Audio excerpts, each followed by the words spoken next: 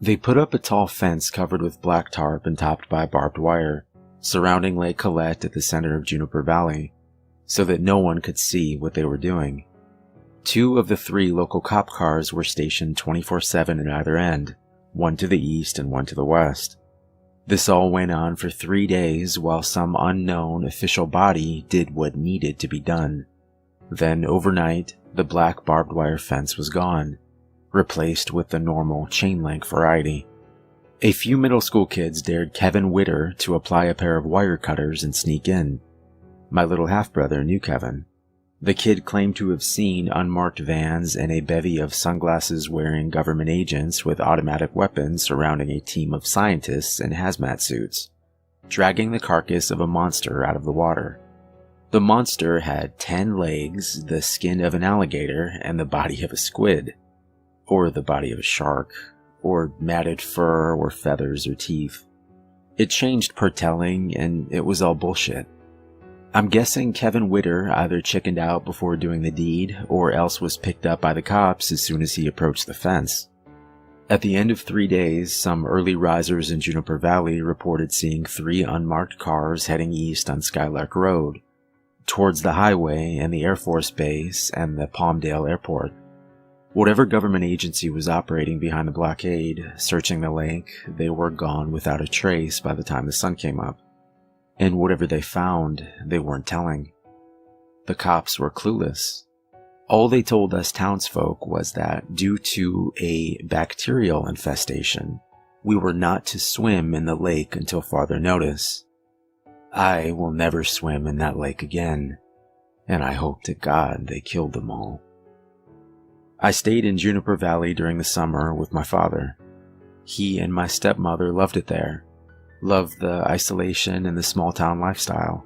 Though I would hesitate to even call Juniper Valley a town, it's an unincorporated cluster of ranch-style homes planted like a pimple among the Sierra Pelona Mountains. In the 90s, the population of Juniper Valley and the surrounding hills was 800 and change. There was 1 general store in town, 1 gas station, 1 church, and 1 dirty little inn with a bar-restaurant. Anything else one would need could be found in Palmdale, a 45-minute drive east, through miles of gridded power lines and golden flatland, dotted with silos and scrap metal. The town resembles a bowl with Lake Colette at the basin, and streets and houses arranged around the edges, along the slopes of the surrounding hills. Calling Lake Colette a lake is also stretching things a little bit. It's a sag pond right on the San Andreas Fault, which cuts straight through Juniper Valley. During droughts, Lake Colette would drain to a glorified puddle, a mossy marsh of waist-high weeds. There were quite a few rainy years during my childhood. Lake Colette would remain a proper body of water then, even in the midst of a hot, dry summer. I'd look out my bedroom window at the lake, below the dim circles of light cast by the 2 street lamps on Skylark Road. Pitch black like a tar pit. On moonless nights it seemed bottomless, and I felt as though it could be a kilometers deep well. A black hole. I grew up. My months in Juniper Valley became skull-crushingly boring. My dad and stepmother worked, my half-siblings attended a summer program at their school, and my friends were 70 miles away. The nearest library was almost as far, and the rabbit-eared TV picked up 3 channels: local access from Palmdale, the Bible channel, and assorted infomercials. It was my step-grandmother who told me about the Will Fell Animal Sanctuary. She went to church with a lady who ran the place, a retired park ranger named Kathy. The shelter was a nonprofit funded solely by donations with an all-volunteer staff. Kathy owned an acre of hillside land off Skylark Road, just west of town, a 15-minute walk from my father's house. I was 13 the first summer I volunteered at Willfell, and I went back every summer after. They loved me there. By they, I mean the only 2 staff members. Kathy, an earthly woman in her 60s who functioned as CEO, manager, accountant, and primary caretaker of the animals, and Jacques, a 27-year-old autistic man who cleaned cages and walked dogs as part of a government-subsidized program. and I fell in love with the animals. There were about 60 of them, homeless dogs and unwanted cats. There were 2 huge kennels in Kathy's large backyard built by her sons, one for dogs and one for cats. Farther back, rabbit hutches, and at the far end, against the sturdy fence, a tiny stable that housed an elderly racehorse and a fat little donkey. When Pounds and Palmdale and Lancaster received animals they had no room for, they'd give them to Kathy. She'd drive her rickety old windowless van east to the highway, then come back hours later with new furry charges. Sometimes she'd even function as a poor man's dog catcher. Agencies would direct her towards residences from Juniper Valley to Acton, asking her to remove starving, nearly hairless dogs from gardens and pull emaciated cats out from under cars. These were the highway strays, abandoned on the 14 by individuals who no longer wished to be pet owners. That first summer, I met Jane.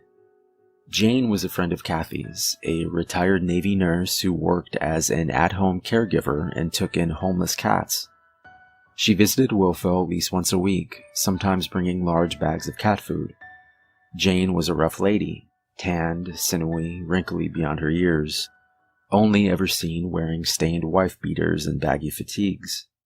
She never married, had no family I knew of, and seemed to prefer the company of cats to humans. Kathy considered her an asset. She'd take in 20 cats at a time, accepting responsibility when we had no more room. She owned a half-acre a few miles southwest of town, off a shabby 2-lane road called Oak Tree Lane. Oak Tree Lane snakes between gray-green hills before dead-ending deep in the Angeles National Forest. Rusting mailboxes stick out of the ground like flags at the head of dirt roads, leading to remote ranches and groves and campgrounds. Jane's cottage was at the end of one of these dirt roads, in a little clearing carpeted with knee-high weeds and prickly shrubs, surrounded on 3 sides by gently sloping hills. She'd take me there sometimes.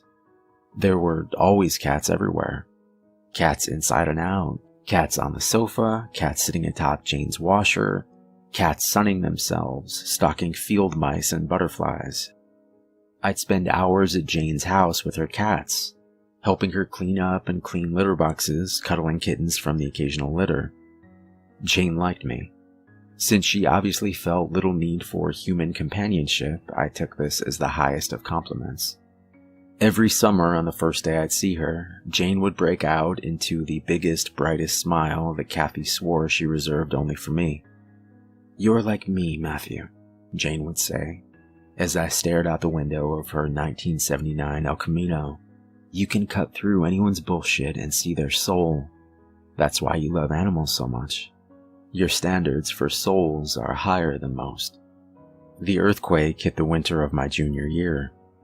I remember waking in the middle of the night, roused by the thud of my precariously placed math book falling off my desk. The mild shaking lasted about 3.5 seconds, then I realized I'd experienced an earthquake. My dad, his family, and Juniper Valley were hit a bit harder. Positioned on the San Andreas Fault and close to the remote epicenter, structural damage was rather extensive. The mess had been cleared up by summer, but I noticed broken sandbag barricades and new violent cracks along Skylark Road. Lake Colette looked more robust than I'd ever seen it, but was surrounded by a chain-link fence. The water had taken on a greenish tinge and hosted islands of thick yellowish scum. For now, it was closed to the public. Kathy's windowless van still hadn't broken down, but she was tired of driving it all over the valley, so she handed me the keys. I enjoyed it at first, rambling through Golden Plains until I saw the boxy developments of Palmdale, rescuing filthy, unloved creatures from the clutches of abusive owners or uncaring bureaucracy. Jane had all but disappeared. Her last nursing charge had passed away, and she was rarely seen in town. Only at the general store, Kathy told me, and very rarely. I think Kathy and I were the only people in Juniper Valley who noticed her absence. I missed Jane. I missed the way her face lit up when she saw me, and the warm summer afternoon spent in her backyard. I called her landline once, it had been disconnected. Soon, the cats started appearing. My third day back, I was sitting in Kathy's office when I received a phone call from a talkative old lady in town. There was a cat in her backyard. It had been sitting in a lower branch of her oak tree for hours. "I think it's someone's pet," she said. "It's too chubby to be a stray." This, in and of itself, was not an extraordinary event. Everyone in town knew Kathy ran a shelter and would infrequently call her in lieu of animal control when an unknown animal became a bother. Sometimes said animal would be a neighbor's lost pet. Other times a runaway that had wandered from Palmdale. Kathy always made an effort to find the owner. Rarely a feral, abandoned highway stray would make it to Juniper Valley. These poor creatures were always half-dead things with matted fur and exposed, dotted skin. They usually had to be euthanized, or died before the local vet got the chance. At first, I assumed the calm, well-groomed gray and white shorthair I found in the old lady's oak tree was the former, a townie's escaped house cat. I tried to coax the thing down with a can of tuna. No dice. It wasn't remotely interested in the food.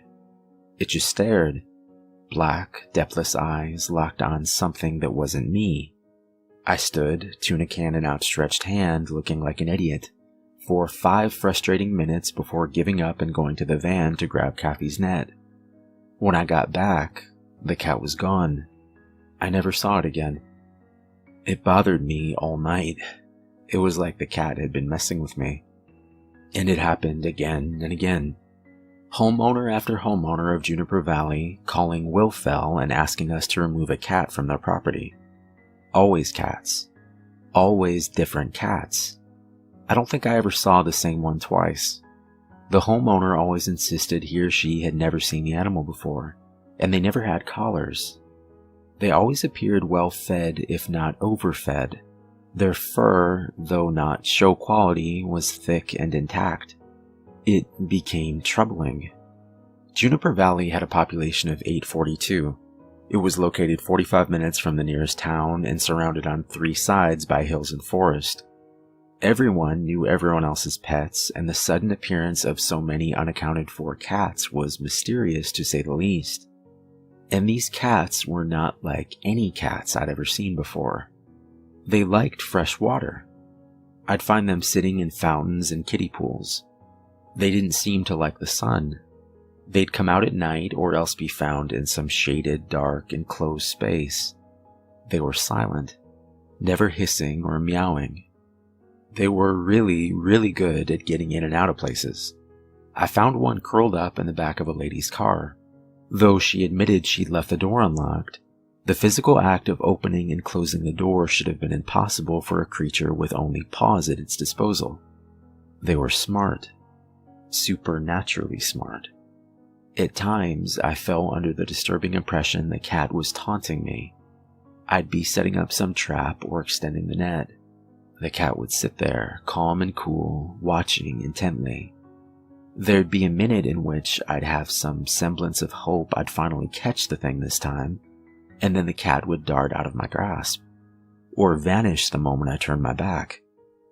The weirdest part was, once or twice, the cat stopped before running off and looked at me. I could swear it was laughing. And they all shared the same icy, emotionless black eyes. I wished they didn't remind me so much of the empty eyes staring from the euthanized corpses I saw at Wilfell. Finally, I caught one. It was early July. I was quite pleased with my cunning. I bought one of those huge plastic storage tubs from the general store, filled it with water, stuck it in the back of the van, and waited for my feline quarry. A large pug-faced tabby this time. After an hour of hiding in the cab, the cat climbed down from the roof where I'd found it and into the waiting reservoir. I raced to the back, slammed the van doors, donned leather gloves, and prepared for a hissing, clawing fight. But surprisingly, the cat didn't struggle at all. It was fully submerged in the water, curled up on the bottom of the container like a rock. I picked it up, shoved it in a cage, dumped out the water, and drove. It wasn't until I was halfway to Wilfell that I noticed the smell. Once, my 9-year-old son dropped a fish stick in the back of my car and forgot about it. A humid summer week later, my car smelled just like that cat had. When we got there, the chubby cat put up about as much of a fight as it had in the van. I didn't hold it for long. Years of experience with scared animals taught me that the less time spent with claws inches from my face, the better. But the short span of time the cat was in my hands was enough to make me seriously uncomfortable. It was heavy and somehow doughy. My hands sunk into its flesh like silly putty. And it was cold. I left the cat in the quarantine cage in Kathy's office.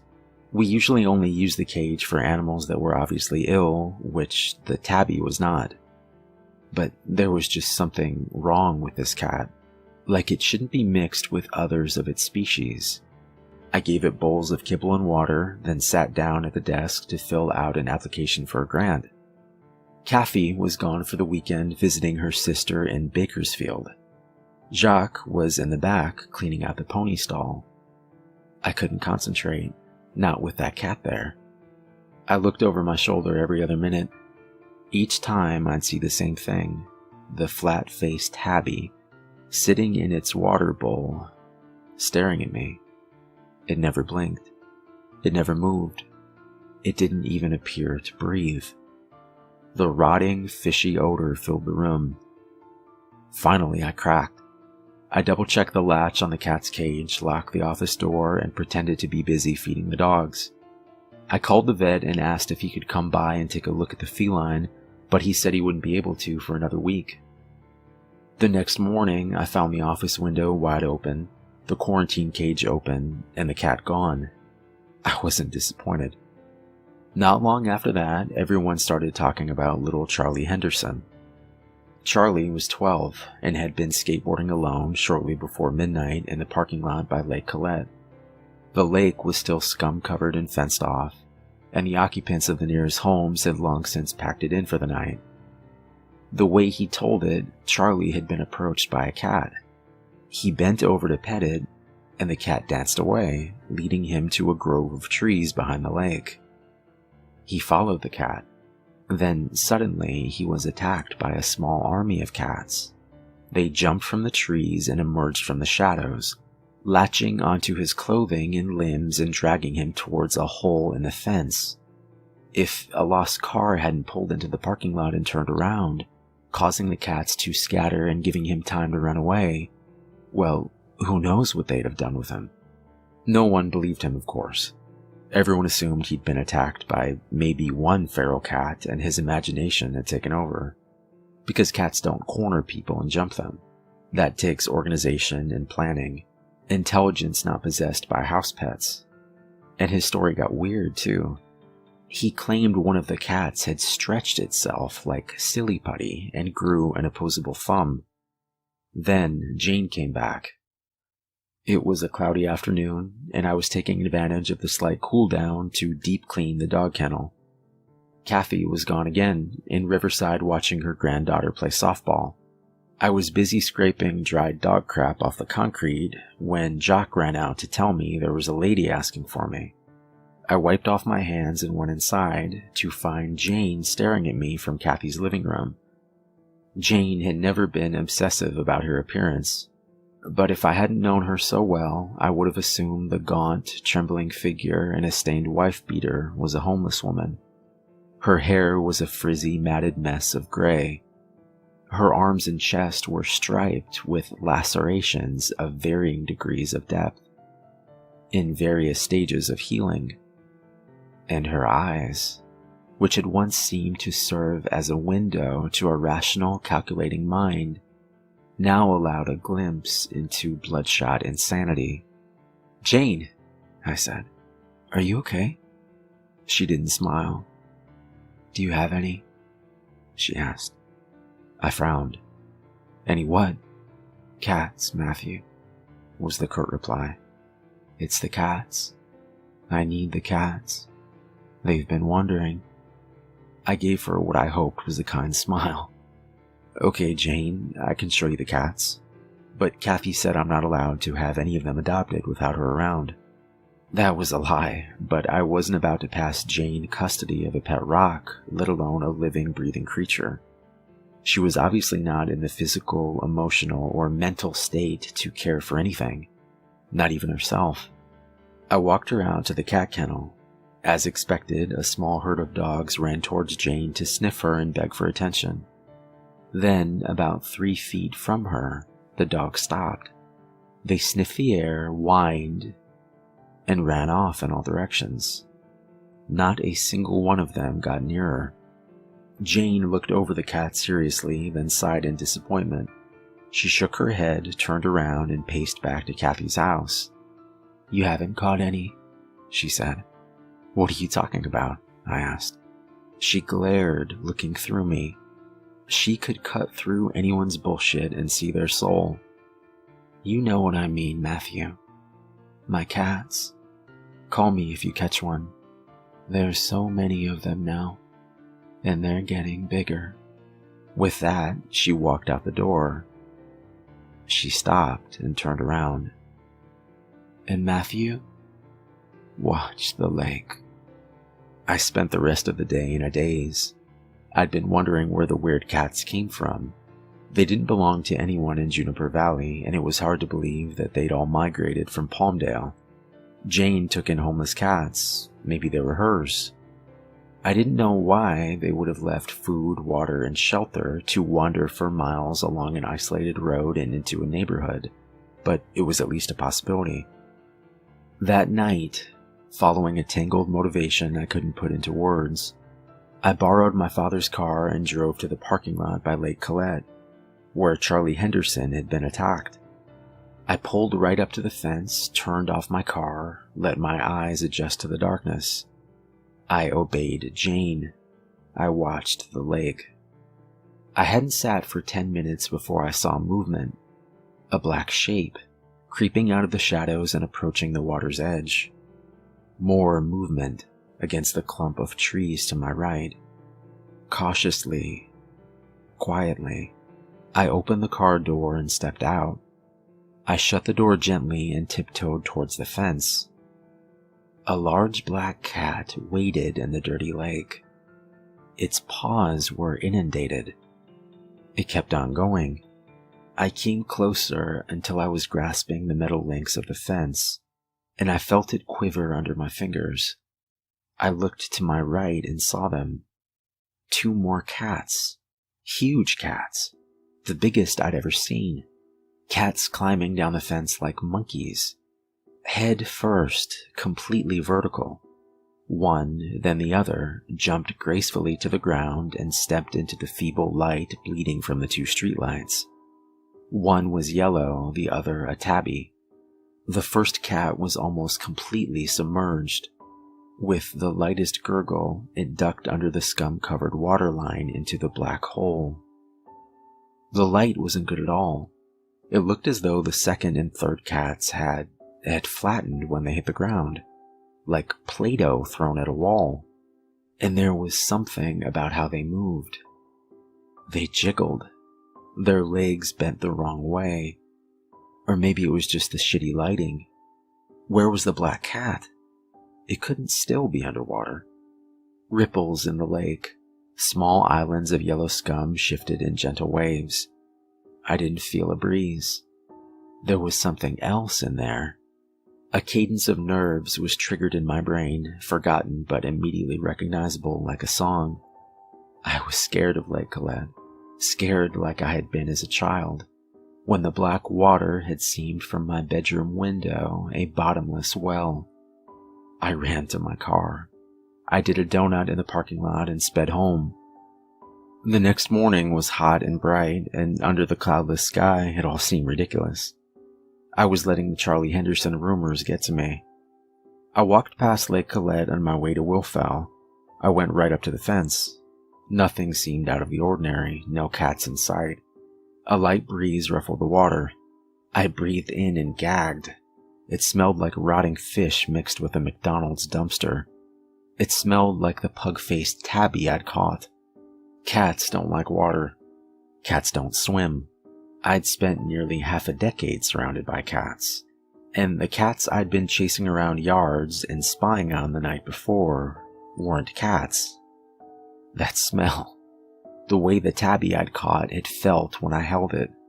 Bloated and putty-like. Cold.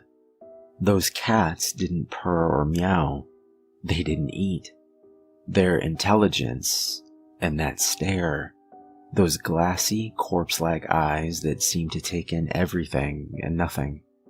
And Jane, her cats, she'd said, they've been wandering. They're getting bigger. Maybe she was going nuts living out there all alone in the wilds, a mile away from her nearest human neighbor. The dogs wouldn't come near her. Her own cats had been attacking her, apparently. How else to explain the scratches all over? Yet, still, she was desperate to have them back. I had to talk to Jane again. Kathy was still gone and it was Jacques' day off, so I planned on heading to Jane's lonely dirt road as soon as I fed the animals. But a couple from Palmdale called unexpectedly, asking if they could come by with their daughter to pick out a pet. By the time they'd selected a corgi mix and made arrangements to have the dog neutered, it was after 5. It was fine, it was still light out.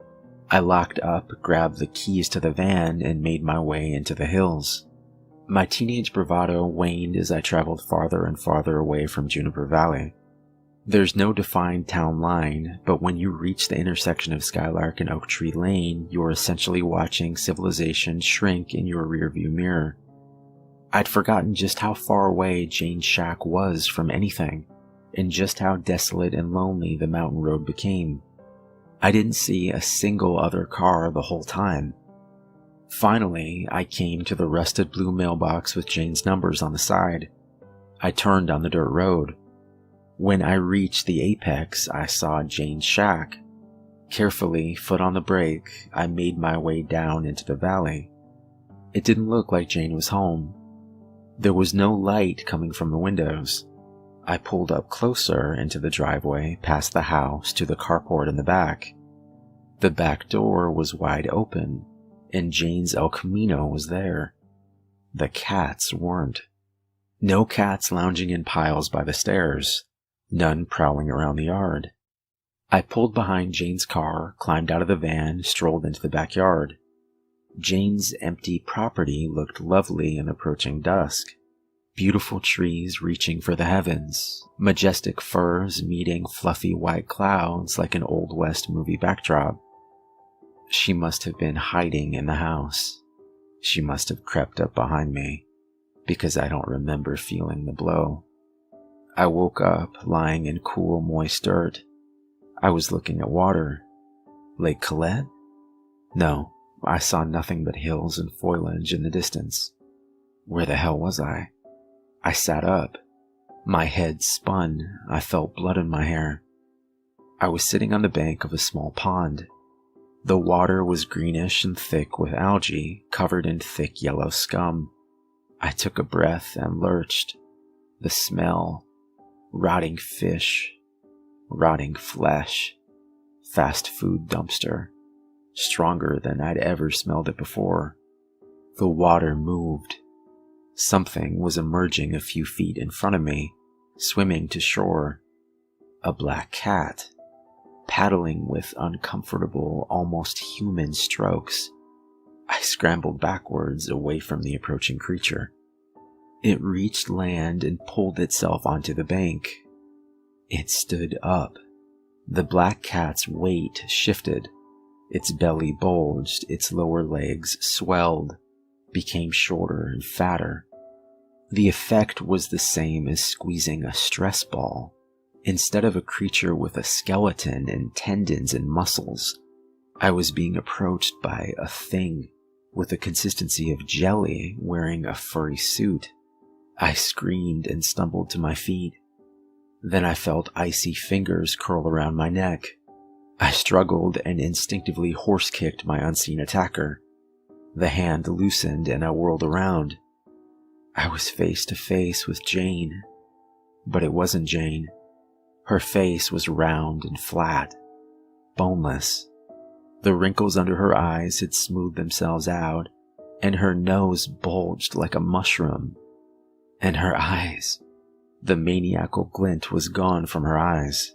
So was the consciousness. So was the recognition. So was the vitality. Her pupils were so dilated her irises were no longer visible, and what had been white was now completely red. Her eyes didn't move. They were those of a corpse. Then something in the water grabbed my hand. Something cold and soft and rubber-like, slimy but very, very strong. It pulled me. It was pulling me into the water. Jane stood over me, smiling. She bent down, hands outstretched, pudgy, bloated hands attached to rope-like arms that jiggled and curled and changed shape. What happened next is a blur.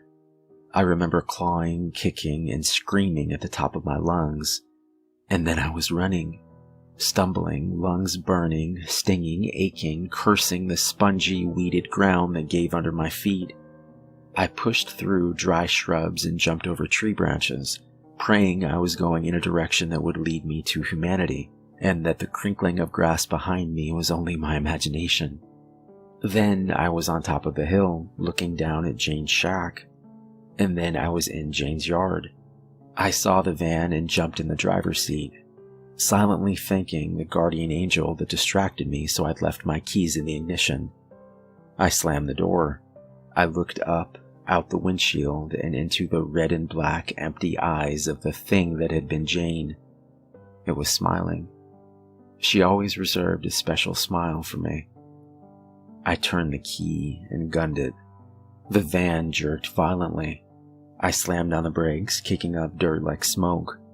I felt a sticky moisture against my cheeks. I took a breath and barely managed to pull open the door before I projectile vomited. Even thinking about that acidic, rotting seafood stench induces a nauseous tickle in the back of my throat.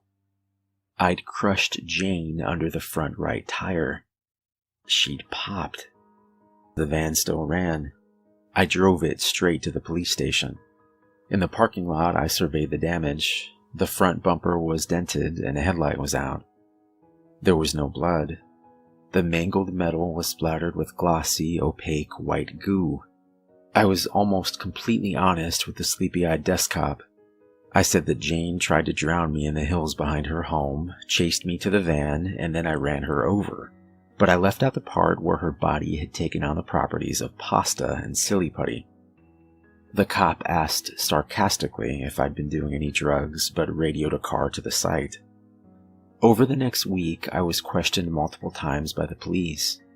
Their questions became increasingly bizarre, to the point where they were asking about toxic chemicals and lights in the sky, seriously, and whether I was or had ever been involved with a heavy metal band or a cult. This was the late 90s.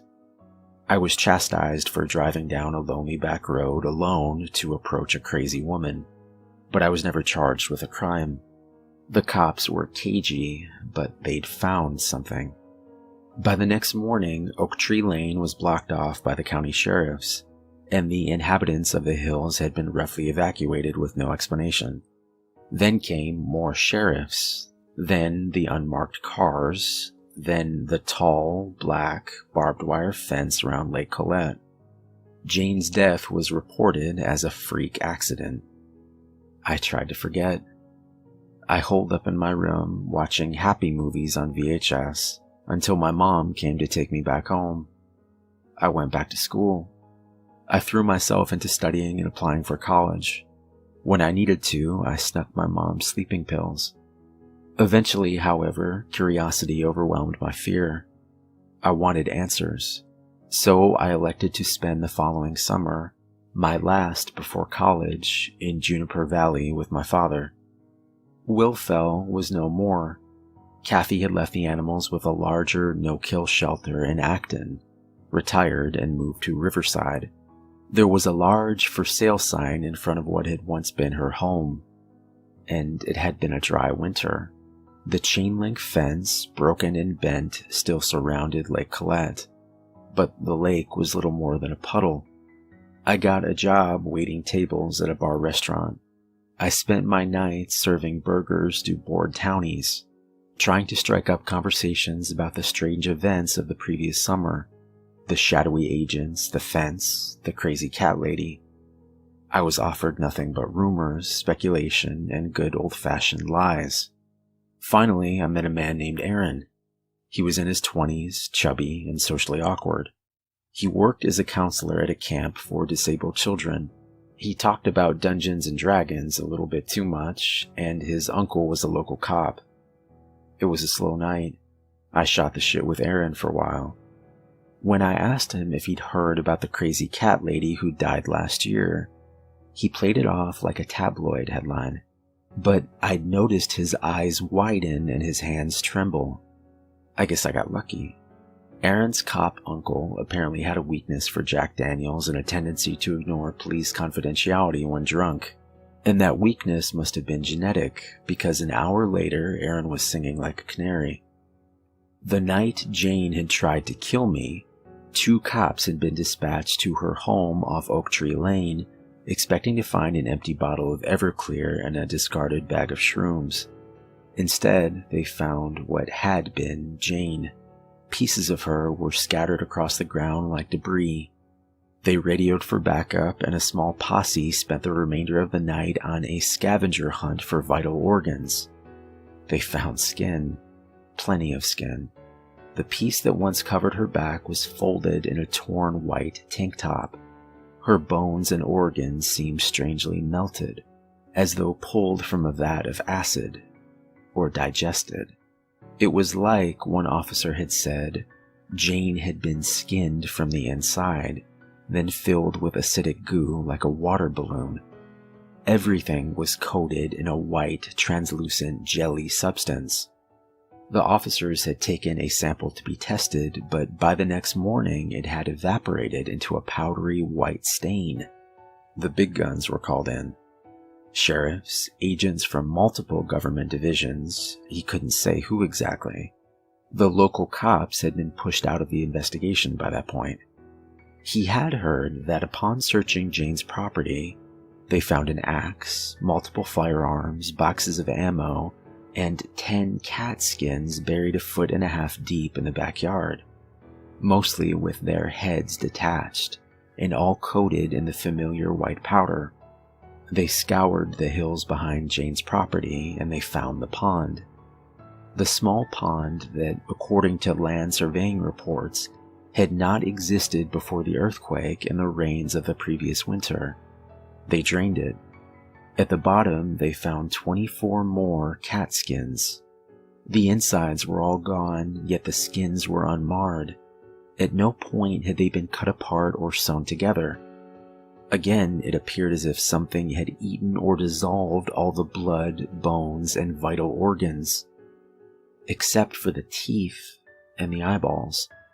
The eyeballs were left intact to stare hauntingly into oblivion.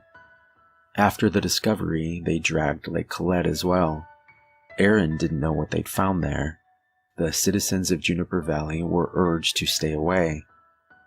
It's been nearly 20 years.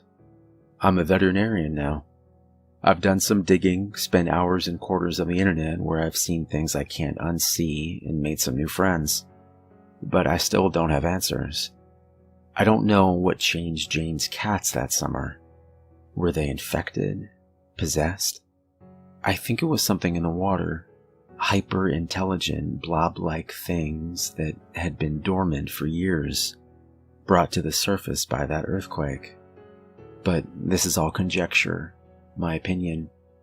All those years ago, I told Aaron, the chubby camp counselor, everything. He listened, eyes widening but never doubting. The next morning, he and I took his car down Oak Tree Lane to the rustling blue mailbox, and finally the abandoned shack where I'd passed so many summer days. We hiked a mile into the hills, carrying 2 shovels and my father's rifle. We found the hole that had once been a pond, now a weeded ditch. We got to work. It was hard work. It was dirty work. It took a few trips. But by the end of August, we had leveled the land and completely filled the hole with dirt. I don't know what was down there, but if there's more, They're not getting out.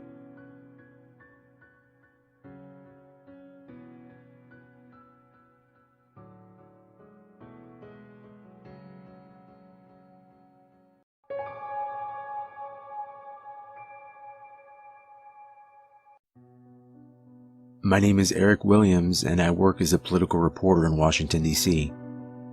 I cover Congress, the president, and whatever happens to be the trending topic of the day. I have a couple of sources that I trust and a few that I don't.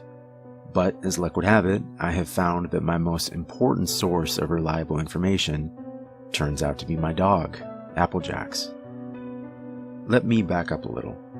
About 3 years ago, I was heading out of my apartment building to do a follow-up on a story, when I heard a rustling in the hedges that flank the wide stone steps by the entry. I figured that it must be the raccoon who had been getting into the dumpster, and I gave it no more thought. On my return trip at around 11 p.m., I was halfway up the stairs when I heard a low whine coming from the bushes. So I backed up and peered into the dark undergrowth till I spotted the reflection of 2 eyes looking back at me. They were a good 3 feet up from the ground, so I started to back up when I heard the unmistakable low thumping of a slowly wagging tail. "Hey there," I said in a calming voice. I moved back and sat down quietly on the bottom step. "You hungry, bud?" Unzipping my backpack, I fished around at the bottom, but all I could find was an energy drink and an old single-serving pack of cereal, Applejacks.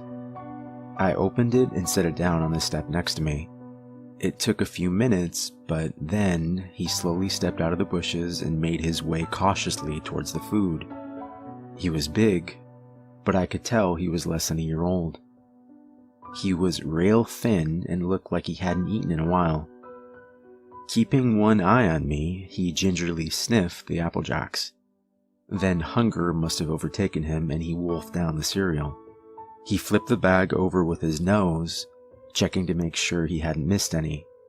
Then he looked up at me.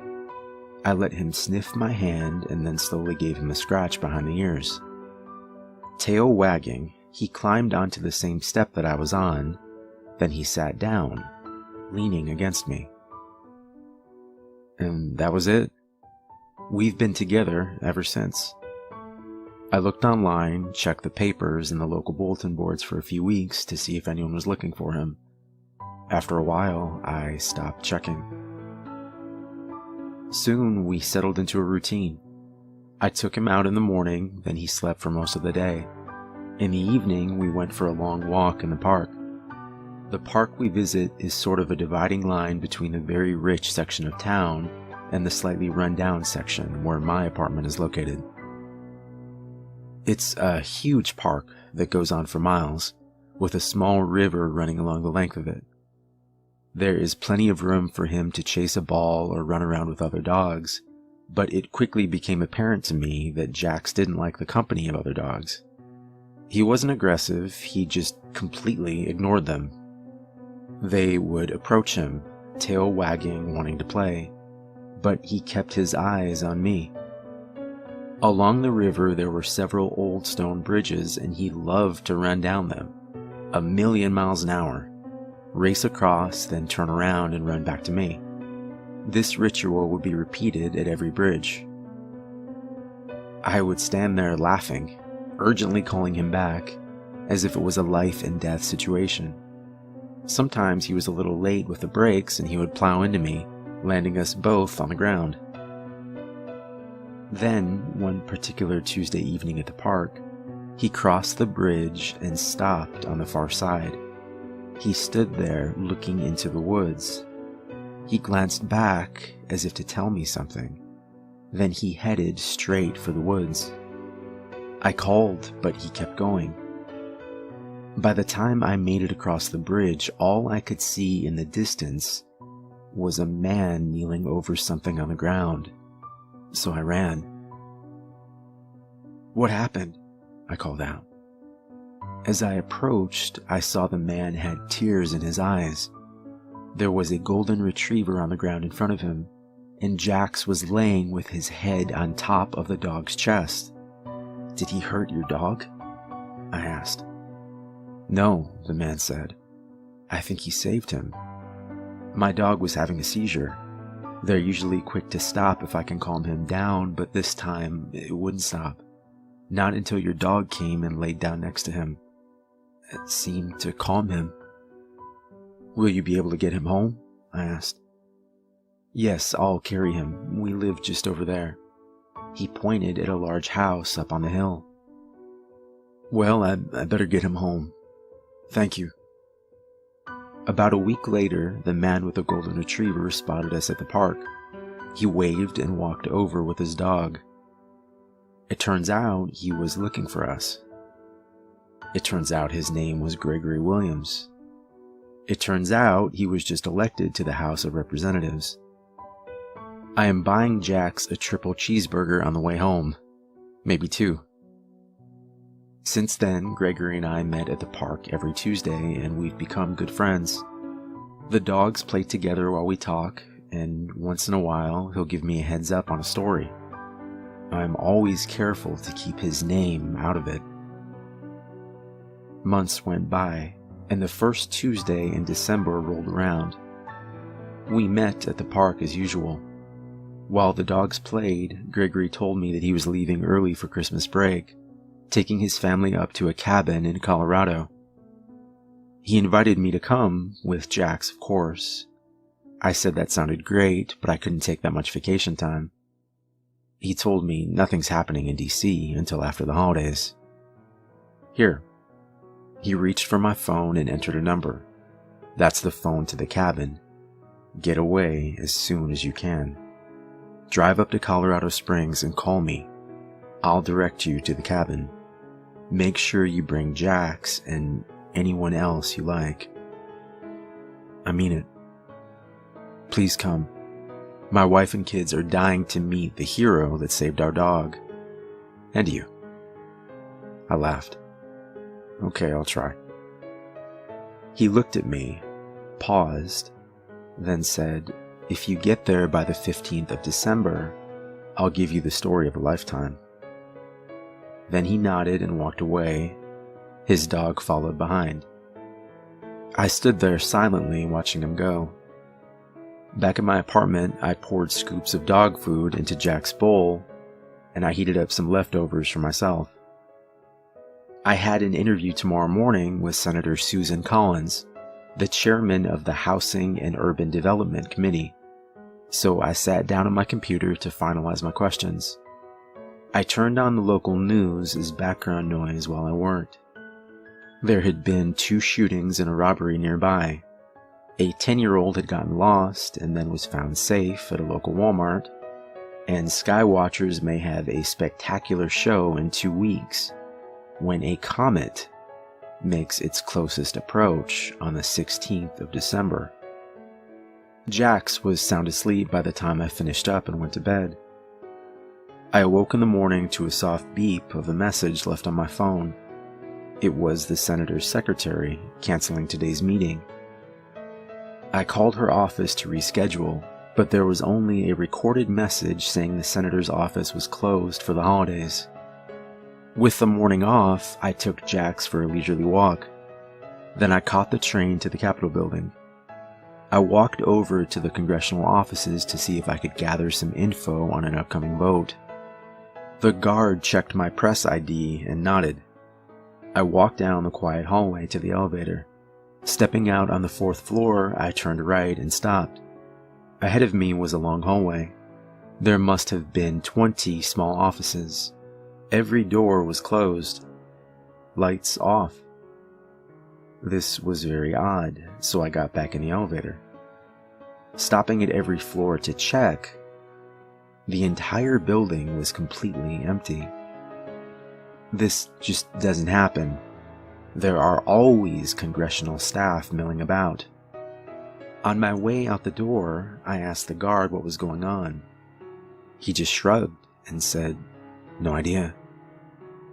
Grabbing a coffee from a nearby street vendor, I sat down at a bench overlooking the main walkway. Taking out my phone, I called my list of political contacts one by one.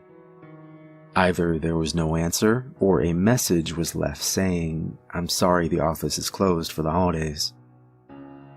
The Congress was slated to work until December 21st. Votes were scheduled for each day. This just doesn't happen. I sat there thinking, vaguely aware of the tourists passing by. A family with 2 kids sat down on the bench next to mine. The kids were asking their dad, "Will we be able to see it?" "Yes," their dad answered. "You might not even need a telescope." Suddenly, I got this vision of thousands of people gathering with binoculars, having comet-themed parties. All the while, silent doom approached. Tossing my coffee into the garage, I headed for the train.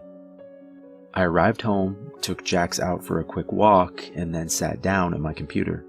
What should I even look for? Impact? No, too many amateur astronomers out there.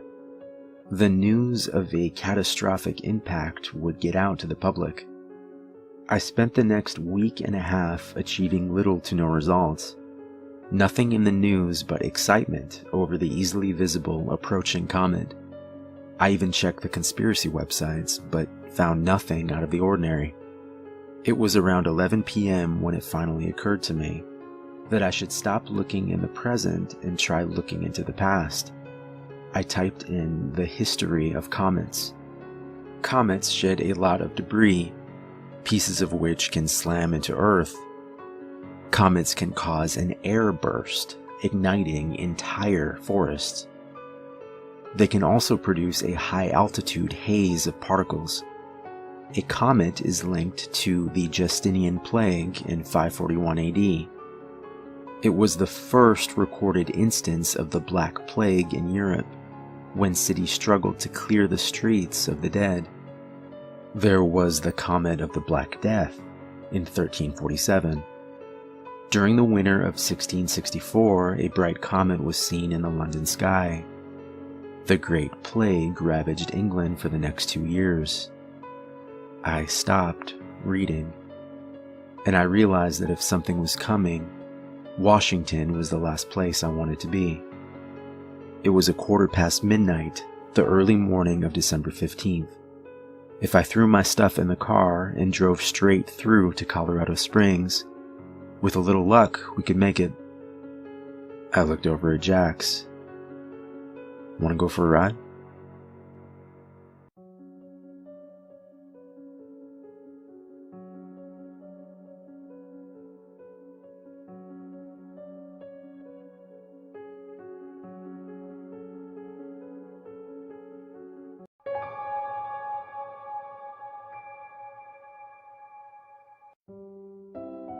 After uploading a number of horror stories to various places around the internet, I was overwhelmed by the sheer volume of supportive emails and messages I received.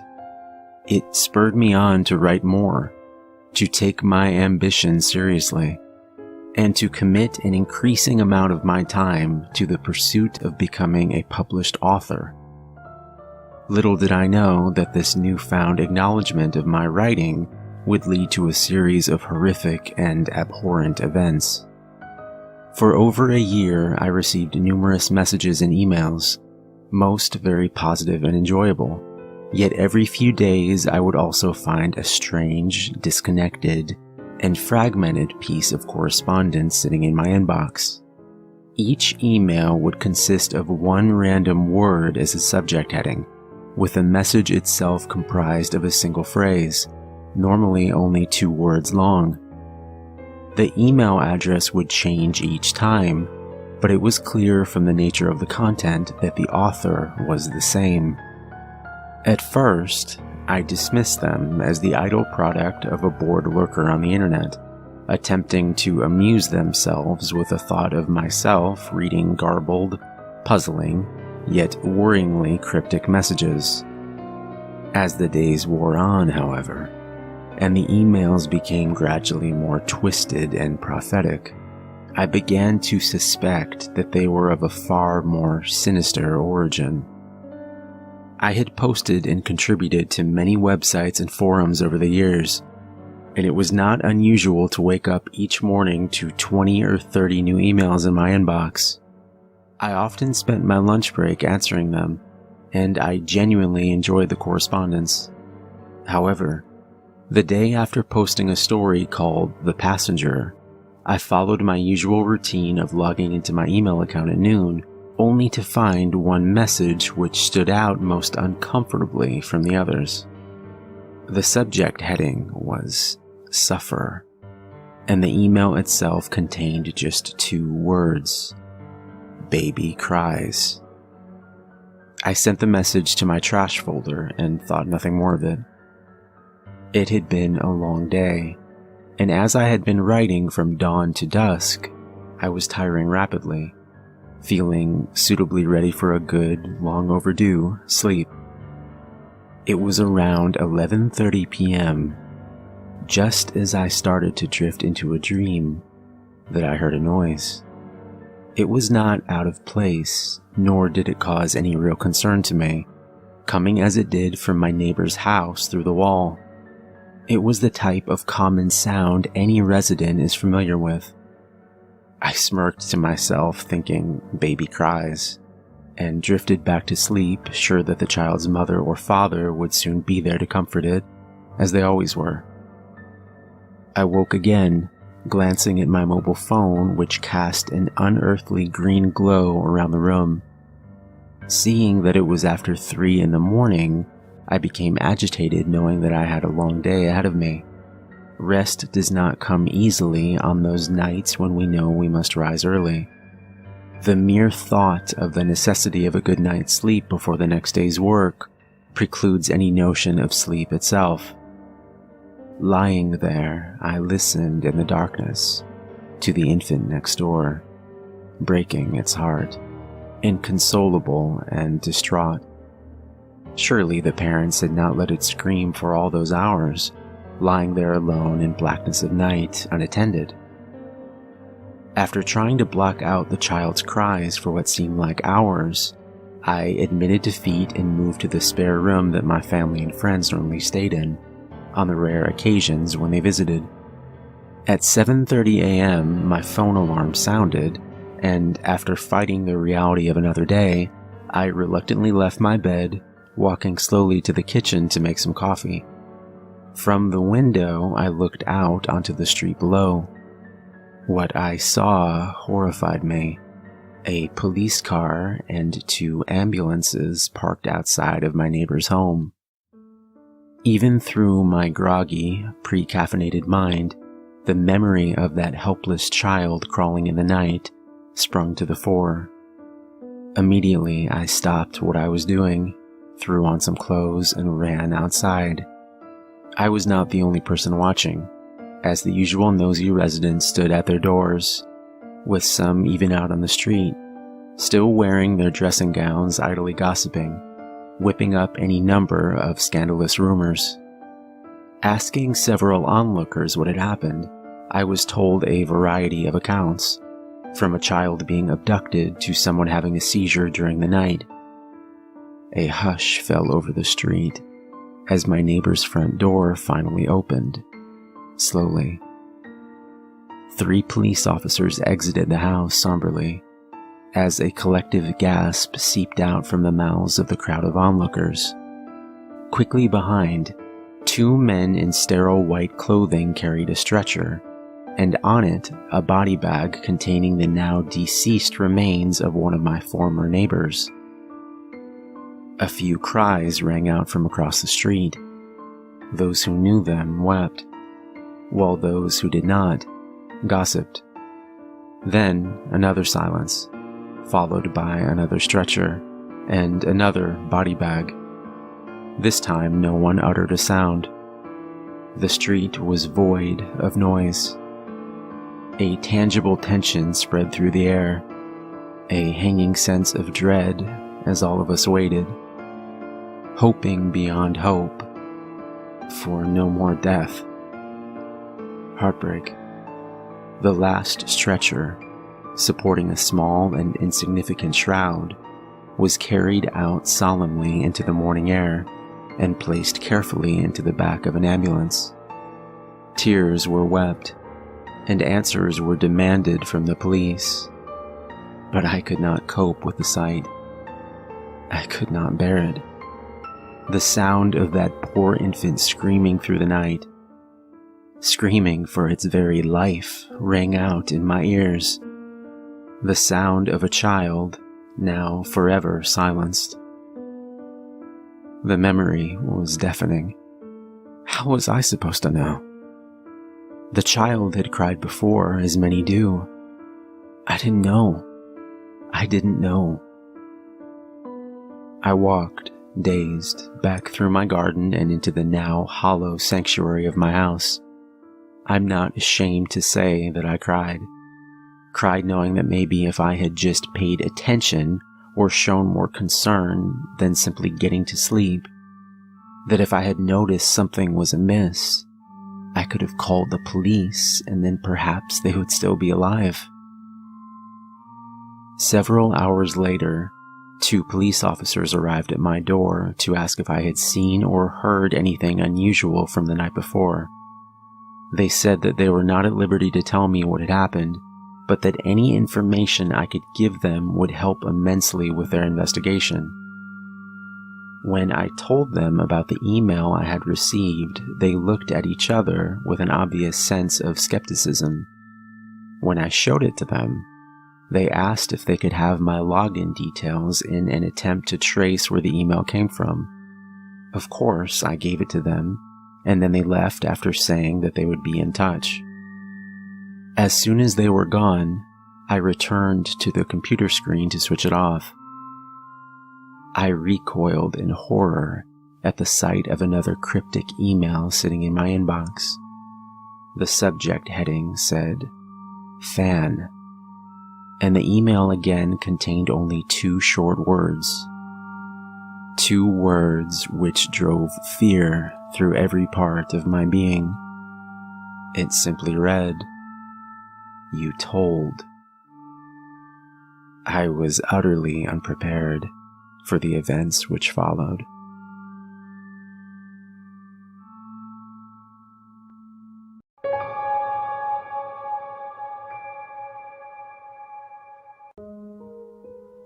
Grandpa was 97 years old when he passed away.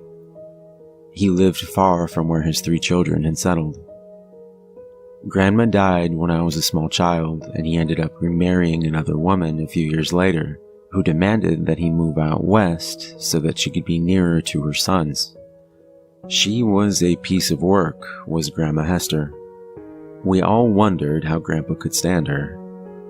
It turns out that perhaps he couldn't. We're not precisely sure when he developed dementia, but it was probably years before we noticed it. He'd tell us about people he was speaking to or visiting with, or a trip he'd taken. Years later, after we learned he was suffering from dementia, we'd learned that conversation, that trip or visit never actually happened. For all we really knew, any story he told us from the last decade could be a false memory. We would have no way of knowing. Hester rarely communicated with us herself. Probably our first clue that Grandpa wasn't himself anymore happened a few weeks after he came back east to live with my parents. Most of my family had settled in one area. My wife and I lived in the south end of our city, as did one set of cousins. But my father and his 2 sisters all lived in the north, within driving distance of each other. A few of my aunt's children had moved out of town, and my brother had as well, but there were still enough of us for Grandpa to visit with. We would often have gatherings at my parents' house, where Grandpa would either hold court with some story, or just go to sleep. One afternoon, my daughter Brienne, who was in her late teens at the time, came in from playing with my cousin's kids and sat down at the table, where Grandpa had been napping. He suddenly woke and smiled at her. "Well, hello, Claudia," he said brightly. Claudia was my aunt, Dad's youngest sister. "I'm Brienne, Grandpa," said my daughter. "No," said Grandpa, almost sounding offended. "You're my daughter, Claudia." Later that same month, he told my aunts and uncles the story of how he came out east after living with Hester got to be too much. "I prayed to the Lord," said Grandpa, "and the next thing I knew, Martin was here." Martin was my father. I remembered him driving out to the tiny cold house on a hill in Colorado to get Grandpa. He had not come due to any divine intervention. He had come because Grandpa called him in the night and pleaded with him to come get him. We all loved Grandpa, but caring for him was not easy. For one thing, Grandpa had gotten it into his head that he was a young, single man with many years ahead of him, and the only thing missing was a young woman at his side. If he spoke for any length of time with a younger woman, he became convinced that she was in love with him and that perhaps she should be his new bride. Hester was even still alive at this point. He had forgotten her utterly. The women he made advances on included my mother, 2 of my cousins, and my own wife. Thankfully, he couldn't do much more than talk, so it was just a matter of politely changing the subject. But it got worse when he decided he could do things like take walks on his own or try to drive my father's car. Dad and Mom didn't let him go on walks by himself, but that didn't mean he didn't sneak away sometimes when Dad was away and Mom was in the basement. He had to use a walker to get around and simply couldn't do stairs, but refused to admit this to anyone, including himself. This led to a lot of falls. He would also get confused as to where he was or where he lived. At times during his walks, he would attempt to find the old family home that he had raised my father and aunts in, despite it having been long gone since before I was born. Dad picked him up from a police station where he had been taken after some patrol officers saw him wandering around, clearly lost. The time he tried to drive my dad's car was after that. He decided that the reason he had gotten lost is because he had had to walk. He managed to get the emergency brake off and rolled right down the fairly steep incline outside my parents' house, crashing into a fence. The damage was minimal, but after that incident, my parents realized he needed to be in a full-time care facility. It got worse after that. My father visited him 3 times a week. I have no idea how often my aunts went or if they even did. I tended to only go when there was a family gathering, and increasingly I began to realize that he had no clue who I was. He'd smile and greet me as though I was someone he had just met. He'd tell me about his children, describing them as little kids, and even go as far to invent a friend who was looking after them while he was in his home with all these old people. Grandpa was 93 at the time. He was much older than many of the others who lived there. But somehow they were the old people. He was not. When I say things got worse, I mean he changed. The false memories, the refusal to acknowledge that he was elderly, the attempts to chat up ladies and inability to remember that his children were grown, and that he had grandchildren and great-grandchildren. But he had never been violent before. That changed one night, when Dad was called to come to the facility quickly. Grandpa had wandered into the wrong room and had come out screaming, raising his walker up in the air and slamming it into the ground. He even took a few swings at people who tried to calm him down. He began accusing the staff of stealing his things. He was bellowing as loud as he could, "Give them back! Give them back!" I wasn't there for it, and I still have a hard time picturing it. Grandpa barely raised his voice above normal volume during the last decade of his life. When Dad got there, they had gotten him into his room, and he was somewhat appeased. Somewhat. He had a can of Ensure and a tube sock and almost hit my father in the head with it when he came in. He apologized. Dad was one of the few people he always recognized, and said he had been waiting for the thief to come back. "A man who'd steal from me would just as soon kill me," he explained. The incher in a sock was his weapon to fend off the thief. Later that night, he told Dad about how much it had scared Florence. He hated that she'd had to go through that. Florence was my grandmother, the one who died when I was 6. He finished by saying that Florence had gone somewhere, and when he went looking for her, they told me she was dead.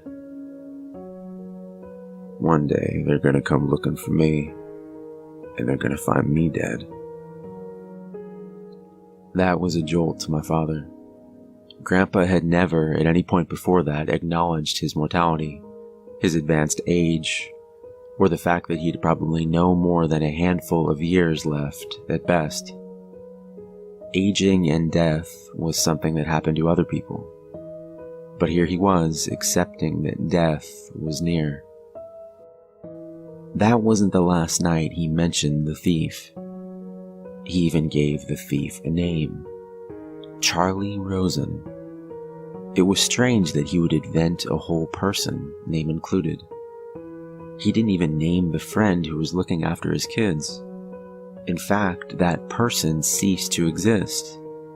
Charlie Rosen had stolen his kids, had killed Florence, had come to his home in Colorado and routinely taunted him, beat him, and he had even declared that Hester had been sleeping with him. He remembered her now, and was certain that she and Charlie were ganging up on him to make his life a living hell. In the last 6 months of his life, he would become increasingly agitated. Dad could not have a single visit wherein Grandpa would not mention Charlie, and then the violence started up again. In one visit, Grandpa accused Dad of being Charlie and attacked him. After that, Dad's visits dropped to once a week, and he didn't stay long. Once, I went with him. It was the last time I saw my grandfather alive, and I will never forget it. Charlie was here again today. Grandpa told us as soon as we arrived. He told me I couldn't leave this room anymore. He's trapped me here. Dad, this is where you live, my father tried to explain. See, here's a picture of Mom. Why would Charlie let you keep that? He killed your mother, you know, said Grandpa. Murdered her in her sleep. Mother had an aneurysm, said Dad. You and I decided together to unplug the machine. She died in her sleep, but no one killed her.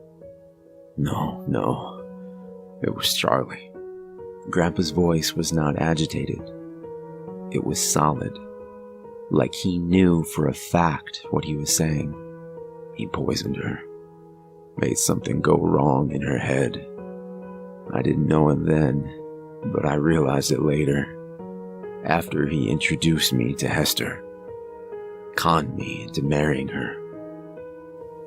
He's my personal demon, that Charlie. Dad finally had enough.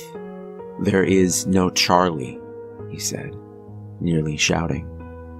You aren't supposed to correct people who have dementia. It just confuses them more and makes them upset. But my father forgot this in that moment. Charlie is someone you made up. Mom died naturally. You met Hester at a coffee shop years after Mother died, and while she was not a nice woman, she was not unfaithful to you. So please, stop talking about Charlie. Dear Lord in heaven, said Grandpa. He got to you. He told you to say those things. You're a part of it too. Grandpa, I said, why don't we start a game of checkers? Usually he loved checkers. I don't want to play any fucking checkers, screamed Grandpa. I couldn't have been more surprised if he'd hit me. Grandpa had never used profanity in his life. Bywords, he had called them, were only used by bad men as far as he was concerned. Not with you, not with him. Charlie Rosen's pet demons. He comes to me every day. He talks to me about Florence. He taunts me. He reads my mind and he takes thoughts away and puts in new ones. Worse ones. He tells me about how he rapes my little ones. How he and Hester keep them half-starved and chained in their basement. I can't stop him. He will go inside my mind. He's controlling me. We left after that, without saying goodbye. Driving home, I almost wanted to cry. This kind, loving man was ending his days as a raving, violent lunatic. It wasn't right. It wasn't fair. What kind of monster was this Charlie? That thought stopped me cold. For an instant, I had accepted that Charlie was real. Giving my head a shake, I resolved to think about something else. But an image of Charlie had been forming in my mind. Beginning a few months back, when Grandpa had first started talking about him. I only now realized that when Grandpa spoke of this demonic man, I was picturing him in my mind, and I could see him clearly. I thought of the last time I had visited Grandpa in that tiny house in the mountains of Colorado, when I was a teenager, sitting at that little round table while Hester served us some of her inedible glop. And I would see a man standing in the corner of the kitchen, watching us eat. A tall, gangly man with leathery skin stretched over sharp-looking bone and corded muscle. Shaggy gray hair hanging down, obscuring the upper part of his face. His smile stretching like a knife slash across his jaw. I thought of the wedding. I was 12 years old. I met Hester for the first time. And standing a ways behind her was that same man. I remember a family gathering at the facility Grandpa was currently staying in. Didn't we pass that man in the hall once? No, of course not. These were just images my mind had cooked up the more Grandpa had talked about this shady character that never existed. The brain can do that. Insert false people in your memory just because you decide subconsciously to remember them. It doesn't mean you're insane. It's just another way for your brain to play tricks on you. Grandpa had invented a person who he talked about with such conviction, as though Charlie was real. So my mind had conjured up a Charlie Rosen.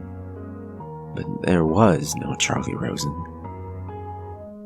Grandpa died 2 months later.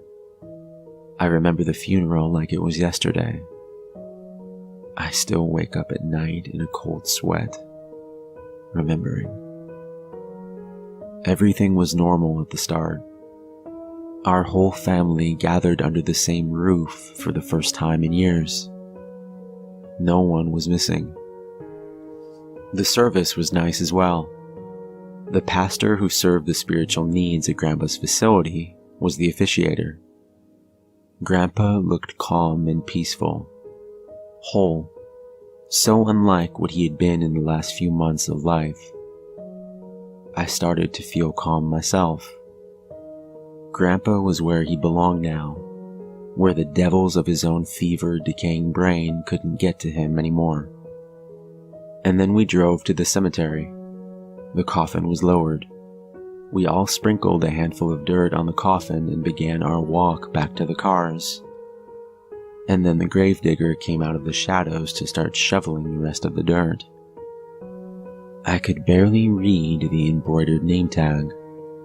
It looked like C. Rose or C. Risen, or no, it couldn't be. He was a tall, gangly man with leathery skin, sharp-looking bones, corded muscle, and long gray hair. And that smile that haunts my nightmares to this day. I watched as this phantom dumped shovel after shovel of dirt on my grandfather's coffin. He was laughing softly under his breath, and I have never heard such cruel laughter.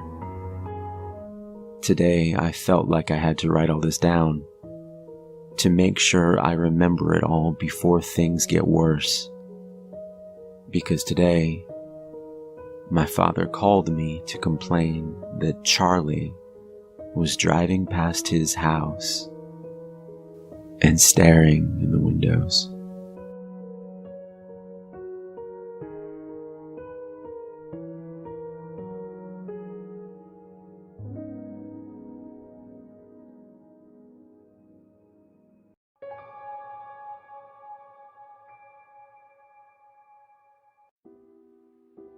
My aunt was a con artist, and she learned from the best, her father. Grandpa never made it big, but he lived for the game. Staying under the radar was probably what made sure he never got caught. Not once. He was so proud of that. Mom didn't take up the family business. She got religion instead and married a tax accountant. It's so ironic that it sounds like a joke, but it's true. Dad was always the best for helping out with math homework.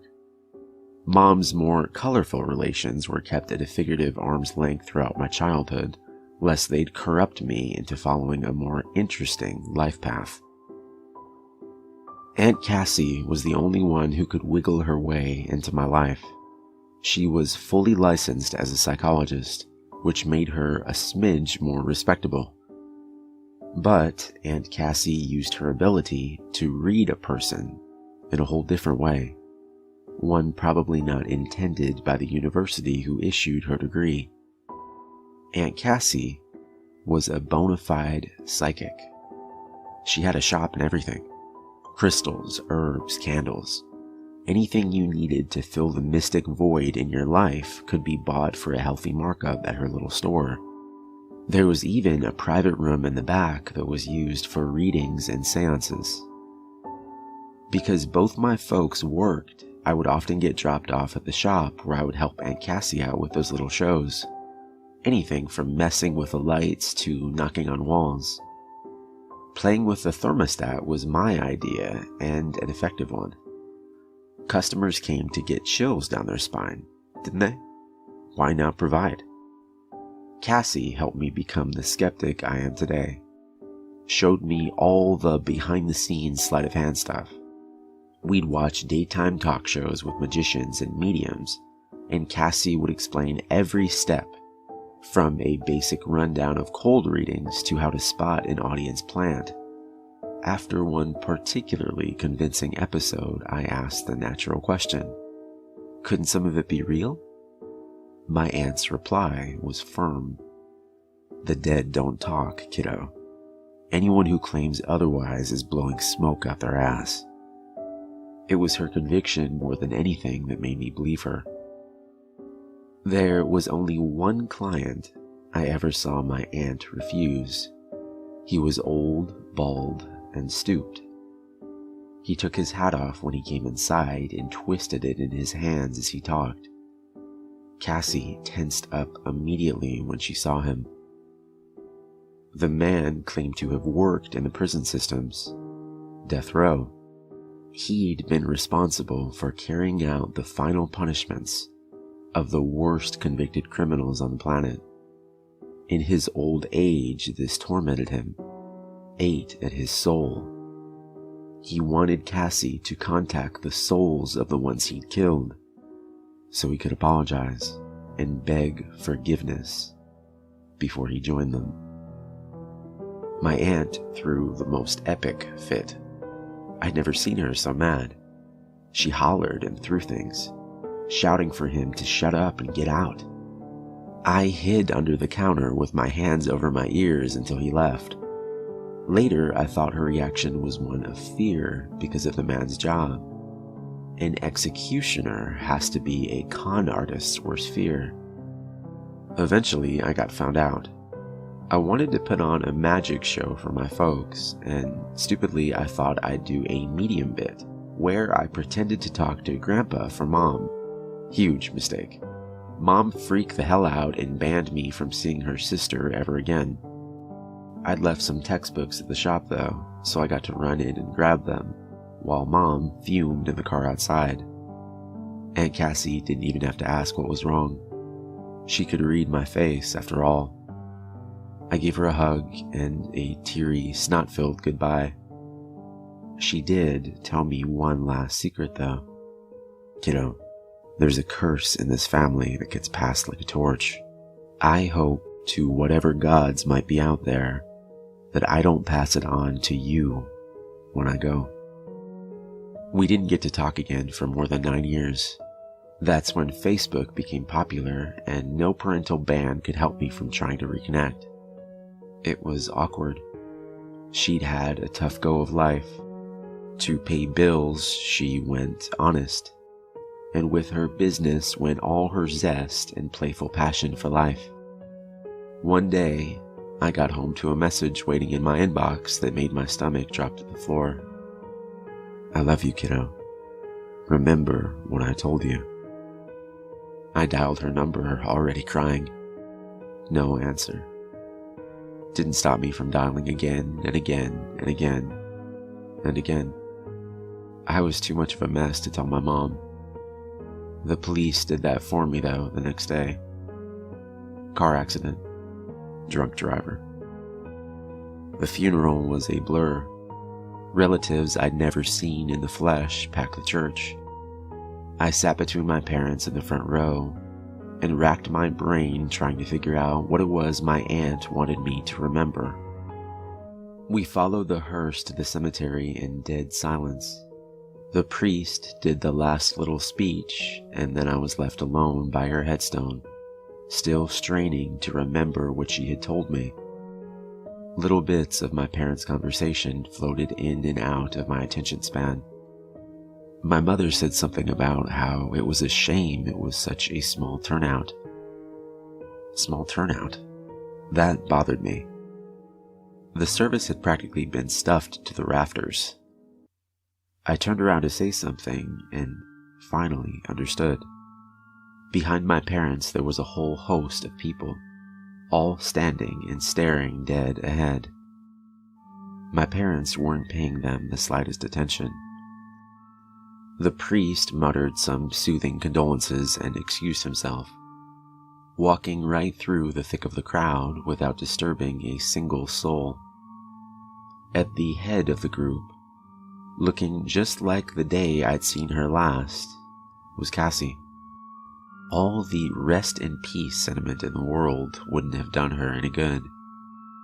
Her mouth was wide, wide open. And just like that, I knew. I know what the family curse is. I know why the dead don't talk. They're too busy screaming.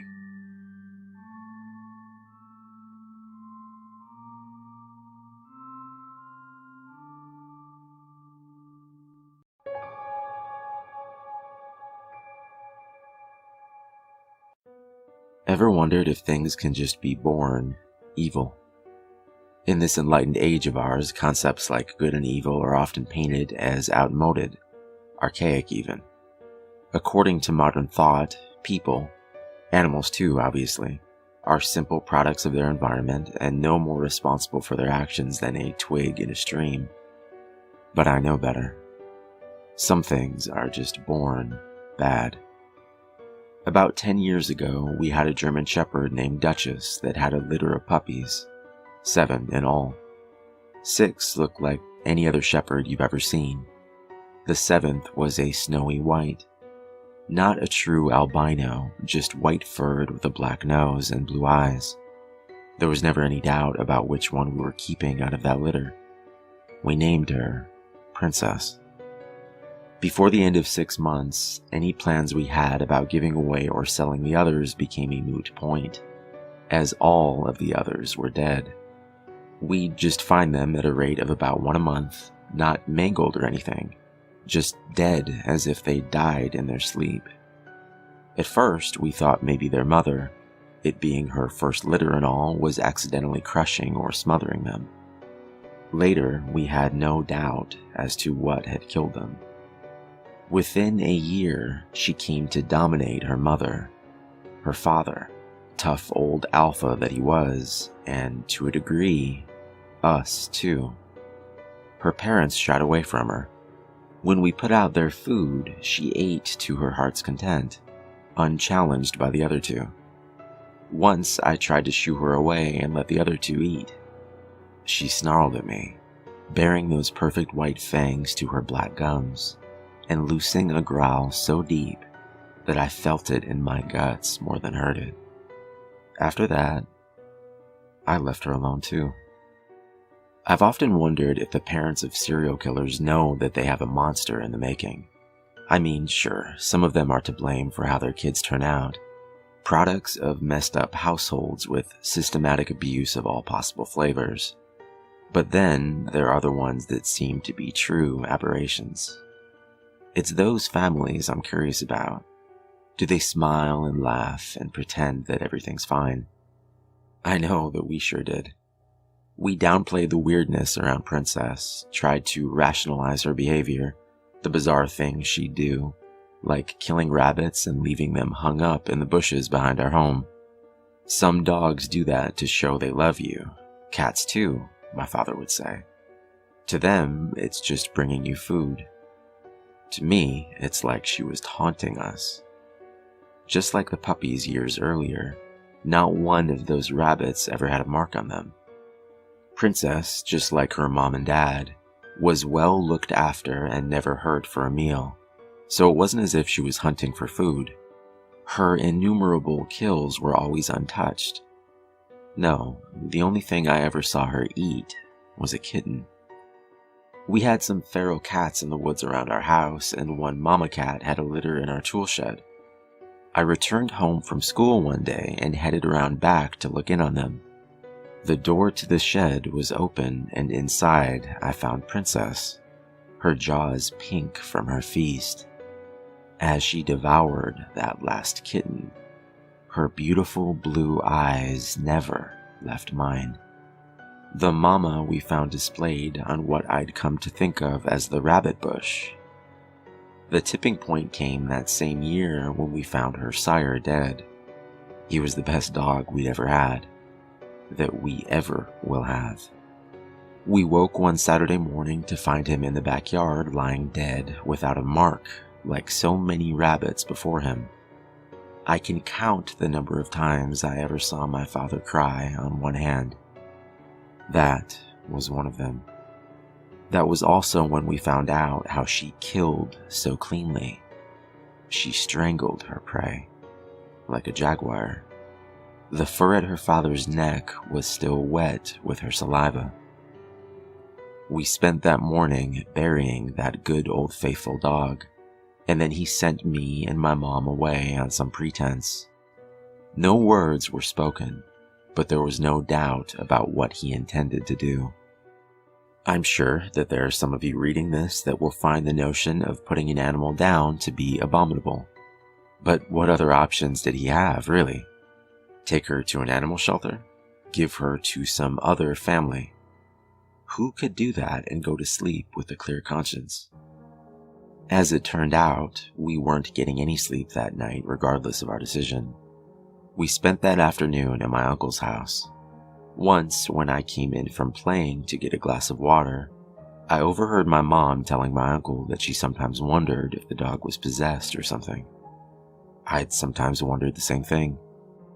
Later that evening, not long before sunset, we got a call from Dad. Apparently, the deed was done. By the time we arrived home, he'd already washed up and changed clothes, but there was little he could have done to hide his wounds, even less to hide the haunted look in his eyes. Both his arms and one leg were bandaged, and that was bad enough. But what stuck with me all these years later was just how terrified he looked. It wasn't until I'd actually been through combat that I recognized that expression. It's how men look after they've stared death straight in the face. My father never talked about it, but he drafted a friend from up the street to come help, and it's from him that I get this part of the story. Princess was many things. bloodthirsty and evil chief among them, but stupid wasn't among them. In that, if nothing else, she took after her father. Her dad, Rocky, was famous for letting himself into the house if it was storming out. He'd figured out how to paw open the sliding glass door out to the patio. What was really astounding is that he also had the presence of mind to close it behind him. Not being stupid, she knew something was up and made herself scarce, disappearing into the woods. Dad, not wanting to put this off and being in full-on revenge mode, called his friend from down the road and filled him in. So off on the hunt, the two of them went. In his own words, she was laying for us. If it sounds absurd to say that Princess lay in ambush, then I've failed at conveying just how wrong everything about her truly was. She led them on a chase through those woods, barking whenever it seemed the stupid humans had lost her again. Then she laid up beneath an overhang on the creek bank, just where the path crossed it, and she waited. She was on my father the instant he stepped down into the creek, grabbing his leg and making him fall headfirst into the water. Then she went straight for his throat. My dad had already lost his rifle at this point, and he grabbed her with both hands to try to fend her off, wrestling with 115 pounds of teeth, claws, and muscle, in a 1.5 foot of water, Princess savaging his arms all the while. At some point, he managed to work his legs up between him and the dog and kick her away from him, providing his friend with a clean shot, which he took, catching Princess through the chest. He put a second round through her head.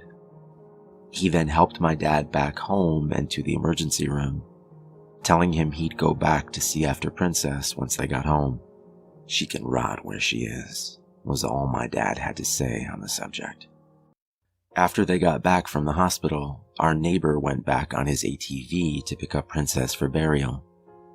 He was a dog lover like us, and it just didn't seem right to him to leave her.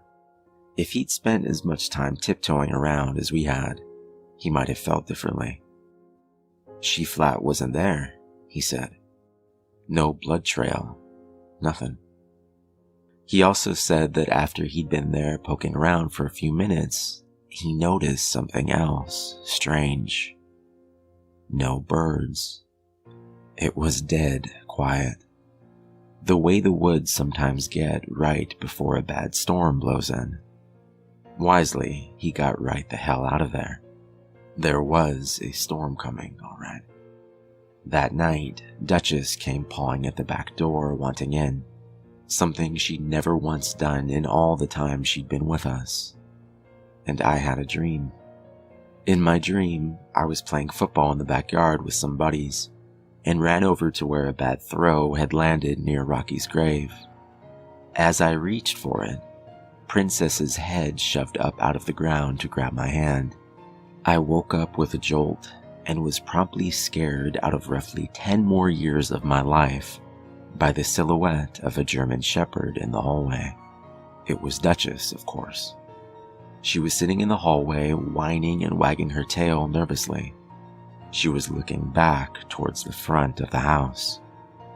I walked over to her and placed my hand on her big doggy head and said, "What is it, girl?" That's when I heard the distinctive sound of claws on glass. Something was pawing at the patio door. Thoroughly terrified, I grabbed Duchess by the collar and dragged her along with me to my parents' room, shutting the door behind me. I was 14, I was terrified. But even in that terror, retreating to my parents' room wasn't just for the security of Mommy and Daddy. That's where the guns were. I woke them up and told them what I'd heard. Dad got up and locked the bedroom door and said, "Y'all lock yourselves in the bathroom." I heard the patio door slide open. If any of the rest of us had any doubts about what had just come into the house, Duchess sure didn't. The only thing she'd ever feared in this world was her own pup. A deep rumble of a growl vibrated in the floor beneath our bare feet, and Duchess's bladder let go as if on cue. Mine wasn't far from doing the same. What followed was a 6-hour exercise in pure terror, punctuated by snarling attacks on the bedroom door, crashes through the rest of the house as Princess found more things to break, whispered prayers from my mother, and litanies of curses from my father as another of his attempted forays out of the bedroom was thwarted. We were without a phone. The one on my parents' nightstand was dead. We'd later find the phone line to have been ripped out at the main box. My mom suggested that we try to make it to the car, and above and beyond everything else, it was my father's response to the idea that really scared me. Of the three of us, he was supposed to be the rational thinker, but what we got instead was, "Honey, I think that's what it wants us to do." As the world through the windows turned from black to gray, a quiet fell over the house. Mom and I watched through the windows, craning our heads in an attempt to get an eye on the patio door. But try as we might, the best we could manage was a view of most of the patio. More than enough concealment for a dog to slink in or out, even a big one like Princess. After an hour of silence, my dad quietly opened the bedroom door. I remember thinking what a useless gesture any attempt at stealth was.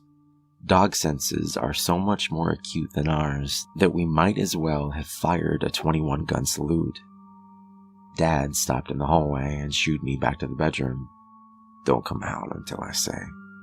Carefully, he made his way through the house to the patio door. We heard him shut it before he shouted back to us to stay in the bedroom till he told us to come out. Through the door, I could hear him moving around, and what seemed to be him dropping things into a garbage bag. After about 30 minutes, he gave us the all clear. What greeted us was a disaster.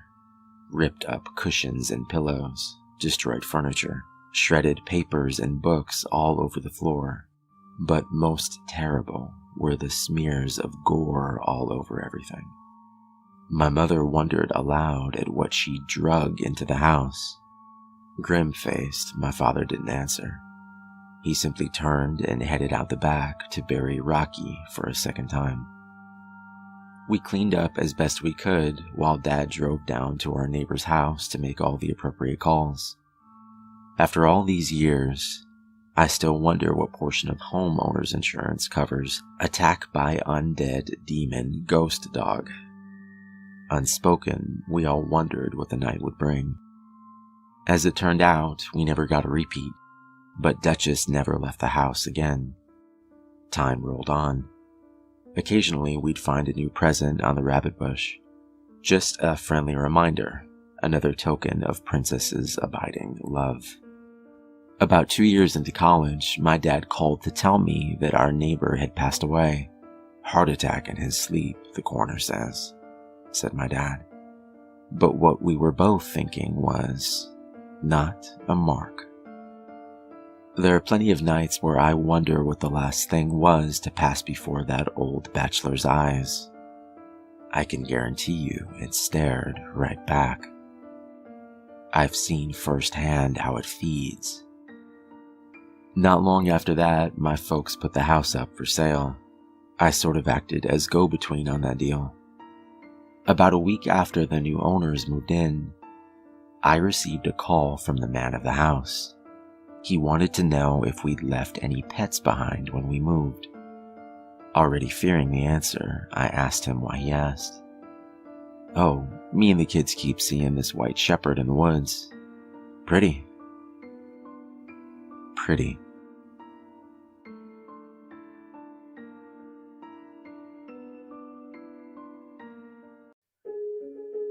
We have been sending deliberate signals out into space since 1974. Many people, including some scientists like Stephen Hawking, have wondered if this might be a grave mistake. In an interview with The Times, astronomer Martin Dominic said, "Some say alien contact is the greatest thing we should do. Some think we should be very quiet, and this is the last thing we should do. and it may indeed be the last thing we do. The dark forest theory states that if the universe is teeming with life, the reason for all these years of radio silence is self-preservation, that hungry, hostile, conquering forces glide silently past, always listening, and if we want to survive, we need to be just another quiet little blue dot in the vastness of space. Olivia and I grew up in Magdalena, New Mexico. It's a very small town. The last census had us at 912 full-time residents. We have a few restaurants and cafes, and every year, for a few weeks of winter, tumbleweeds take over the town. They can be found here and there along almost every road.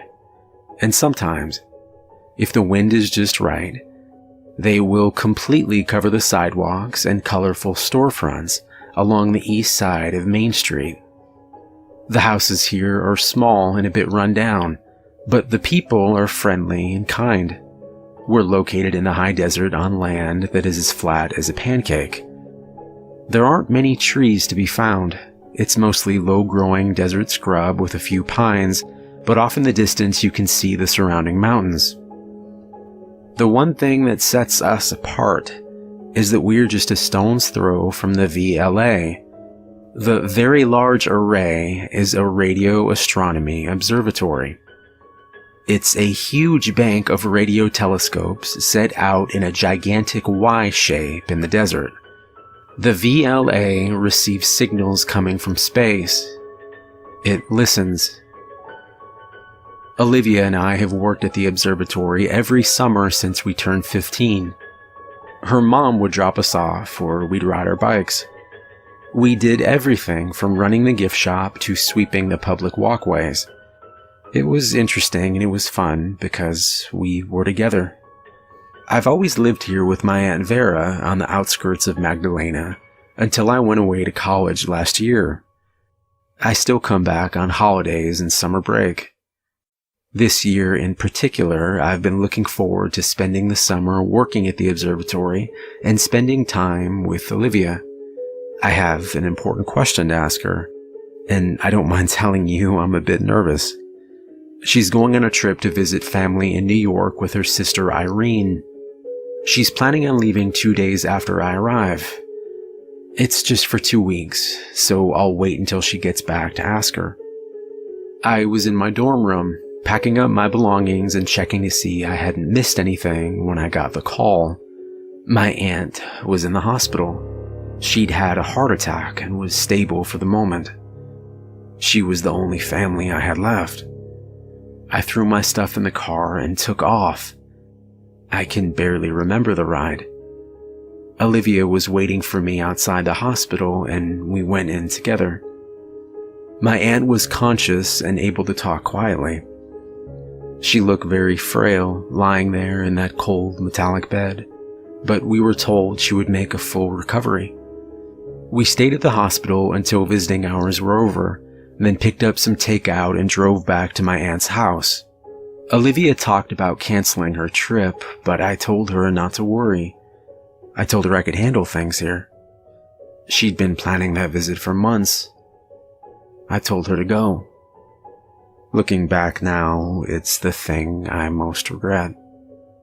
We spent a last quiet evening together, sitting and talking on the front porch and looking out across the desert at the star-filled sky. The next morning, I drove Olivia and her sister to the airport. We said our goodbyes and I drove back to the hospital. There, I was surprised to find Aunt Vera sitting up by the window, laughing with her best friend Lucy Meyerson. I stayed for an hour, then excused myself to go check in at the observatory. There was little traffic, and in no time I was pulling into the parking lot, a plume of red dust trailing behind me.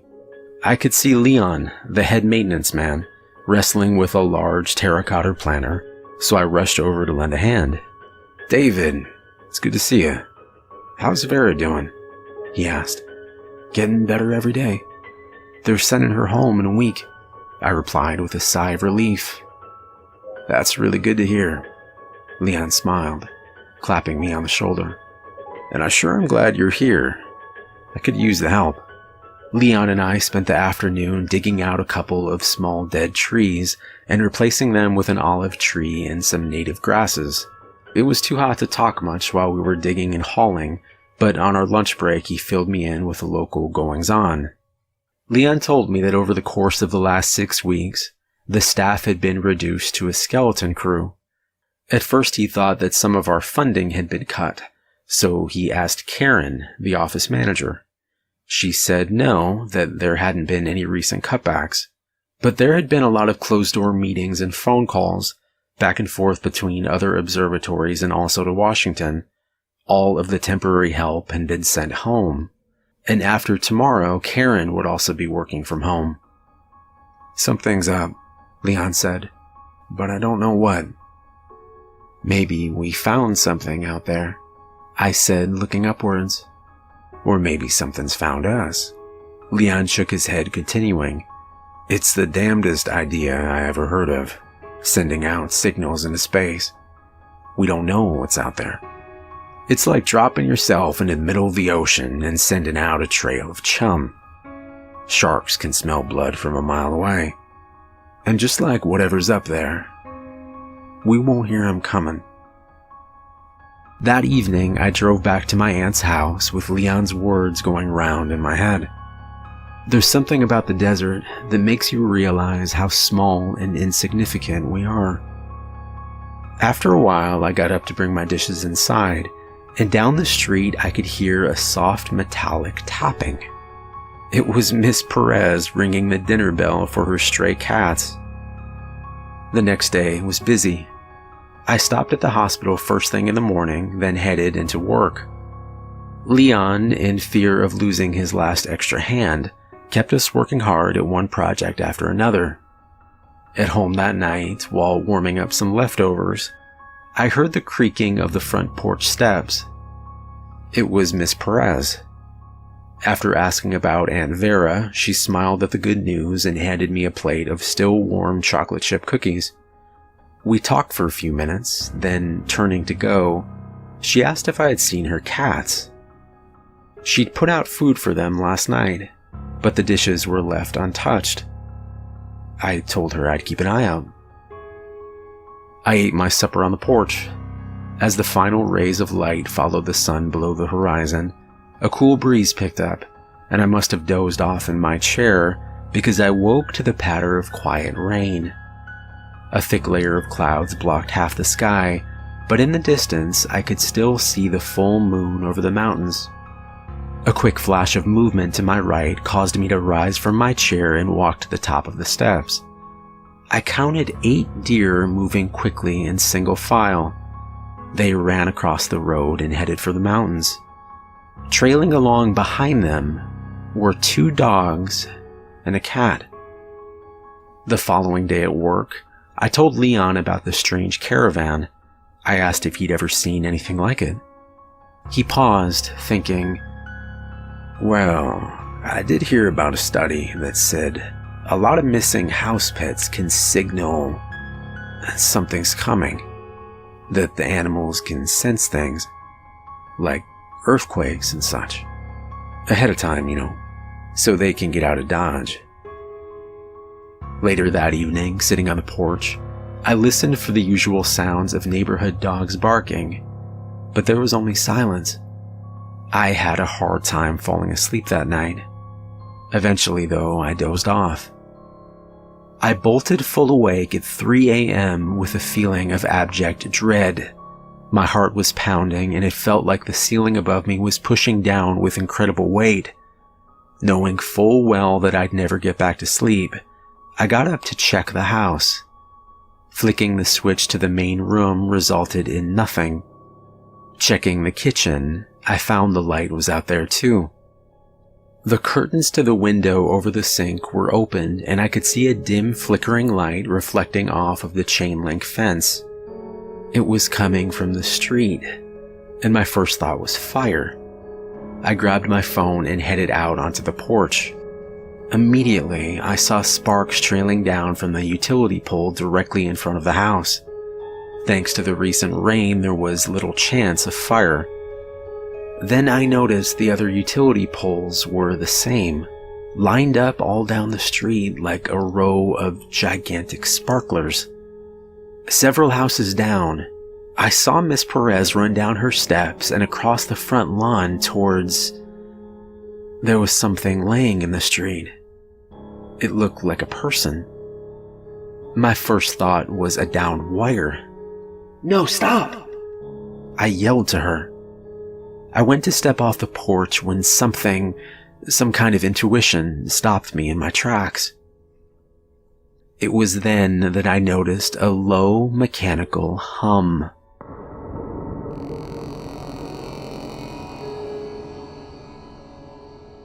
The air was filled with static electricity, but it wasn't coming from the power lines.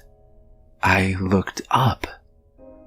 In the distance, the night sky was clear, but there was a massive bank of low clouds directly overhead. The clouds were dense, but I thought I could see a dim pulsing of lights above them. I heard Miss Perez begin to scream.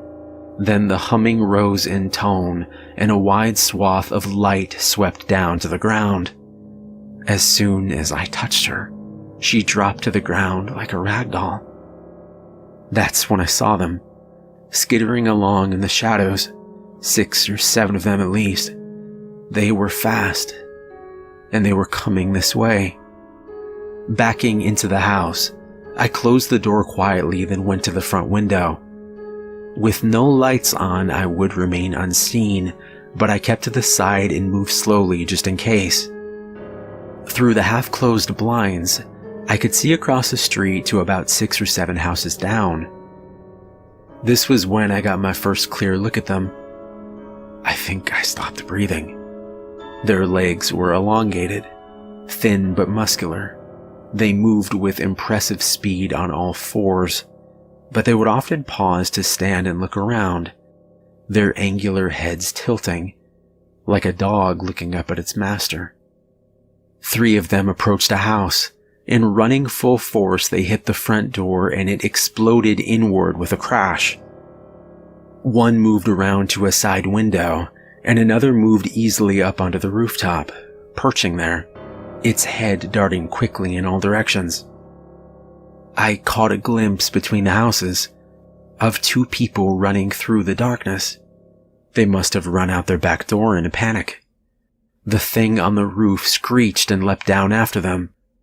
I heard 2 gunshots, and then a scream, and then nothing.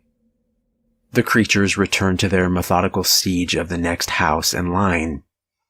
And I realized then that they were most likely coming down both sides of the street. That would mean that they were almost here. I started moving then, quietly locking the deadbolt on the front door and moving through the rooms, both checking that the windows were locked and looking for a place to hide. The house had no basement and only 3 closets. Both my and Aunt Vera's closets were packed to the brim, so I decided to try the small closet in the living room. Aunt Vera used that for guests, so it was half empty. I grabbed a large knife from the kitchen and moved to the closet. There were a few long coats that I pulled in front of me as I moved to the back. My knee struck something hard. Feeling around in the darkness, I recognized a little wooden stepladder. That's when I remembered the crawl space above the closet. I felt a tiny ray of hope until I heard a hard crash at the front door. They were inside. Slowly and carefully, I slid the coats back and opened up the ladder. It only had 3 steps, so after quietly lifting the wood panel in the ceiling, I pulled myself up into the dusty space above and silently put the panel back in place. I didn't move then. I tried to listen, but I couldn't hear much above the pounding of my heart, so I tried to slow my breathing. I heard glass breaking and loud crashes as they tore through the house. A minute later, I thought I heard the scrabbling of claws on the floor of the porch. Then it was quiet. I didn't move for 10 minutes. Then, as silently as possible, I crawled over to a small vent and looked out.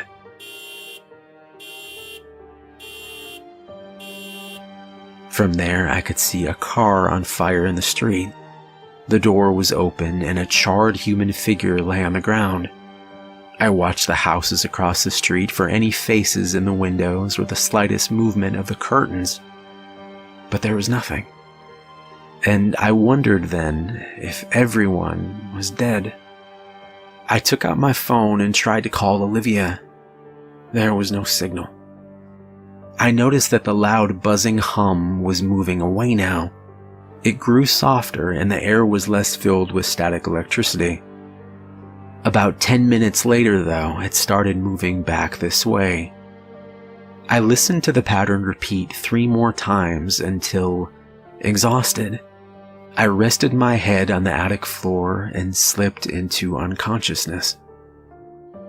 I heard the slow, familiar creaking of the rocking chair. Aunt Vera sat smiling on the porch. She looked so young. "I'm fine now," she said. "I'm with your Uncle Jack. I haven't seen him in such a long time." With tears in her eyes now, she said, "I'll miss you, my boy. But you need to go, David. Go now." My eyes snapped open, and it took me a moment to get my bearings. When I came fully awake, I was absolutely certain of 2 things.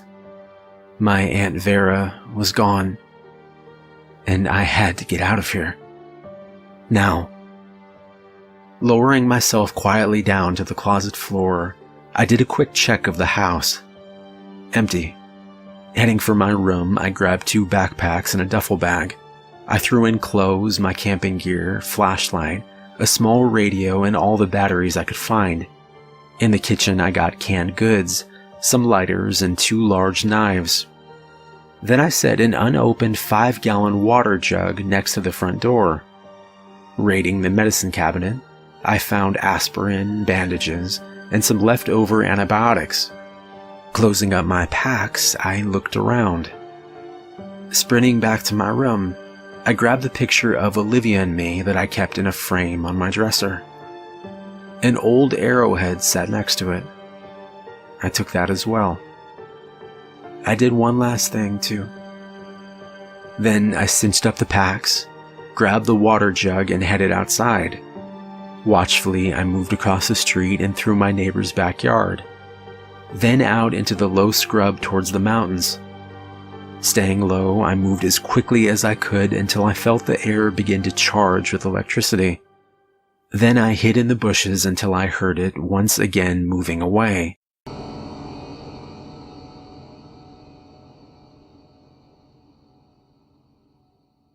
After a few hours of this, I thought that I was far enough away to just keep walking. Whatever was above the clouds, it seemed to stay over the town. I wondered if the same thing was happening over every city. My mind kept returning to thoughts of Olivia. I tried to stay positive. She was smart, and there were lots of hiding places in New York. Maybe she had just taken an early flight to surprise me. Maybe she was headed for home right now. As the sun began to set, I adjusted my bearings so I wouldn't overshoot my destination. I knew where I was going. I reached a small rock outcropping at the first light of dawn. Resting there, I drank some water and then buried most of my supplies in the sand. A few miles west of here was a small valley. Tucked away into that wall of the valley was a cliff dwelling. Olivia and I had found it once when we were camping. I wanted to make sure that it was empty before I carried in my supplies. It took me a couple hours to find it. Then I stayed hidden, listening. After a while, I climbed up the rocky ledge and looked inside. It was empty. There were 3 levels, empty and silent. Retrieving my buried supplies, I returned and set up camp inside the highest level. Exhausted, I slept. I dreamt of our camping trip. 20 minutes from here, we had found 2 very old arrowheads. We'd each kept one. And I dreamt of the message I'd written in black marker on the wall across from the front door. Olivia, when I left, they were sweeping the town every 10 minutes. Wait until they're moving away. Then head for where we found the arrowheads. I'll watch for you there every day. I love you, David.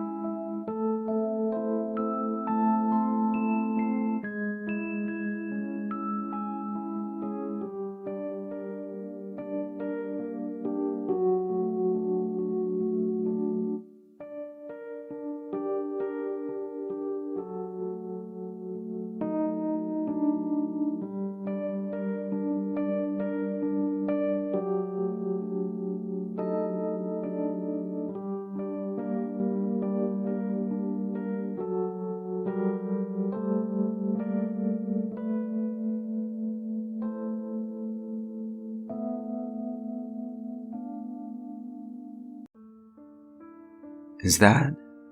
No, I must be imagining it. I mean, what the hell is that anyway? Having just finished washing my face before bed, I headed out of the bathroom and caught a glimpse of something out of place. About 10 or maybe 15 feet outside my back window was a thin shape that stood out from the colorful bed of flowers to its left and the 2 or 3 acres of woods behind it. At first, my brain identified it as a shovel someone had dug into the ground and left upright. Yet there were a few problems with this that came to mind. The first was that my backyard was entirely gated, and I'd never had problems with trespassers before due to the height of the fence and the remote location where my property sat. The second was that though there was not a soul or animal in sight, my motion sensor light had been triggered near the odd object's location. If someone had snuck onto my property and dug the shovel into the ground, they couldn't have done it just now. There would have been nowhere for them to run. And lastly, it wasn't just a long piece of wood that resembled a shovel, not exactly at least. There was a black top hat that sat curiously at the very top of the wood. As I stared wide-eyed at the slant of the shovel-like object and the tilt of the black hat at the very top, I felt a visceral urge to vomit. I barely managed to contain it. Have you ever spoken to a dog before and seen its head slightly tilt to the side in, I assume, an attempt to figure out just what the hell it is you're saying? That's the feeling I got as I peered out the window and that black hat seemed to stare back. And then there was darkness, as the outside motion sensor light turned off and the backyard was no longer in sight. Okay, that's enough, Dawn, I said to myself, remembering to breathe and turning back to the kitchen. Can you guess what happened next? No, probably not, unless you've encountered the same thing I did. But then again, I assume you wouldn't be able to read this if you had. As I turned my back to the darkness, the motion sensor light came back on at that very second, and I stopped breathing again. As I turned, the object came into view again, but this time it was a few feet closer, and it was different. Instead of just the hat, it wore something patchy and gray on its chest as well. Though it was almost certainly a dream, I decided to call the police anyway. But as I did, I made another mistake. I turned my back on the thing yet again. Reaching for the cell phone, I heard the glass window shatter onto the floor. I fell back against the wall immediately and turned to see the creature now inside my home, standing in the circle of sharp debris. This can't be happening, I whispered to myself as I scanned the thing which was now only 20 or so feet away. It wore a black top hat, the tattered gray clothing, and now 2 bone-thin arms had seemed to sprout inside. I dialed 911, and the last thing I remember was passing out. Later on, I was able to hear a recording and my voice saying, "It's in the house." I can't tell you much about what happened after, because I don't really remember. But I can tell you where I am now. I call it the Overlook, but I'm sure its real name is something else. Probably some nice title that does its share to conceal just what type of lunatics it contains inside. Crazies like me. You see, I'm allowed to write 1 letter a week, supervised of course, and this time I've decided to share my life story with a lot of you. Well, I suppose it's less my story than its. It is still here with me. It watches me from the corner of my room. It scurries up the walls and hangs from the ceiling. It sometimes just stands there, tilting its head towards me. Maybe it's deciding just when exactly to finish me off. There's not much left for it to devour, however, seeing how I haven't slept in weeks and continue to lose my touch on what's left of my reality. The doctors here weren't thrilled when I cut my eyelids off 3 or was it 4 days ago. It was a hell of a mess. But what else could I do? They don't understand that every time I close my eyes, it gets closer. At least this way I bought myself some time. At least this way you'll have some warning if he comes for you next. I call him the Stick Man, and if you see him, don't look away.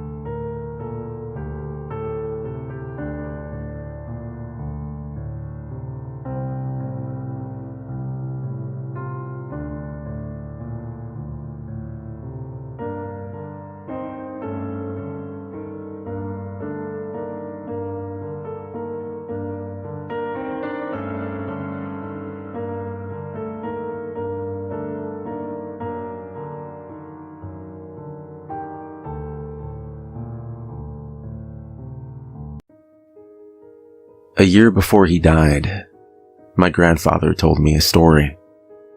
He was, in the way that old soldiers often are, a no-nonsense, upright man of few words. It was the morning following my 20th birthday, and he telephoned me at 9:30 on the dot, requesting my presence at his home on the outskirts of Salcombe, approximately half an hour's drive. I arrived nursing a hangover from the previous night, and he offered me a cigarette. When I hesitated, he just laughed and told me that he knew I smoked and that he wouldn't tell my father. We sat together on his porch and smoked in silence, watching the waves crash against the Devonshire coast. Eventually, he stubbed out the butt of the silk cut and produced a shoebox, which he handed to me. "I want to tell you about the war," he said, his speech slow and slurred from a minor stroke he had suffered 2 years prior. Knowing how he felt on the matter, he had not even congratulated me on my successful application to join the army several weeks prior. I said, "Grandpa, you don't have to." "I need to," he said. "Open the box." I obliged. Inside was a beret wrapped around 3 items: a key, a tubular bundle of tissue paper, and something heavy in oilcloth. I put the box down and picked up the key, admiring the intricate brasswork and unusually complex blade. "The only other person that knew this story was your grandma, and she's gone now. I won't be around forever either, you know. It's important. People know. We were silent for a couple minutes. It sounds selfish, but I hate when old people talk so fatalistically. That said, my curiosity was piqued by the grim show-and-tell atmosphere. He lit another cigarette, letting the flame of his match linger just long enough that the wood about its head had begun to curl and blacken. Then he shook it out. I joined the war too late, he said. All through school, my friend Nick and I just wanted to be heroes. When the time finally came, and we were gearing up to fight the Nazis in France, our damn unit was diverted. Where were you sent? I asked. He took a deep drag on the smoke. Channel Islands, the only part of the British Isles to be occupied by the Germans. Coinciding with the liberation of France, we were preparing to attack the Isle of Jersey when the Jerrys surrendered. Just a few hundred of them, holed up in their rat warrens in the cliffs. He paused and tapped the cigarette with a forefinger so that glowing ashes tumbled from it and were snuffed out by the wind like miniature dying stars. The night after the surrender, Nick and I were sitting in the pub, being bought drinks by the locals, when a woman burst in from the rain, crying and shouting for help. Naturally, we asked her what was wrong, and she told us that her children had been taken hostage. A bastard by the name of Patar Saher. He was some kind of priest that the Nazis had brought with them when they landed. Or so she said. Nick asked where he'd taken the kids, and she said that he'd stolen a rowboat and was on his way to a little offshoot island called Babel Rock. She was sure that he was going to kill him. Nick and I ran to our superiors, but as soon as we mentioned Babel Rock, they wanted to call for help from the Americans and wait until light. They took our rifles away and told us to forget the whole thing, but I would sooner have been court-martialed than let some American GI have the glory. This was our fight, our war, and no matter how small it was, how insignificant in the grand scheme of things, we would fight it. This was our home, you know. We stole a boat of our own and set out into the storm. I wish I'd stopped to think about things for a second, but I was young and stupid. We both were. Grandpa put down the cigarette and unwrapped the oilcloth. Inside it was a large, old-fashioned looking pistol with faded wooden grips. "Jesus, Grandpa," I said. "Are you allowed to have that?" He winked. What they don't know won't hurt them. Was true then, is true now. I won it in cards from a Yank back in London before we set out for the islands. Nobody knew I had it, so they couldn't take it away. He set down the gun and stuck the smoke back in his mouth, exhaling blue fumes at the dying sun that was slipping beneath the horizon. Long story short, we land alone on this bleak old rock, right in the middle of a storm, black as the devil's eyes, and so sharp and craggy that it sliced one of my boots right open along the sole. There was one building on the island, a wooden shack overlooking the beach. It was dark, not just because of the time of day. You couldn't see more than 5 feet in front of you. I remember looking up at the sky and seeing the clouds all lit up by lightning flashes from the inside, like big stone lanterns. The clouds were coiling around above Babel Rock, and there was a hole in the very center, above the house. Not just a hole in the clouds, but in the sky itself. There were no stars, just like a black, empty space, sucking in the storm clouds. As we were heading up the beach, with nothing but the lightning to show us the way. I swear to God, it looked like the rain was falling up into that hole in the sky. Grandpa paused and sucked on his cigarette. The tip glowed brightly and illuminated his face with a faint orange hue. Then he continued. I booted open the door of the house, waving the gun around like some madman. But it was deserted. We poked around and eventually came across a trap door under a carpet. Beneath the shack were stone steps, coiling downwards into a handful of rooms carved into the rock itself. Not rooms for people, though. The dimensions were all wrong. The corridors were really tall, about 9 feet high, but so narrow we had to turn sideways to get through them. Everything was covered in weird scratchings, too, in the walls and on the ceiling. Roman numerals, I think. Everything was quiet, except for the storm outside, and we were just starting to regret ever going there, heroism or no, when we rounded a corner and found the children. He kneaded his brow. That's a bloody sight I won't ever forget. They were stood in a ring in this big, oval-shaped room. Their eyes were all rolled back, so you couldn't see the pupils, and they were each reading from a little book, like a Bible. But I couldn't understand a word of what they were saying. It wasn't German or Latin or any language I know. Before I could say anything or do anything, I heard a voice behind me. Horrible, deep, resounding.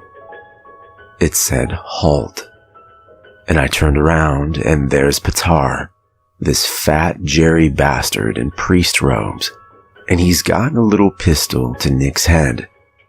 Told me to drop my gun and kick it over to him. And I mean, of course I did. This was Nick. He lived 2 doors down from me my entire life. He was my best friend. Being a hero is nothing when it costs you everything. Grandpa paused, and I saw his leathery cheeks glistening, wet from tears. Then he blew Nick's brains out. Just like that. Shot him in the side of the head. I lunged for him, trying to grab the gun, and he shot me too. Shattered my kneecap. That's why I need this. He tapped the heavy stick that he'd hobbled around on as long as I knew him. Then he flicked away the end of his cigarette and reopened the pack with trembling fingers. It was empty. I handed him my half-smoked one, and he nodded his thanks.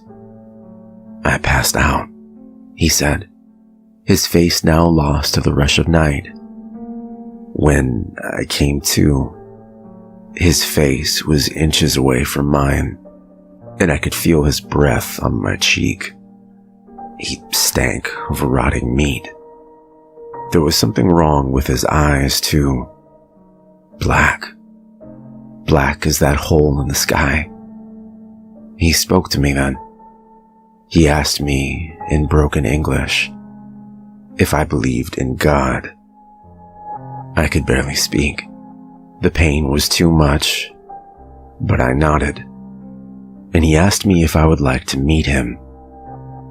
I thought then that he was just threatening to kill me, to send me to meet my maker. So I shook my head, and I think that surprised him. He stood up, walked away from me to the opposite wall, and that's when I saw the door for the first time. It was massive, almost touching the ceiling, about 4 feet wide, and it was made of some kind of black rock. It had carved on it an apple tree, and there was a snake coiling down the trunk. The snake had its head turned side onto you, and instead of an eye, there was a weird, jagged keyhole. He went to the kids, chanting throughout all this, and picked up a key. This key, off the pedestal they were gathered around. Grandpa gestured at the key, its brass swastika head glinting beneath the glow of his cigarette. Patar said that he'd spent 11 years of his life secretly visiting Babel Rock, measuring the keyhole and designing a key to fit. I asked him whether he put the door there, and he gave me an odd look and told me it had been there before men even walked the earth. Then he unlocked the door and stepped backwards, speaking words in German I couldn't understand. And then something started to push the door open from the other side. As it opened, just a crack, all the candles in the room went out, and we were in darkness. The only light was coming from a lantern in the next room, and it was just me, Patar, and whatever was opening that door. And all the while, the kids were chanting and singing. It opened a few inches more, and a hand came through, all charred and calloused. But it wasn't a human hand. It was small, with long, hooked fingertips, and it coiled around the edge of the door, as though it were cautious of entering the room. As it did, the air began to taste of seawater and sulfur, and I was more scared then than I've been in my entire life. I tore my eyes away, dragged myself over to my .45, and turned around and shot Patar in the back. Pow! He mimed a pistol with his hand. His blood splashed across the door and wall, but it also landed on that hand. As soon as it came into contact with that blood, it went crazy. The hand tightened its grip on the door and started pushing. This was solid stone, about a foot thick, and this thing was just shoving it open. I forgot my pain then. Fear was giving me strength, and I limped across the room and slammed my shoulder against the door. I must have surprised it, because I felt it give way, and I heaved with every ounce of strength in my body. God, I was tough as a lad. He sucked on the smoke, the tip flaring up against the night. I almost had it. The door was almost closed. But that hand, that blasted monster of a hand, still there, reaching round at me. I pulled out my boot knife, and I hacked one of its fingers off.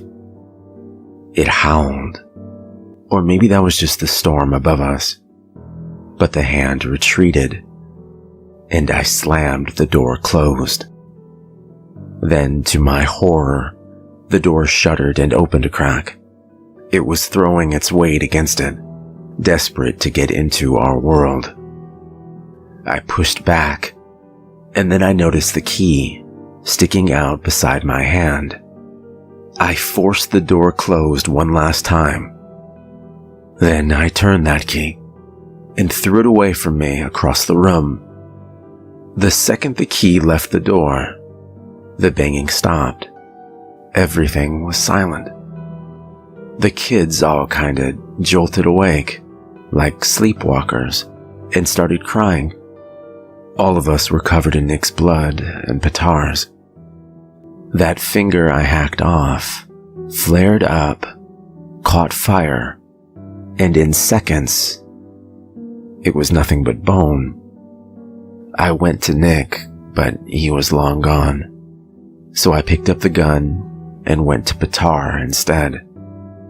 He looked up at me and he said something in German, words that echo round in my head every night. I shot him again and again until there were no bullets left in my gun, and he was unrecognizable. And then the pain hit me again. I blacked out. Grandpa took a final drag on his cigarette, then he ground it into the ashtray. We sat, unmoving and unspeaking in his garden, our silhouettes picked out white-edged by the stars, like marble statues seated in eternal vigil for the men that had sailed across the sea and never returned. I gazed at him, and in that half-light, he could almost be the fit, powerfully built young man in the photographs that had adorned the walls of his house before Grandma had passed away. I had no idea what to think or to feel, or how much of his story was true, but I was enthralled by his words. What happened then, Grandpa? As he replied, the clouds began to shift over the stars like curtains being drawn over a stage, so that his words seemed to come from some unspecified point in the darkness, and I were speaking to a ghost. When I came to, I heard shouting from far above, commands being given, boots on the stairs. English voices, I was sure. I grabbed the gun and shoved it into my jacket. I knew that if my superiors knew about it, I'd be in even deeper shit than I already was. Then I saw Nick, lying there on the ground, and I knew that I had to get something, some proof, so that other people would know that his death hadn't been in vain. I grabbed the key and put it in my pocket, but then I figured it's just a key, could be for anything. Then I saw the finger, the one I'd hacked off the hand of God or whatever the hell that thing was. It was just a charred bone by now, but it was intact, so I grabbed that too. As I stuck it into my pocket, men burst into the room, dressed like paratroopers with camo paint smeared over their faces. No symbols or insignias on their uniforms either. Next thing I know, someone's sticking a gun in my face and yelling at me to identify myself. Naturally, I did, and they talked amongst themselves for a few minutes. They dragged me out of the room and onto the island itself. The storm had blown itself out. One of them sat with me.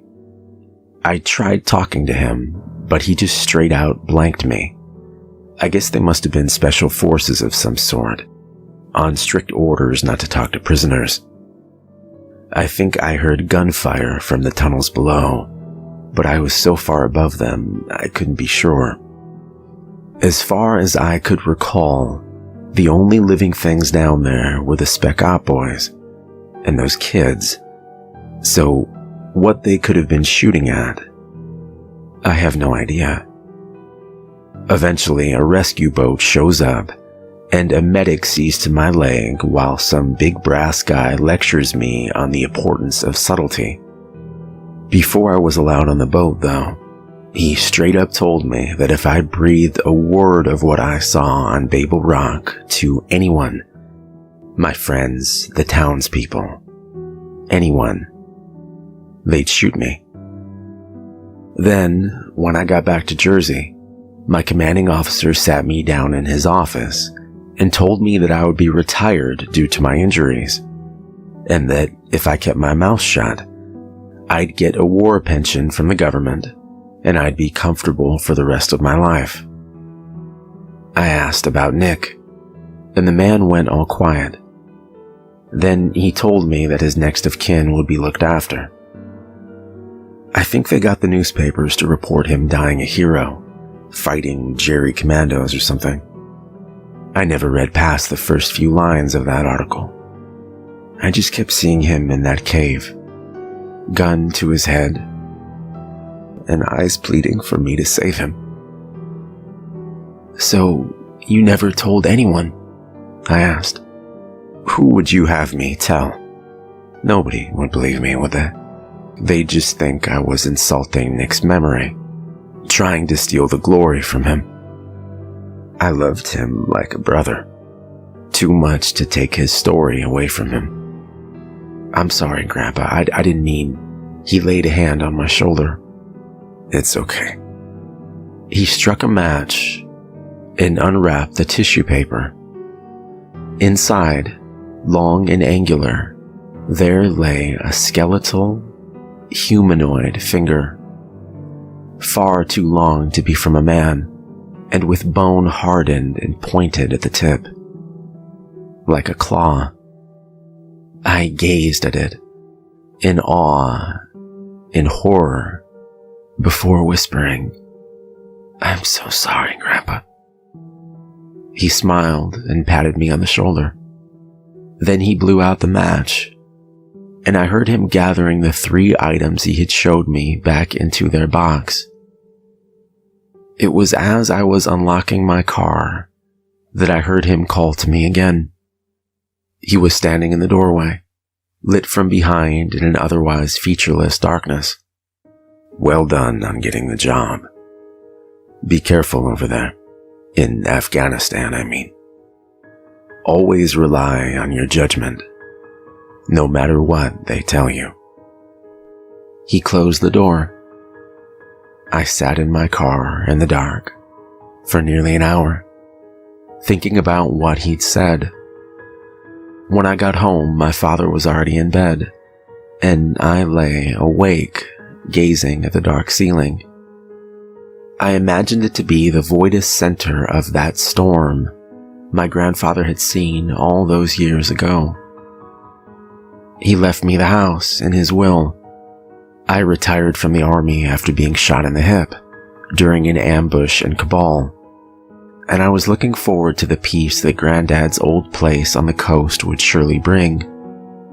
When I was moving some of his things in the attic, I stumbled across the shoebox again. It was all there. The gun, the key, the finger. Like the realization of some strange dream, the memories of that night flooded back, and I sat down and cried for the first time since his funeral. I took a ferry to Jersey recently, and then hired a local fisherman to take me to Babel Rock. Under the sun, with nothing but the laughter of seabirds in my ears and the taste of salt water in the air, it was actually a relatively peaceful place. The eye of a storm. There was no shack, though. I suppose it was probably destroyed shortly after the events of my grandfather's story. I found a heavy iron hatch, under which was a stairwell, but that ended in a square brick room, scrawled with graffiti and full of empty crisp packets. When the sunset was at its apex, licking at the ocean with a long orange tongue, I wrapped the 3 items in his beret and hurled them off the cliff, where the hungry, frothing jaws of the sea snapped them up. Then I sat with a thermos of tea and imagined Grandpa and Nick sitting together on a boat destined for London, full of stories of heroism. Perhaps he believed the story best forgotten, that he wasn't a hero. But I believe differently.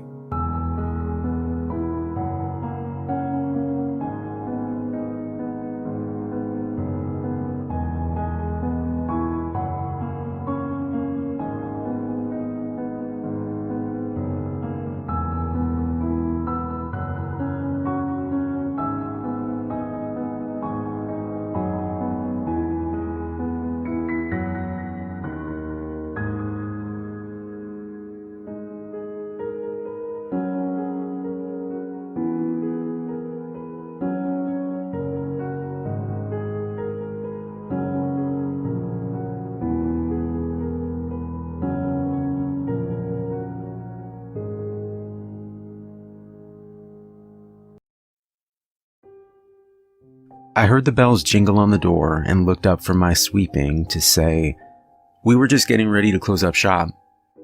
I was the only one working, but my boss insisted I always use we. I suppose he thought it was safer that way. The old Boston neighborhood sometimes got a little dicey at night. The gentleman smiled politely and nodded. "I'll be quick.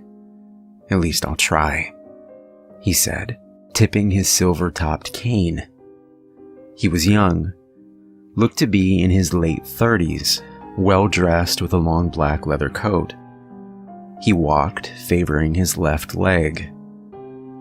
As he perused the aisles filled with bouquets of lilies, daisies, and carnations, he made his way towards our largest display, roses, of every color imaginable. I was in no hurry. It was Valentine's Day, and my work part-time at the flower shop over the last 3 years had taught me that going above and beyond on this particular day could yield some extremely nice tips. Between the fact that my car payment was due on the 15th, and after making said payment, I would be left with exactly $172 in my bank account, I had told my boss that I would be happy to keep the flower shop open late. As a guy, I knew that Valentine's Day could kind of sneak up on you. And as I was not in a relationship at the moment, the least I could do was assist my fellow travelers in their romantic endeavors. "Are you looking for something particular?" I asked. Searching, he paused, then smiled. "I'll take 24 of these." He pointed towards a vase filled with dark red roses named Eternity. They were so dark in color that they were almost a velvety black. And I would like one single white rose at the center. "Very nice choice. Would you like them in a gift box or a vase?" I asked. Walking up to the counter, he paused. As he looked directly at me, I could see a hint of sadness in his eyes. "The thing is, I have a rather unusual request. I need them delivered tonight, and to my exact specifications." I looked up at the clock on the wall. It was just past 10. When I looked back at him, he was pulling an envelope from his coat pocket. "There's $2,000 cash inside. You can keep it for yourself. Off the books, so to speak." I glanced at the packet as he set it on the counter, hesitated, then asked, "What exactly would I be delivering?" He chuckled and shook his head. "Just the flowers, that's all. It's the location that you may have a problem with." Allow me to explain. Many years ago, I met my one true love. I won't go into detail, but for me, there will be no other. It became our tradition, if you will, on every Valentine's Day, at exactly midnight, I would present her with a single white rose, surrounded by dark red roses. Pausing, his voice turned grim as he continued. "A few years ago, she was taken from me. I wasn't there. I would have stopped it." He paused to gather himself, then went on. "Since then, every year at exactly midnight, I place the flowers on her grave. She is buried at the Forest Hills Cemetery. It's not far from here. The main gates are locked by 11, but there is a small iron gate that is left open. I always do it myself, but this year..." He lifted the cane. "So, will you make the delivery?" I was silent for a long moment. I thought about my car payment, and I thought about how long it would take me to earn $2,000. "Okay," I said. "I'll do it." He nodded and handed me another envelope. "These are the instructions. Follow them explicitly." Turning away, he moved slowly towards the door. The bells jangled again. I watched through the window as he walked across the darkened street and disappeared around a corner. I busied myself closing up the shop, all the while thinking about my bizarre assignment. I considered letting my boss know, but I wanted to keep the cash for myself. So I put on my jacket, pocketed both envelopes, picked out the 24 red roses plus 1 white, and headed for my car. It was cold, so as I waited for my car to warm up, I opened the set of instructions. Nothing too strange, just directions to the cemetery and the location of her grave with a little hand-drawn map. I was to place the roses exactly at midnight and light a candle. Entering Forest Hills Cemetery into my phone, I pulled out of the parking lot. 20 minutes later, I was parked along the street adjacent to the cemetery. It was 11:30. I found the small gate unlocked and walked through. It opened onto a path that meandered and branched out to several other paths. I referred to the hand-drawn map included with the instructions to keep from getting lost. The place was vast and surrounded by woods. There was a light breeze that kept the clouds moving slowly across a near full moon. As I walked, I thought, ironically, what a perfect night for a walk through an eerie cemetery. After about 15 minutes, I arrived at the final turnoff. The marker said Cove's Rest, and it looked to be in the oldest section. The stones were large and worn. Some had statues of angels and huge marble crosses. The path that dead-ended at her grave, which turned out not to be a grave, but a small mausoleum. A little stone house with 4 pillars, and a door with a small window. A few feet in front of the door was a bench facing a stone circle, with a large gray marble vase at the center. Setting the flowers down on the bench, I checked my phone. 11:55. The second I laid my eyes on the little stone house, which, by the way, looked absolutely ancient, I began to feel on edge. I started to think about the nameless gentleman who paid in cash, and the thought occurred to me that he was the only person on Earth who knew where I was. 11:58. 2 minutes to go.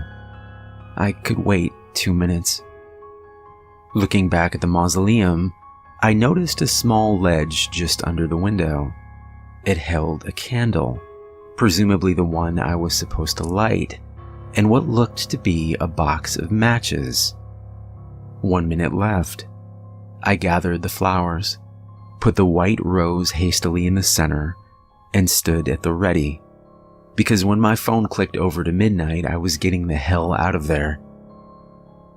The wind picked up. Even so, I thought that I heard something scurry inside the little stone house. Probably just rats.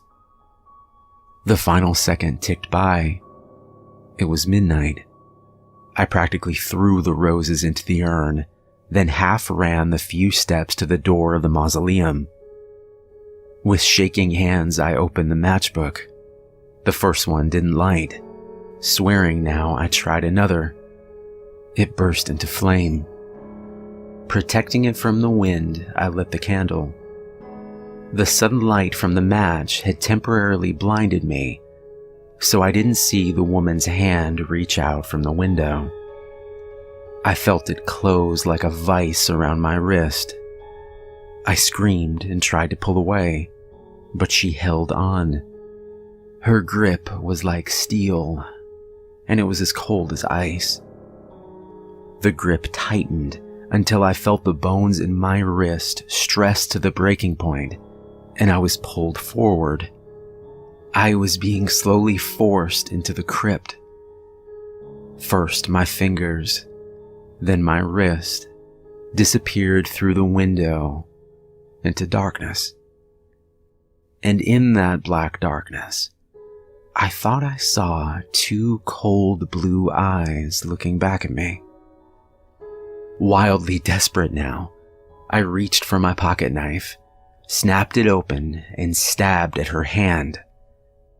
I must have hit something because she loosened her grip. Pulling back with all my strength, I heard a snapping sound.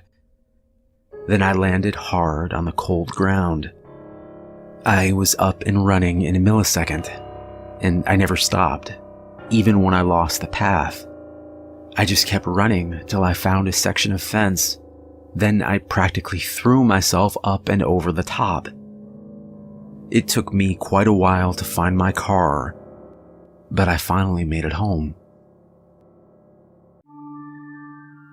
Some time has passed now, and I try not to think too much about it. Not if I want to sleep at night. But on some cold winter nights, I wonder. I wonder about the other people he sent as a gift on Valentine's days past. And I wonder about the inscription above the door of the little stone house.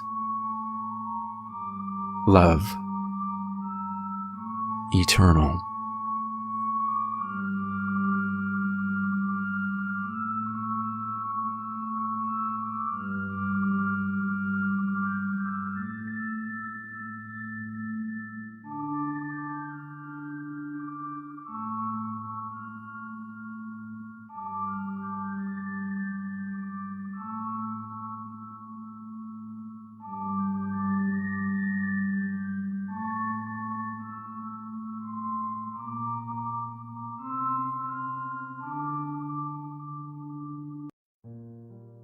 Having difficulty staying awake there.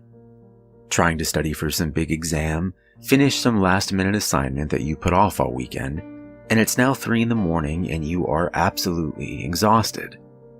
Or perhaps you were in a similar state recently and are looking for help on what to do. Well, friend, I have just the prescription to ease your weary mind. All you need to do is win a game. Setting up the game is relatively simple. All you need is an hourglass, a candle, and a marker. Let me make one thing specifically clear. You need an hourglass, not one of those rinky-dink 30-second pieces of crap you get out of a cereal box or board game. Before playing the game, test your hourglass to make sure that it takes an hour or slightly longer to drain all of the sand from one section to the other. Having it take slightly longer will help, but too long or too short and you'll run into complications during the game. You must also be completely alone in the room while playing. When you are ready to play, choose any room that can be sealed, simply meaning that all doorways and windows can be closed. Any other form of timekeeping device or alarm must be taken out of the room prior, or the game will not begin. The hourglass will be your only time tracking tool, hence why having an accurate hourglass is important. Anything with an electronic display should also be removed. This includes TVs, cell phones, computer monitors, anything. Leaving them in the room during the game will put you at a massive disadvantage. You may begin the game at 8 p.m. Make sure the room is sealed, drawing the curtains to block any outside light. Then draw a simplistic hourglass shape on the back of one of your hands. Make sure to remember well which hand it was, since you'll mostly be in the dark for this game. Take the candle and light it. Then turn off the lights. And sit down on the floor with the 3 previously mentioned objects close together. And flip the hourglass so the sand begins to fall into an empty half. The only source of light should be your candle. Now, yell something along the lines of, I'm not tired, and I refuse to go to sleep. Close your eyes to the count of 10 and open them again. You won't be entirely sure, but somewhere in the room you'll think you can see the shadowy outline of a man. You have now begun the game, and your opponent is none other than the Master of Sleep himself, the Sandman. Do not provoke him, and don't speak to him either. You've challenged him, and in a way insulted him about his profession, so he's not in the best of moods to say the least. Now comes the game. Your task is to stay awake as long as possible, to a maximum of 8 hours, which will take you to 4 a.m. Every hour, you must flip the hourglass to reset it and keep the game going. Each time you flip the hourglass, you may take the marker and draw a tally mark on your arm. The specifics of which arm you mark will be explained later. And don't think you can just flip the hourglass 8 times really quickly, or just draw 8 lines on your arm. The hour needs to pass in order for the magic to work. If you fail to flip the hourglass before the very last grain of sand falls, or should you succumb to sleep, you will lose. During this time, the Sandman will be deploying as many tricks as possible to get you to fall asleep or give in. See, the bottom half of your hourglass, at any time, represents his power. The more sand in it, the stronger his influence will be. Almost immediately upon starting, you'll begin to feel drowsy. This is merely his presence. If you can't last against this, stop playing immediately. During the first hour, he won't do a lot. He may walk around the room, but he won't touch you or speak to you, even if you try to talk to the being, which is something you should really avoid doing. There will be no response. Also, don't move from your spot to approach him. The closer you get, the more drowsy you will become, and if you're not near your candle, he may put it out so you can go to sleep. Do not distract yourself during this. You may easily lose track of time and forget to flip the hourglass as needed. The Sandman can also skew your perception of how much time has passed, but he cannot affect the hourglass. So keeping your focus on that is your best chance of winning. Side note, if you try to leave the room, you will find that the doors are all locked, and the windows reveal nothing but an unyielding darkness as far as the eye can see. After you pass the first hour, the Sandman may scoff, but will continue to stay in the room. Now he will begin to pull more from his bag of tricks. He's seen that you're going to be a hard one to put down. The sounds of music boxes and harps may be heard, at first from a distance, but will slowly grow to a level that would be audible and comforting. Resist the urge to close your eyes and listen. Your body will grow wary as you approach hour 2 or 3, depending on how the Sandman is feeling that night. Around this point, he will begin speaking to you in many voices. The soft voice of a young girl, the wise cackling laugh of a grandparent, or perhaps even the ever-loving, recognizable words of your own mother. They will try to congratulate you on surviving for so long with the Sandman, for braving sleepless days and nights to win this game. Whispers of lullabies and nursery rhymes will fill your head. But you know better. Say nothing, and ignore the voices. No matter how real they may seem, don't listen to them. Do not go to sleep. If you manage to make it to the halfway point and now have 4 marks on your arm, you'll be nothing less than exhausted, and the Sandman will be nothing less than enraged. He will begin to manipulate your environment even more and start using new tactics to get you to sleep. Instead of trying to lull you to sleep, he will attack you. hallucinations will occur. You'll see horrifying images of the dead hanging from the ceiling, flashed by a spotlight of unknown origin. The room may start to close in, and then stretch out, and close in again, and stretch back out. A whisper in your ear will turn into shouting in your face from an invisible source. Already weakened and sleep-deprived, your remaining energy will be drained in bursts from his terrors. You may have sudden adrenaline rushes, sure, but the Sandman is clever. He'll time them so that you can't just survive the next hour by simply being anxious. He'll wait until your emotional state has fallen just another level lower. And then bam, 2 rotted feet dangling in front of your face. You can scream all you want. You can beg for him to stop. But this will only use up more of your ability to function. At the 6-hour mark, the hallucinations will shift between horror and comfort. While the Sandman will begin to pick your brain and find what nightmares caused you to come to a cold sweat many a night, others will coax you towards slumber, claiming that you've put up with enough and that you deserve your rest. A warm bed to tuck yourself into, a pillow made from the softest of furs and feathers. The harps and music boxes will start to overload your sense of hearing. In your state, you may welcome the chance to sleep, but snap out of it. Have you been watching the hourglass? Make sure his terrors aren't distracting you. This is why you don't talk to the Sandman. For every tiny detail about yourself you give him, he will use against you here. This is also the point where electronic displays can become a massive problem.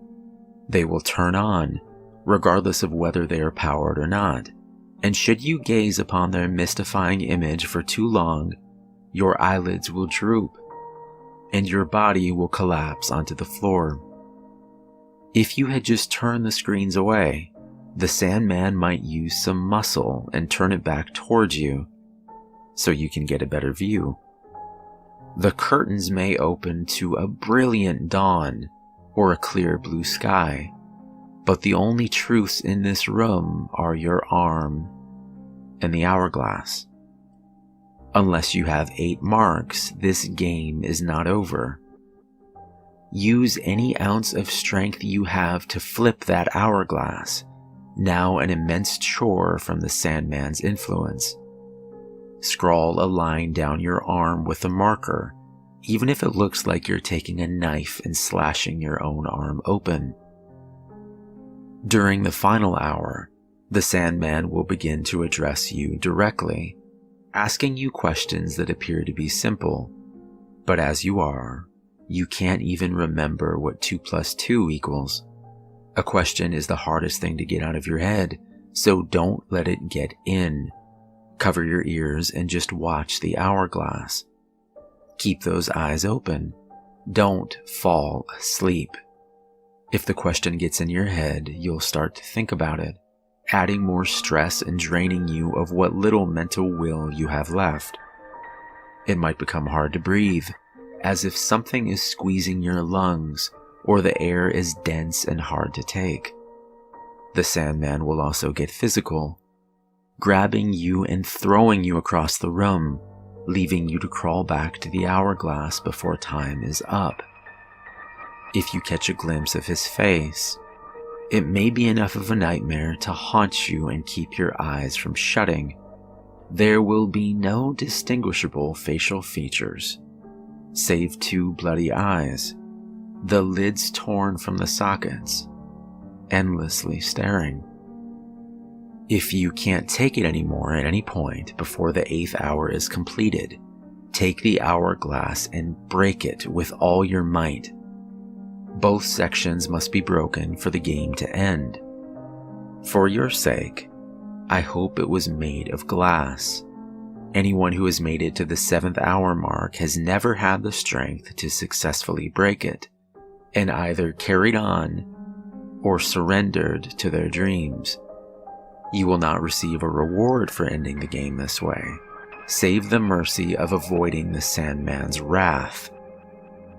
If you do make it to the end of the 8th hour without falling asleep, you will not need to flip the hourglass again.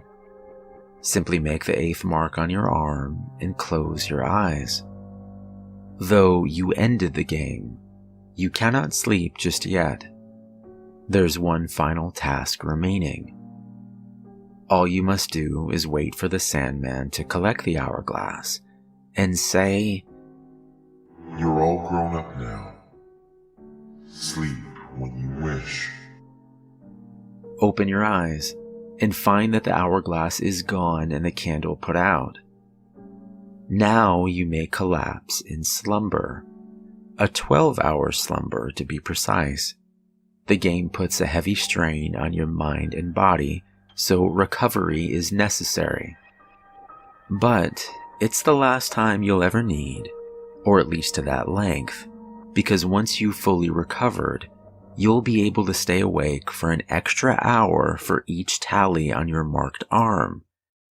Depending on your normal sleep schedule, this may mean you only need a small nap, maybe an hour or two at most. But for some, you'll never have to lie down again. Sure, you will have the ability to do so if you want to. You can still even dream, but there will never be any wariness following you. Just think of how productive you can be. But it's not all sugar plums and gumdrops. If you mark any tallies on the arm that were not marked by the hourglass, you will instead require more sleep. 1 hour for each tally on the blank arm to be precise. You will require more rest to be able to even function throughout your day. Now, these marks can cancel with the ones on your marked arm, but if that's not the case, you may have just gone through all of that suffering, only to come out worse than before. And what with your delirious state throughout the game, it's unlikely for the average individual to come out with all their tallies on the marked arm. There are also the circumstances of losing. If you fail to flip the hourglass, then the Sandman will gain full power, and with a snap of his fingers you will collapse to the ground. Regardless of how you fall asleep, be it by failure of the hourglass or succumbing to your own tiredness, you will also sleep for 12 hours to recover, but it will be the worst sleep you will ever have, and the Sandman will make damn sure that that's the case. The worst nightmares will flood your mind, leaving you unable to escape or wake up in a relief-filled cold sweat. All you can do is endure the torture of a dream that feels like years in length. And when you finally come to consciousness the next morning, there you will be, lying on the floor of the room, the mark still on your arm, and blood flowing from where your eyelids once rested. You said you refused to close your eyes and go to sleep. The Sandman has simply granted that wish.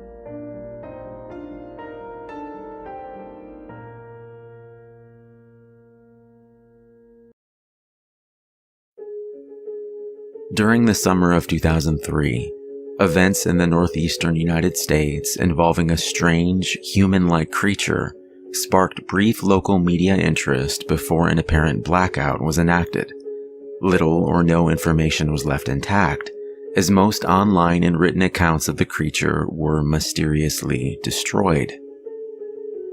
Primarily focused in rural New York State and once found in Idaho, self-proclaimed witnesses told stories of their encounters with a creature of unknown origin.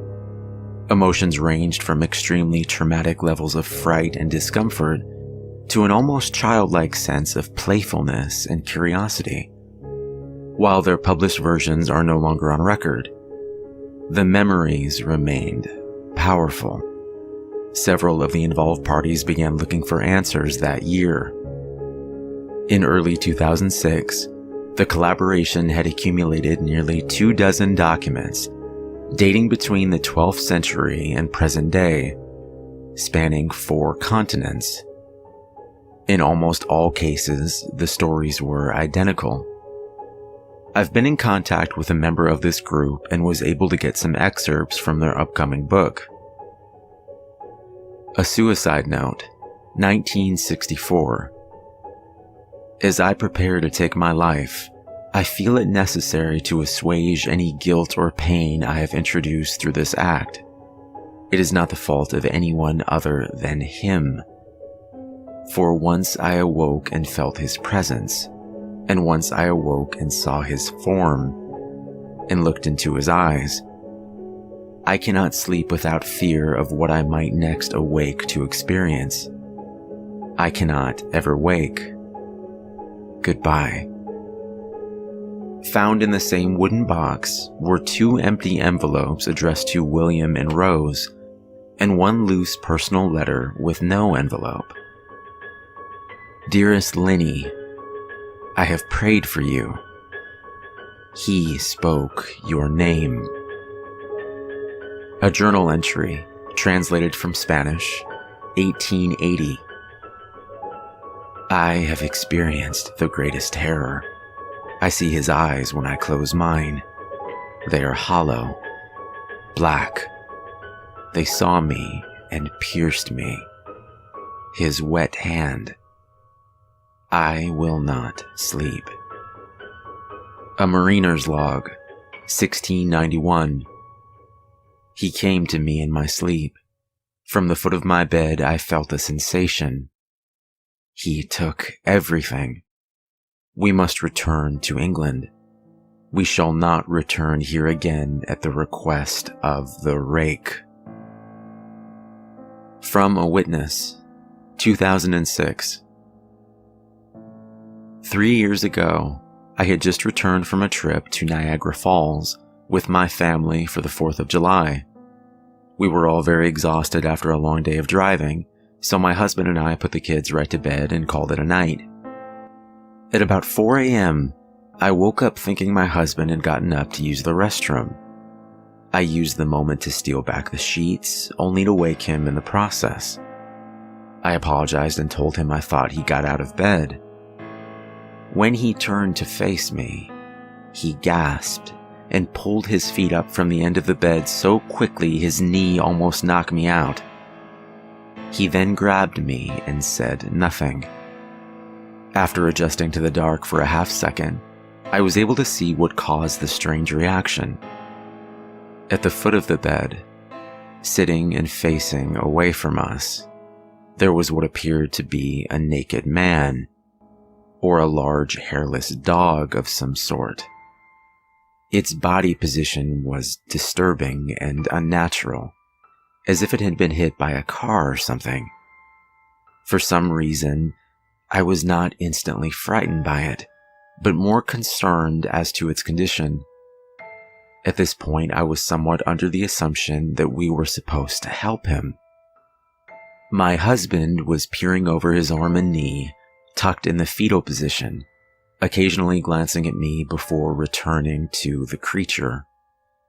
In a flurry of motion, the creature scrambled around the side of the bed, and then crawled quickly in a flailing sort of way, right along the bed until it was less than a foot from my husband's face.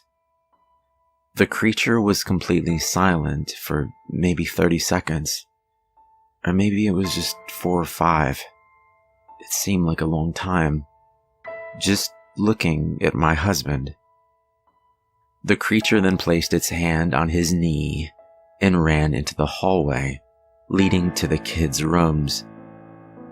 I screamed and ran for the light switch, planning to stop him before he hurt my children. When I got to the hallway, the light from the bedroom was enough to see it crouching and hunched about 20 feet away. He turned around and looked directly at me, covered in blood. I flipped the switch on the wall and saw my daughter, Clara. The creature ran down the stairs while my husband and I rushed to help our daughter.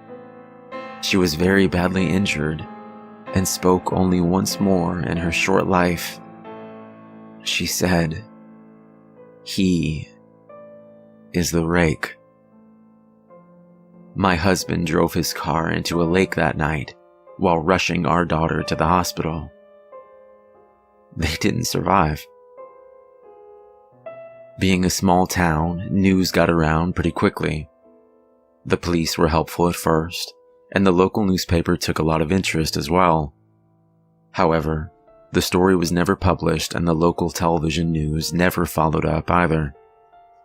For several months, my son Justin and I stayed in a hotel near my parents' house. After we decided to return home, I began looking for answers myself. I eventually located a man in the next town over who had a similar story. We got in contact and began talking about our experiences.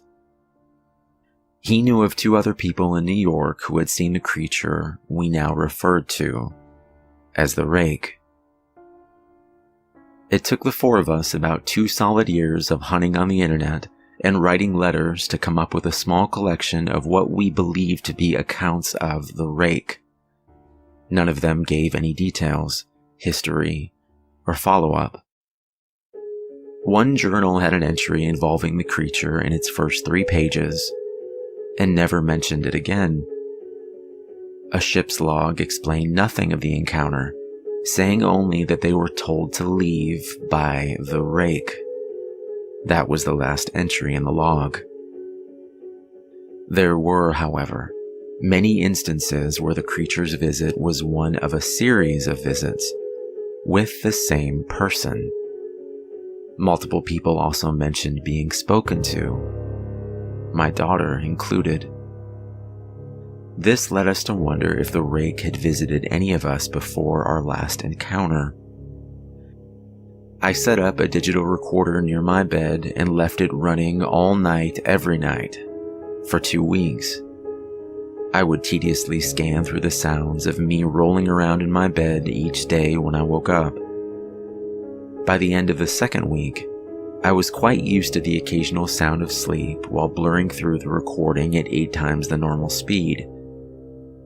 On the first day of the 3rd week, I thought I heard something different. What I found was a shrill voice. It was the rake. I can't listen to it long enough to even begin to transcribe it.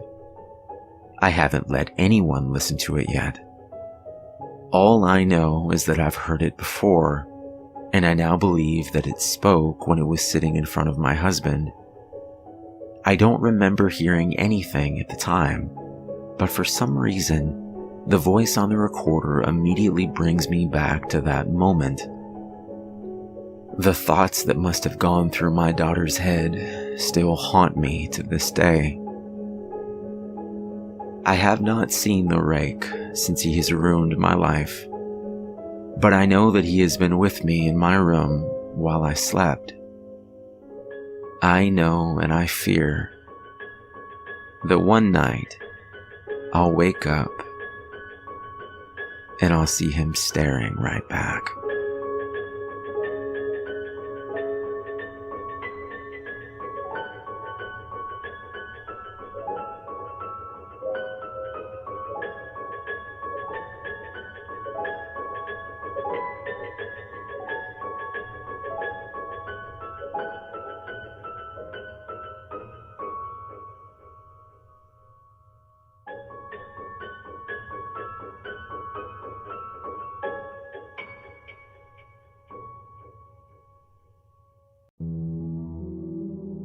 pray.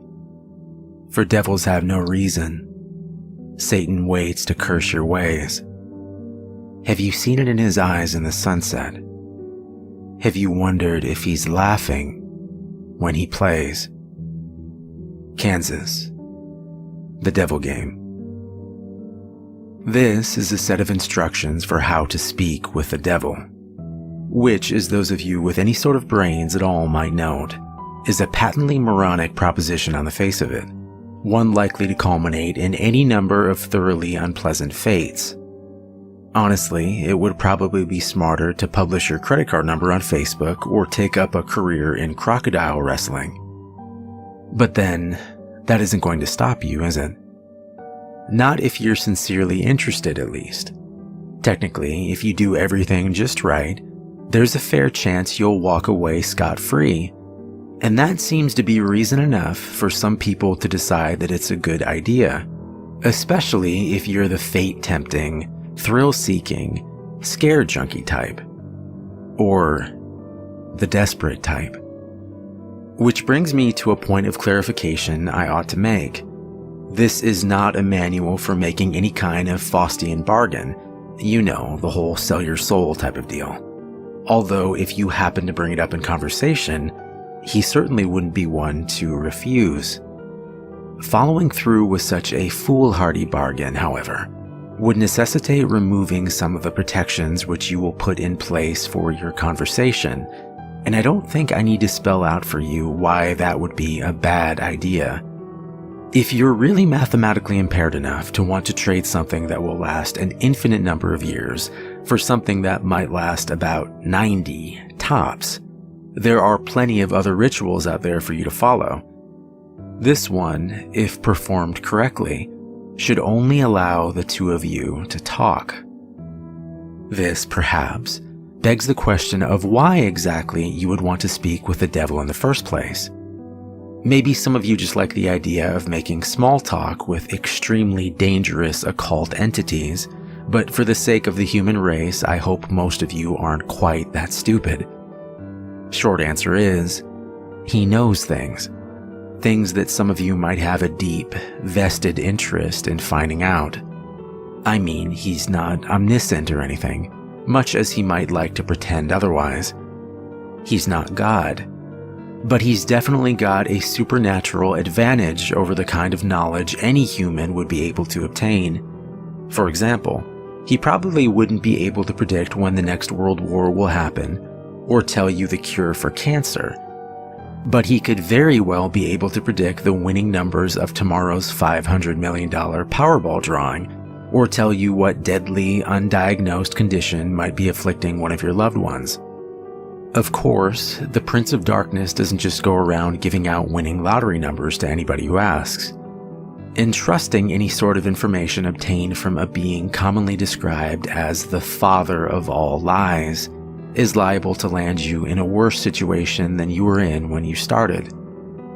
However, if you're really dead set on finding something out, and you've exhausted all other options, there is a way to try to get accurate information out of the guy.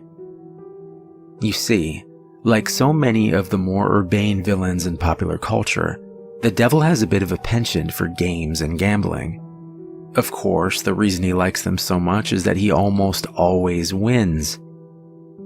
Unless you happen to be a fiddler named Johnny, or are being represented by Daniel Webster, you're probably going to get your ass handed to you. But if you are determined enough to want to face the risks and the long odds, there's a certain game the two of you could play to try to win the information you need. First things first, though.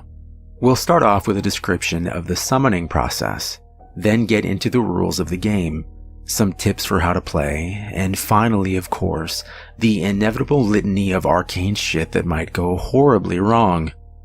In order to contact your conversational partner, you'll need to go to a church at midnight.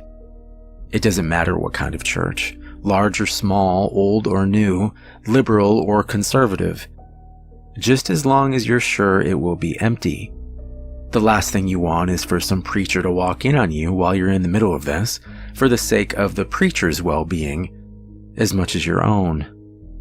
The process will probably work best if you try it on a new moon, or a full moon, or Friday the 13th, or Halloween.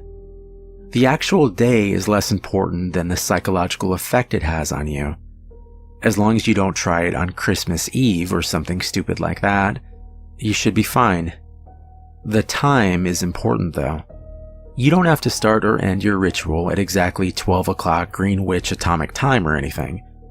But as a general rule of thumb, you ought to show up a bit before midnight and have everything set up by no later than 10 or 15 after. Show up a lot before midnight if you don't know how you're going to get in. Shockingly enough, most houses of God do tend to lock their doors at night, at least if no one's there to watch over them. And remember, we want empty. There are, of course, certain things you need to bring, and certain things you can't bring. For this ritual, you will need a full can of salt. You won't need to use all of it, but it's always better to have more than you need than to have less. 7 candles, red or white being preferable. Something to light the candles with. You would be shocked how often people forget this. Occult ritual or not, they aren't going to magically light themselves, are they? A length of red string, rope, yarn, or thread. A full-length floor or wall mirror. Ideally, you'll want to find one of these already present in the church. They're a bit unwieldy to be lugging around with you during a break-in. However, if there really aren't any there, you'll have to bring your own. You might also find it useful to bring some markers, pencils, paper, a flashlight, and any sort of tools that might be necessary to secure your entrance into the church. You will not be permitted to bring in any electronic or timekeeping devices. This includes all cell phones, smartphones, tablets, e-readers, MP3 players, PDAs, calculators, wristwatches, pocket watches, kitchen timers, hourglasses, etc., etc., etc. Seriously, it's worse than the SAT. If you're one of those people that has your smartphone practically wired into your brain, don't worry. You can bring those things with you to the church as long as you leave them outside the room in which you will be doing the ritual. If you brought a flashlight, helpful for finding your way around without attracting unwanted attention, leave that outside too. Also, don't bring in any sort of religious paraphernalia to protect you, especially if it pertains to the Abrahamic religions. And yes, if those gothy Black Cross earrings you're wearing are hanging right side up, they count. If you have any kind of holy symbols like that with you, the devil will simply refuse to show up. But don't worry, you're not going in totally unprotected. In fact, most of the supplies with you are not for any sort of devil summoning ritual, but for your own protection. Old superstitions and folk magic remedies to guard oneself from evil. From what I know of it, the effects are mostly based on the power of belief, so there are probably numerous other objects, artifacts, and procedures that would work just as well. If you'd like to risk being left helpless at the mercy of the devil in order to test that theory, feel free to experiment. However, for anyone without a psychotic death wish, I'd recommend sticking to the ritual as follows.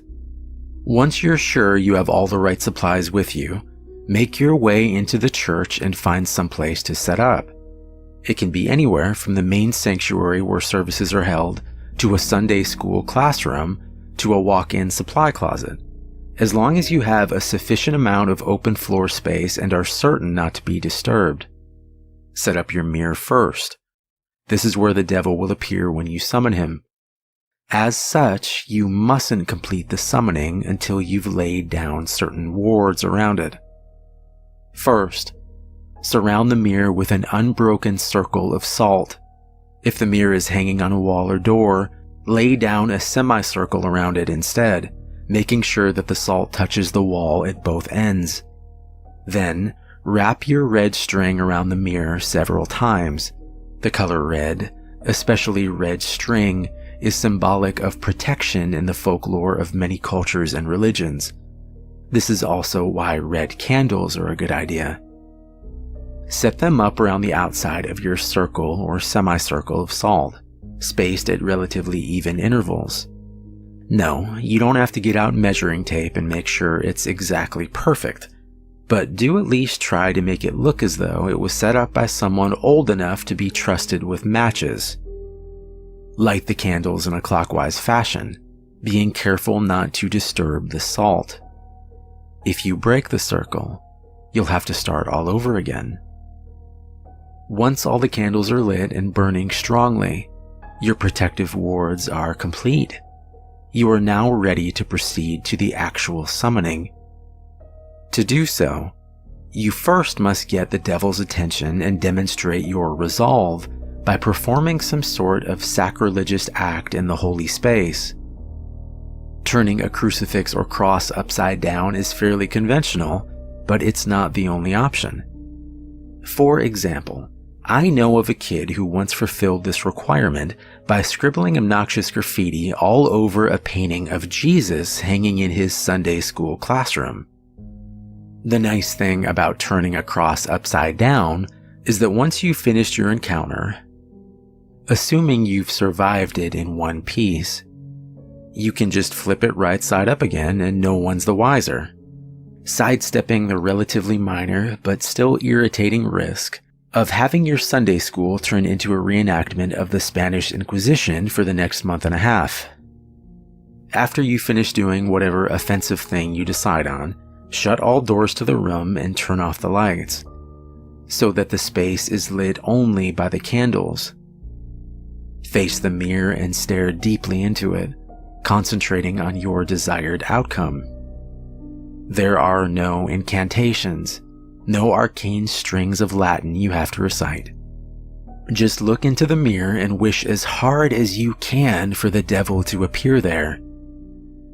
After a few moments of this, when you feel ready, close your eyes and count to 10. Then open them. If all has gone correctly, you will no longer see your own reflection.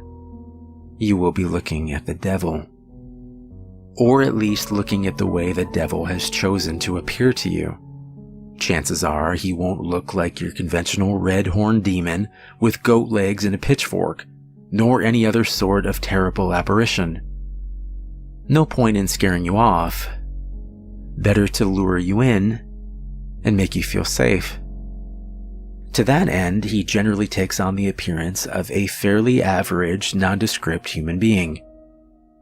If anything, he's prone to vanity and will lean towards the more attractive end of the spectrum. The only really frightening part of him will be his eyes.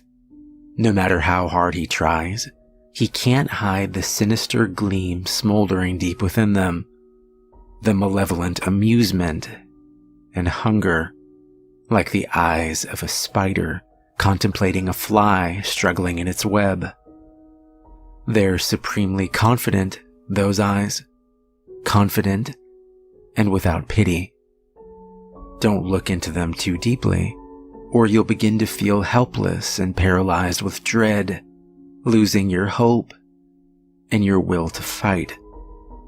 Since you'll probably be just standing there staring at him in shock for a few moments, having on some level expected for the ritual to fail, he'll initiate the conversation by asking you what it is you desire from him. If you can gather your wits enough to string together a coherent sentence, you should respond with something like, "I wish to challenge you in a game of question and response." Even if you don't get the words exactly right, he'll know what you mean, and he'll accept your request with a wide, predatory grin of anticipation. He's been playing this game for a long time, you see, and he's very good at it. Most humans, on the other hand, are very bad at it. This gives him a chance to, at the very least, thoroughly mess with your mind. And at most, well, we'll save that for the litany of shit that could go wrong. You'll have to play it very smart to avoid justifying his expectations. The general rules to the game are very simple, with a few caveats that can make things more complicated. He'll begin by asking you a question. He always initiates the game. It can be anything from a piece of obscure trivia, to a riddle, to an extremely personal inquiry. But don't worry, you won't be immediately plunged into hell if you give the wrong answer or anything like that. As a matter of fact, he won't even tell you whether you got the answer right or wrong. After you've answered his question, you get to ask him one in return. Now, here's where the consequences of your response come in. If you answered his last question correctly, he will respond to your question as honestly and accurately as he is able.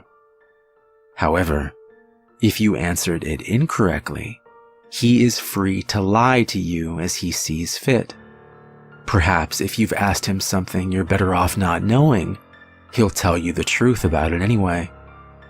But more likely, he'll feed you the most insidious, damning lie he can come up with. Either way, after he's responded, he'll ask you another question, and the process will repeat over and over again until you decide to call it quits. Now, you may be sitting there thinking that it sounds fairly easy to get the information you need. All you have to do is wait for a question you can answer correctly, and then take that opportunity to ask him what you really want to know, ignoring everything else he said.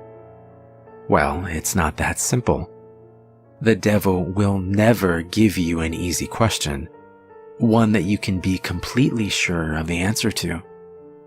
He may instead give you questions that you have some vague knowledge of, that you think maybe you know the answer to but aren't really confident, thus forcing you to endlessly second-guess yourself, obsessing over whether or not you can trust the information that he gave you next. Perhaps you'll think that what he said was a lie, wish it was a lie, but be eternally consumed by doubt, unable to fully convince yourself that you were wrong.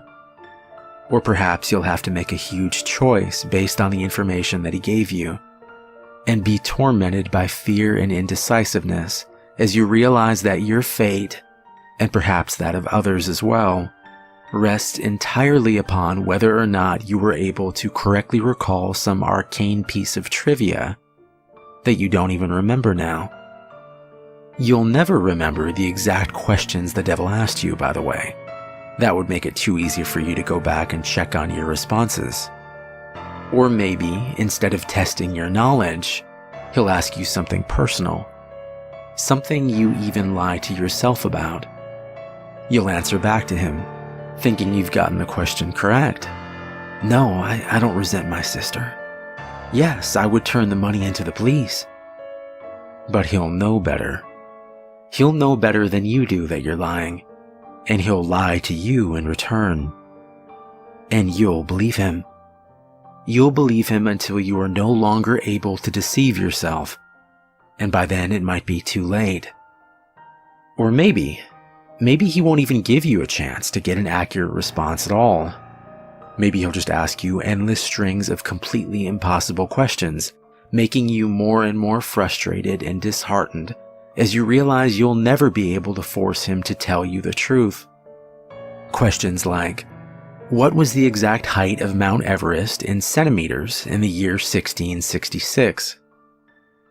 There are a couple of ways to short-circuit this particular strategy, however. Additional rules and courses of action that make the game more interesting and prevent you from being stonewalled completely. Although, in all honesty, he probably wants for you to try one of these options anyway. The first option is to ask him a riddle instead of a question. If you somehow manage to stump him and he answers the riddle wrong or gives up, he'll be obligated to give you a truthful response to your next question. If he answers the riddle correctly, once again, don't worry, he won't pounce on you like a sphinx or drag you into hell. What will happen is that he will get a pass, allowing him to lie in response to one question he would otherwise be obligated to answer truthfully. Honestly, if he gets a pass, you might as well just give up and quit the game right there, It's nearly impossible to determine when he's telling you the truth under the best of conditions.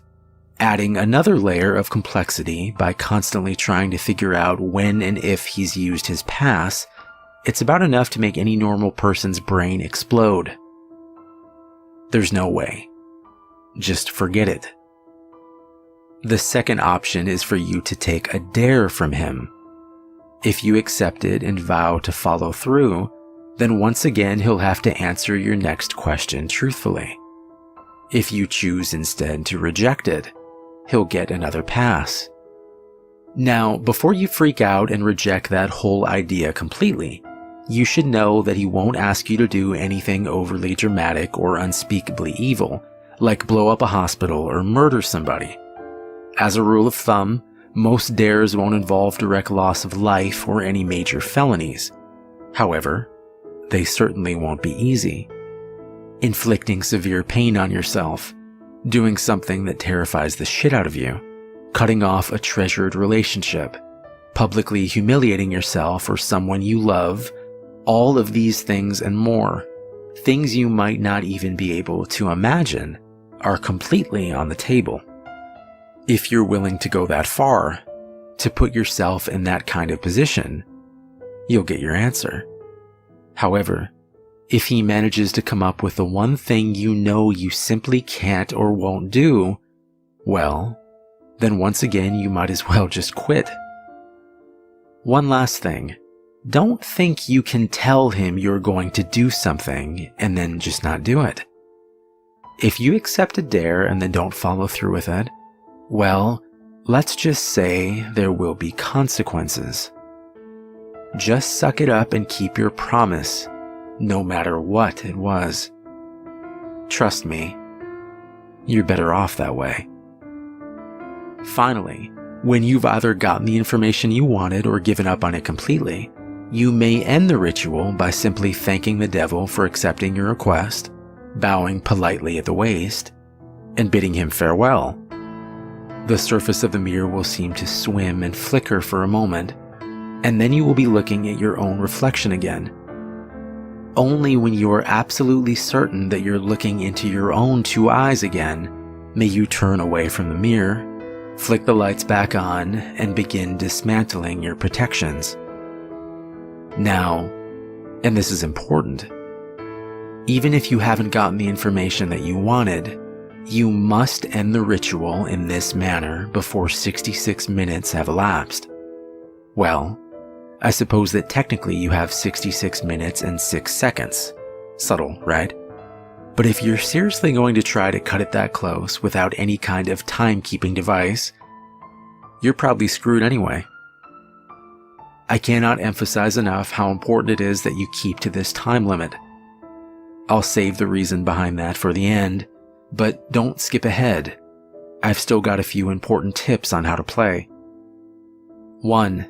Be very careful what sort of personal information you give out. Try not to talk about yourself, especially your emotions and problems, any more than absolutely necessary. This guy knows human psychology like the back of his hand, and he will get inside of your head.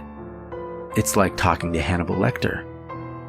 Give him enough to work with, even if you don't believe a single word he says, he will still find ways to mess with your mind like nobody's business. If anything he asks makes you even remotely uncomfortable, do not hesitate to lie through your teeth. There will be plenty of other questions. 2. On a similar note, try to keep the game on track and moving briskly. Unstructured interactions of any kind are to be avoided. Chances are that at some point he will try to draw you off on a tangent, discussing something that fascinates you, analyzing a response you've given him, or finding some other excuse to speak at length without moving the game forward. This is not only a waste of valuable time, but also another excellent opportunity to mess with your mind. 3. If you choose to give him a riddle, use one you've made up yourself. If your riddle has ever been written down anywhere at all, from the pages of The Hobbit to some long-lost tomb of ancient magic, he will already know the answer. That said, it still has to be a legitimate riddle, with an answer that makes logical sense from some angle. You can't just ask something like, "What's green, has 10 legs and hops," then claim for some inexplicable reason that the answer was marshmallows. Nor can you ask him a straight question like, "What have I got in my pocket?" He probably knows that anyway. There are no hard and fast rules to determine whether a riddle makes sense or not, but you're a reasonable human being. Your ancestors ate from the tree of knowledge. Please, for the love of crap, use common sense. 4. If you choose to take a dare, there is a slight chance that the devil will ask you to do something seemingly easy. Deliver a letter, for instance, or scribble a 10-digit number in a public restroom stall. If he does ask you for something like this, and you have even a shred of common decency in you, do not accept. Chances are that he's using you to farther some sinister plot, one liable to ruin a lot of lives and harm a lot of people.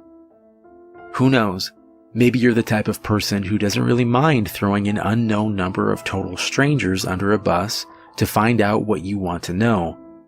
But at least be aware that that is what you're doing. 5. Last but not least, be very aware of the time. It might be helpful to do some practicing beforehand and get a feel for how long an hour is without a watch. The devil will probably put off discussing the things you're most keen to find out for as long as he can. And as you near the 66-minute deadline, he'll start trying harder and harder to distract you, captivate you, and otherwise keep you playing until it's too late. He'll string you along, feed you little glimmers of false hope, keep you thinking, "Just a few more minutes. I'm almost there." Don't fall for it. Don't go over the time limit. No matter what. Now, you might be thinking that this game really doesn't sound all that dangerous so far. Threats of psychological damage rarely seem to carry the same weight as threats of physical damage, even though their costs are often just as great. Hate to burst your bubble, but the game is far from safe. There are plenty of ways for you to seriously screw yourself over, both physically and mentally, not to mention spiritually, and it is with these that I will conclude, in the vain hope that they may make some sort of impression. First, while you are speaking with the devil, do not let him out of your sight. Keep staring into the mirror no matter what happens. He will undoubtedly try various tricks to make you look away. You will hear noises behind you, feel eyes on the back of your neck, see shadowy phantoms writhing in the depths of the mirror. A cold breath will blow upon you from behind, smelling like the crypt. A deep silence will settle, only to be interrupted by a loud smack directly behind your head, giving you about the worst jump scare you've ever had. Hell, the devil may even abandon a measure of his own dignified facade and give you a sudden jump of feigned shock, shouting loudly and pointing behind you with a very convincing look of terror on his face. Whatever he might test you with, you must not look away from him. If you look away, if you lose sight of him completely, even for a second, you will look back at the mirror to find him gone. Well, not gone. Out of the mirror. In the room. With you. Exactly how much of your body the police will find the next morning, and what state it's in, will depend entirely on the sort of mood he's in. The same thing goes if you break any of the protections you laid down before beginning the ritual, interrupting the circle of salt, letting the red string unwind, knocking over a candle, or letting one go out. Any of these things will free him from the mirror. And then, well, you're all a bunch of creative horror junkies. I'm sure you can fill in the blanks. On a different topic, you may reach a point in the game, probably after a long series of impossible questions, where the devil asks you the deceptively simple question, What is your full name? You must not give it to him. Names can be things of great power. Although the devil will, of course, already know your name, telling it to him yourself is akin to inviting a vampire into your home. Your name is deeply synonymous with your own inner self. Thus, giving him your name is powerfully symbolic of giving him yourself. If you are foolish enough to make this mistake, all of your protections will be for naught, and he will seize upon your unwitting offer with malicious glee, stealing away your soul and dragging it back with him into hell. At least this way, the police will find a complete, identifiable body. As a matter of fact, your vacant shell will be totally unblemished, seemingly having dropped dead of sheer terror. Last, but certainly not least, there's the matter of what happens if you go over the time limit. This is arguably the worst thing you can do. You won't think so at first. The devil will give you no indication that you have in fact exceeded the time limit. Perhaps, as the devil's image in the mirror trembles and gives way, you'll see a very nasty, triumphant smirk flash across his face. But this will be easily dismissed as your imagination. You'll turn the lights back on, gather your belongings, and go to leave the room. But when you open the door, you will see nothing. That's right, nothing. Just a flat, white void extending infinitely in all directions. Only the room which was reflected in the mirror will now exist. Incidentally, if you turn back around to face the mirror again, you may catch a last glimpse of your own reflection. Perhaps it will even turn and favor you with a smirk and a cheeky wave before sweeping out of the door into the perfectly normal church hallway outside. As you may have already figured out, you yourself are no longer in the church. Your soul is now trapped in the mirror, and the devil has taken the liberty of possessing your body, now that you're no longer using it. Pound on the glass and scream all you like. You'll never get out on your own, and no exorcist can help you. But don't worry, it's not like you're in hell, right? At least, not necessarily. What you have to understand, see, is that a human soul stripped bare of its flesh is a deeply volatile and vulnerable thing, especially when trapped in the land of the living. You are now an entity of purely mental properties, and as such, the barriers between what is real to you and what is imaginary have been completely dissolved. As you fill that reflected room with your anger, your sorrow, your fear at being trapped, these emotions will begin to coalesce, giving form by your mind. If you're not particularly imaginative, these creatures may not be too terrible, may not be able to inflict too much horror and pain. With time, you may even be able to teach yourself to get rid of them. If, however, yours is a mind haunted by monsters, a mind that is vibrantly creative and imaginative and more than usually twisted, well, there's no telling what horrors might come clawing their way out, tasting sweet release from the confines of your own subconscious, hungering for your terror and suffering. They will refuse to be banished, dragging you kicking and screaming into an endless positive feedback loop of pain and fear. Needless to say, if you're a regular patron of places like this one, you're probably pretty well screwed. There's only one way to find release from the mirror and the world that you've created therein. They say that if you call to the devil once more and ask him to free you from the mirror, he'll be willing to take you out. For the usual fee, of course. Who knows? Maybe if your imagination is twisted and powerful enough to create a personal hell that leaves you begging for the real thing, those talents might be put to good use. There are over 7 billion people in the world after all. Even the devil himself can't be messing with all of their minds at once. Talented help is always appreciated. Of course, the corollary to your being trapped inside the mirror is that the devil now gets to do whatever he wants in your body until sunrise. At around that time, your body will mercifully drop dead from the strain of the possession. Autopsy will probably identify the cause as some sort of coronary event. Don't get too relieved though. He's perfectly capable of stirring up plenty of trouble in those few hours. For instance, he may decide to do something big and dramatic, like purchase a large meat cleaver and go on a murder spree, starting with the names in your address book and working his way out to complete strangers if he has time. Or perhaps he'll focus on only one person, someone who trusts you completely, using your persona to get him or her alone and vulnerable. And then, well, no need to describe it here.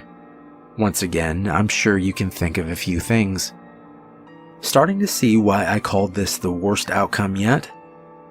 Of course, there's also a chance he won't lay a finger on any of your loved ones, instead deciding to do something a little more subtle, more insidious, like drop off a few nondescript, unmarked packages on certain doorsteps in the dangerous part of town, or locate a particular dusty, age-yellowed text in the storeroom of your local library and intentionally misfile it in the young adult literature section. Or whisper 7 very choice words into the ear of a distracted-looking young redhead waiting for the 3 a.m. subway train. Or maybe he'll decide that, in this age of waning superstition, not enough people are getting interested in his games. Maybe he'll decide he needs to get the word out a bit more, do a bit of networking, attract some new suckers, challengers. Maybe he'll take a quick peek at your browser history, see where the impressionable, curious minds are hanging out these days.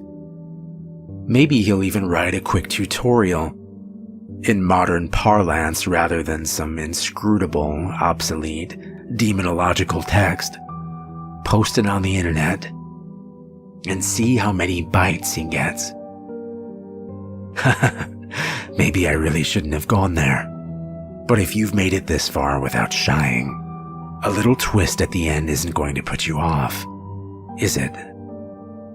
I'm sure there are plenty of intrepid adventurers among you with burning questions you'd like answered, and you're all a smart bunch.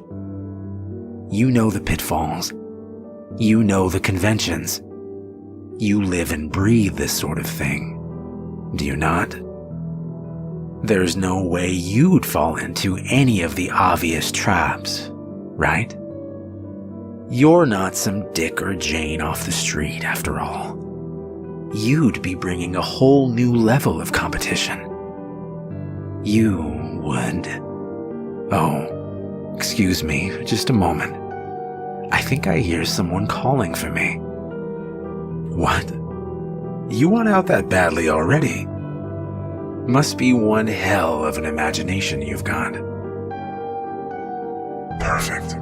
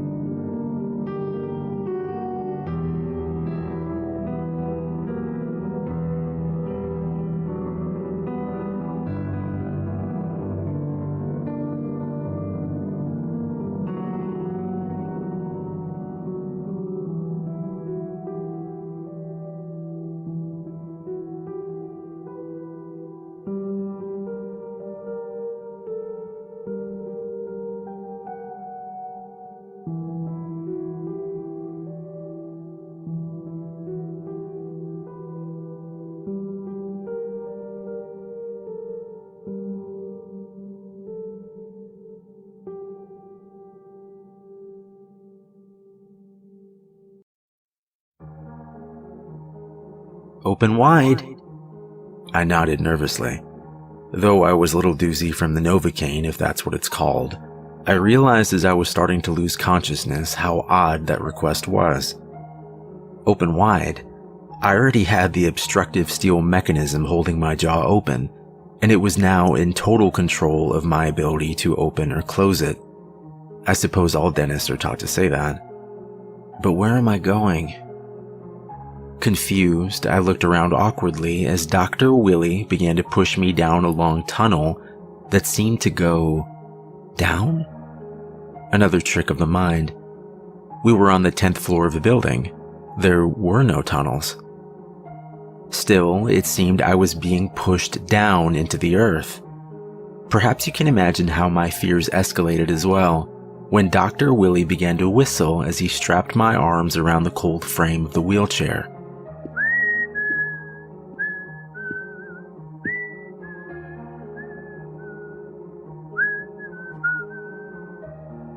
Was this normal? Was I dreaming? Nope. The wheelchair suddenly stopped. The tall man stared down at me, a grin spreading wide across his face. But don't worry, you know what they always say. Quick and painless. He paused for a moment, crouching down to my eye level. Well, mostly. He winked again before walking behind to push me farther down the black hallway and resuming his whistling.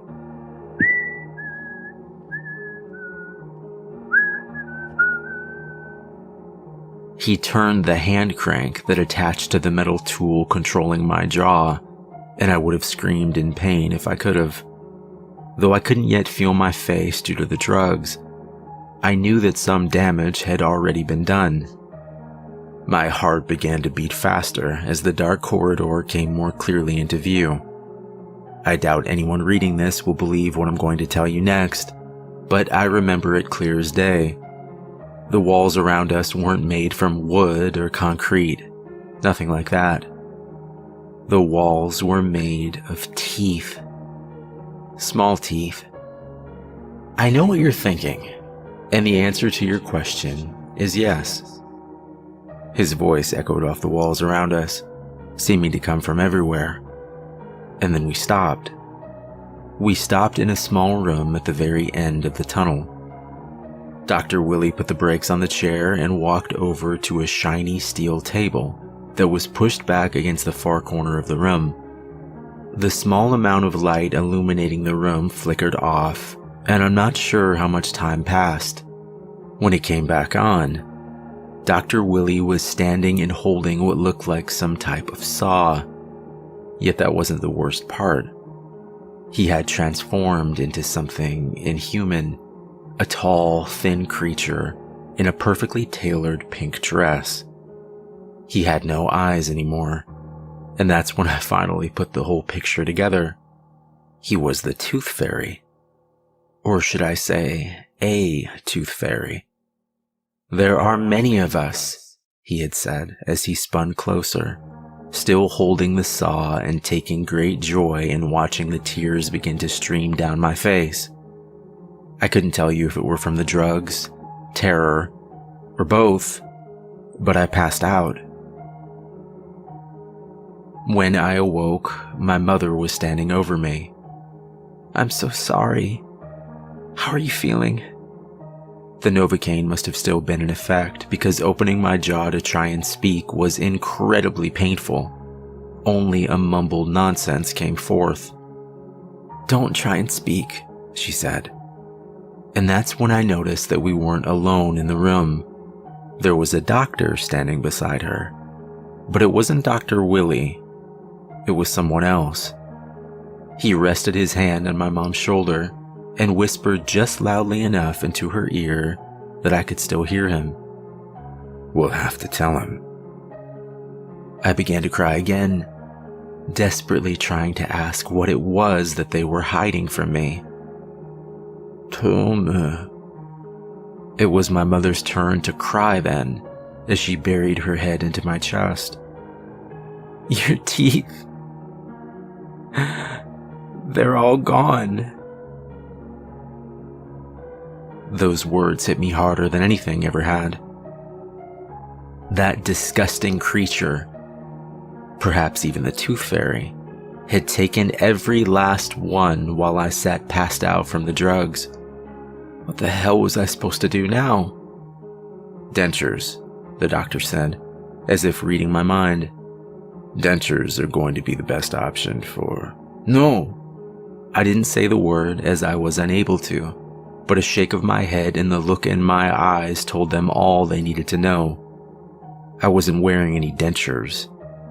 I was going to get my own teeth back. I gestured for a pad of paper, my mother taking a moment or two to understand.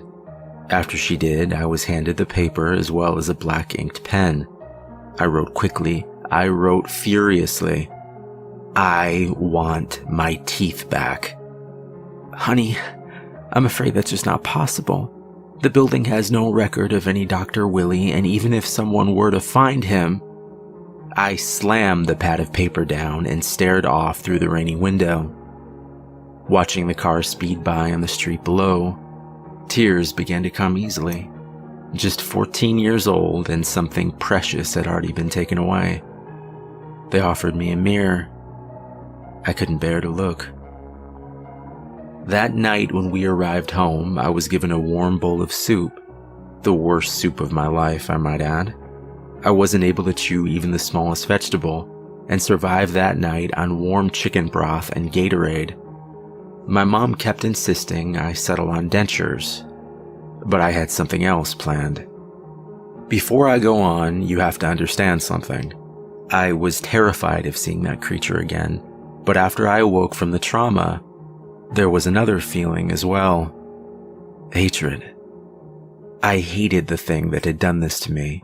I hated that he had taken something so precious. And most of all, I hated that he had done this to so many children before. Somehow I knew what to do. After my mom and dad went to sleep, I was going to sneak out of the house and head back to the scene of the crime.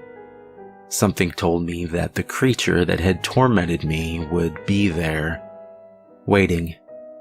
But I had a surprise for him this time. Or so I thought. Checking my parents' room, I quietly headed back down to my own bedroom and climbed down the gutter drain. I jumped the last few feet down onto the driveway and began to jog down the center of the empty street towards the tall building. Though my parents had been under the impression that I had taken the large dose of pain medication prescribed to me by my newest doctor, I had opted to bury it under my mattress instead. The pain I felt while running down the dark street was intense and sharp, but I wanted to be sharp myself. And the acute throbbing of my jaw was like gasoline on the fire of hatred that was pushing down through my entire body. When I reached the corner of Elm Street, the first wave of fear finally took hold. Staring up at the office building, I saw that there was a single light switched on. I counted the floors. 6, 7, 8. Of course it was the 8th floor. Still, that was why I came here, wasn't it?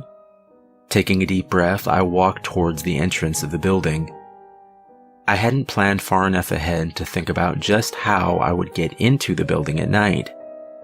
As it turned out, that was a problem I needed not solve. The door was wide open. I slowly stepped inside and it closed and locked behind me. There was no turning back now. There were 2 different sets of elevators, though one looked to be out of commission. There were 2 orange cones sitting in front, tied together easily with an overzealous amount of yellow caution tape. Pressing the up button to the other, I listened in the darkness to the faint hum of the machine as it glided down towards me. The door opened, and I let out an audible sigh of relief as I noted the elevator was indeed empty. Jesus, how was I going to fight this thing when I was so afraid? The door closed in front of me, and I hesitated for a moment.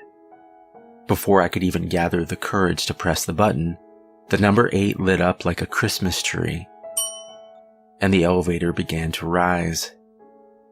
As it rose, I got as ready as I could be. I summoned whatever courage I had left, telling myself that if I didn't stand up to this creature and try to kill it, who would? The door opened to the 8th floor, but instead of being greeted to the usual lobby or waiting room, I stepped out instead into a hallway.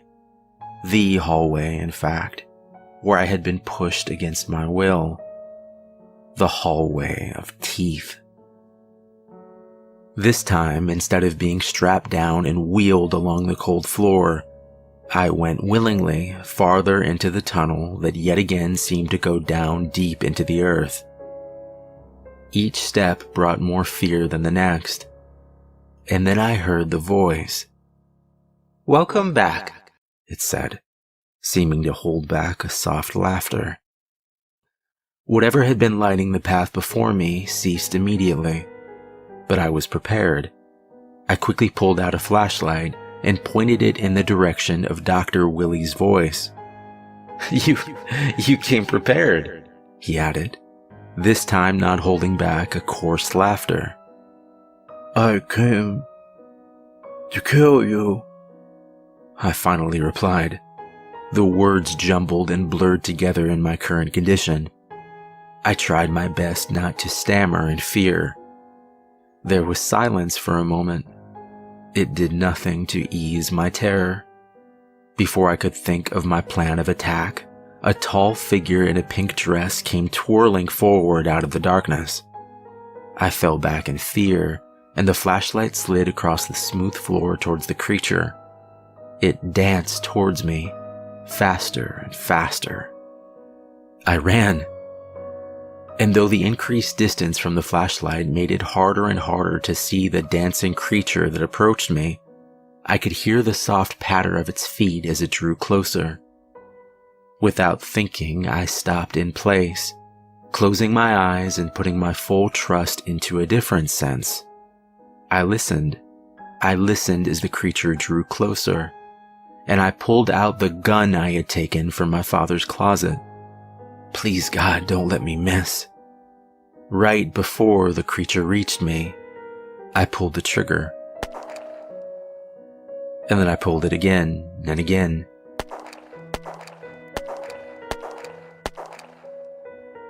I pulled it until the clip was empty, and then I collapsed onto the floor and waited for any sign of movement, or even worse, laughter. But there was nothing. And a short time later, I walked back down towards the flashlight I had left behind.